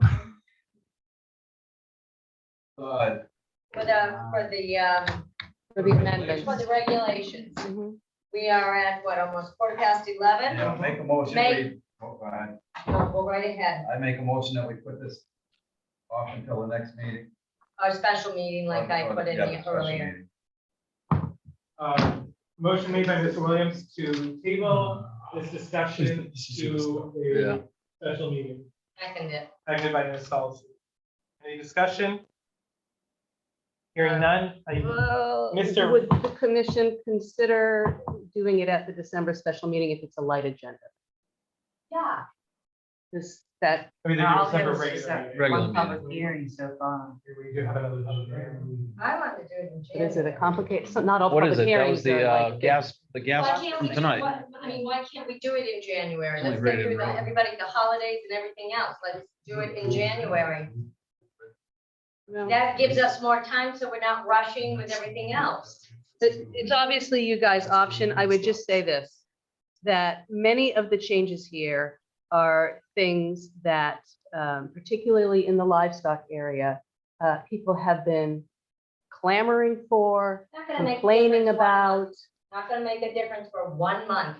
It's We've it's got- entirely up to you guys. Holidays and everything else coming, and 1 month is not gonna make a difference. So if we set a meeting for the beginning of January, it doesn't have to be at the January meeting. It could be set at the beginning of January. No, it could. Yes. Since your public hearing is closed and you're not taking any more testimony from the public, it's really only your own internal discussion, which is why if you do it at the regular meeting, if it's a light agenda, it might not be onerous. And that's a month from, I'm 3 weeks from now. I'm 3 telling, weeks from now. I'm saying that I would prefer to see this in January. It gets voted on by this, but we've got things coming up in January. And if we set it for the beginning, in December, if we set it for the beginning of January, we're done with the holiday, we can just concentrate on this and not be pushed or what is the rush? 1 month is not gonna make a difference. That's what I'm saying. And things change. in Joe, the why don't we have in the- interim. Joe, why don't we have the consensus of the commission rather than one person? Of what day? He'll set, Mike seconds the January meeting. Yeah, so what do people think? Do we want to try to tackle it at the December meeting? Yeah, do we want to try, if it's a light meeting, try to tackle it at the December meeting? Or push it off and add a special meeting in the beginning of January? How do we know it's gonna be a light meeting? We don't know what's gonna come forward in the next 4 weeks. Then they're not gonna schedule it. If it's a heavy meeting, we're not gonna schedule it in December. Have it in January. Yeah, let's try it and then push it off. Okay, If we all can, right. we can. If we can't, we If it's a can't. light meeting, yeah. yeah, if not, we'll push it off until January. Especially if there's constituents waiting Yeah. for this in Boy. some fashion or, I do have one. Wait, something. He needs a letter saying. Yeah. I'm one of Must be, these. must Okay, be so we're getting going late. with light meeting. If it's not a light meeting, then we'll push it to January. Yeah. Okay. gives us the option. Is there any objection to that course of action? No. So you're gonna amend your. I will amend it, so. or you It's actually make a right. motion to make a All motion. right. It's right. You still amend? Yes, I'll then. Your second is amended. I second it. Okay, we'll do a voice vote. All those in favor say aye. Aye. Opposed? And, that is for that. Item 12, Town of Thompson budget report. You're up, Mr. Rice. You're still the secretary. Yeah, last one, John. So what are you asking? What are you up to? The Town of Thompson budget report. Oh, no report. I like this Any position already. questions on the- Any questions on my memo? My computer goes off at midnight. Yes, thank you very much. I noticed that Tara used the planner's report. It's not. on the It's okay. agenda. I wouldn't really have had anything other than to follow up on the return to the subdivision regulations, which we've been holding off on until we get this completed. And again, it is a situation where we know there are people, waiting to see the results of that. I think at this point with Janet's appendix material, which I think everybody more or less liked as presented. Yeah. We can probably manage one more subcommittee meeting because there are, and I think I sent a group email out to everyone. I think there are a few open issues that we've been through once, but were not truly resolved. We heard them referenced tonight, even though they had nothing to do with what was on this public hearing. The shared driveways. What is the other one? Conservation subdivisions was less controversial. Some stuff about sidewalks. Trees. Well, trees haven't been controversial, but if people want to talk about trees again, that's fine. And there are a few things that were added based on prior comments, which technically you guys haven't included yet, which you should probably just take a look at. Very minor stuff, mostly adding definitions. So I think that can be accomplished in one more subcommittee meeting. We can try to do that in December if you want. My feeling is nobody's going to want to. And quite frankly, the only day I could really do it would be the 22nd of December. So I'm happy to schedule it. I'll be in California. Oh, and you'll be in California. So forget it. We'll do that in January, but let's try not to push that off too much further. That's all I want. Mhm. Great, thank you, Tara. Correspondence, we received the ZBA meeting, we had one, and the CFPCA quarterly newsletter, some interesting bits in there. Item 13, signing of Mylar, there was none. ZBA review. Were some decisions in the, I don't know if anyone wants to talk about them. Yeah, I'd like to know what happened with that. That's next door to my daughter's house. So the minutes are in the. That's all right. I'll look at the minutes. Don't worry about It was approved. What It happened? was approved. it. Okay. The ZBA. ZBA. Yeah, they. I was just wondering if the garage is on the side of my daughter's house, so. No, she don't care anything. Item 15, citizens' comments. I'll wait till next meeting. Thank you. Anyone still at home? Anybody got a comment in the gallery? Ms. Clark. I just want to say that I think that the proposed revisions to zoning regulations, I think it's extremely disappointing that these are being put off again. This has been a series of unfortunate events that have caused them to be put off for months. Action should have been taken at a special meeting prior to this meeting. Thank you. Ms. Parker. You make mistakes. Anyone else? Item 16, Commissioner's comments. Can I just tell you that we did get credit from, Villager for the mistakes the Oh, good. Villager made? They did they put it in the paper? They made the But they mistake? made the mistake. No, they didn't put it in the paper. Well, they should have. They told me. They should have. Yeah, we got credit. I fought for the credit for. Yeah. Just getting back to commercial. Cost everyone tonight. This town has less than 3% commercial. Healthy community is anywhere from 15 to 25%. You gotta go back to when 52 changed to 395. The federal government asked the town of Taunton, can we make it? And they said, no. But we have just two rents off. One back onto 392. That's it. Well, actually, they wanted to take where Route 193 is, make that the four-way, in and off, eliminate the one that comes on and then. So we had an opportunity, but those town fathers that said, up yours, they're all gone. It just goes to show, good intentions often lead to poor results, and it takes years to fix mistakes. Correct. Charlene's got her hand up. No more money neither. I know. I just can't. I've been in it. Go ahead, Charlene. I just want to say, it sounds like the majority of the community is looking for like Home Depots and Lowe's and Stop and Shop. So I'm just wondering if we could like venture out and find some big box stores to come into the community. Didn't it Charlene, sound like? that's a different discussion. They are not coming here. Full stop. When we I'm have, just- They're just not that's- going to. That's what I'm hearing. you wanna bet it's gonna be a nut in my backyard. Oh, Right. yeah. Thank you, Charlene. Item 17, our next meeting is here and on Zoom at 7 p.m. on December 19th, 2022. Item 18. I'm sorry, you're right. Item 19, adjournment. Mr. Blackmore has moved to adjourn, seconded by Mr. Crowell. This meeting is adjourned at 11:22. Oh, it was a short meeting. Good night, everyone. Good night. I'm really happy with this book on the house. I copy that.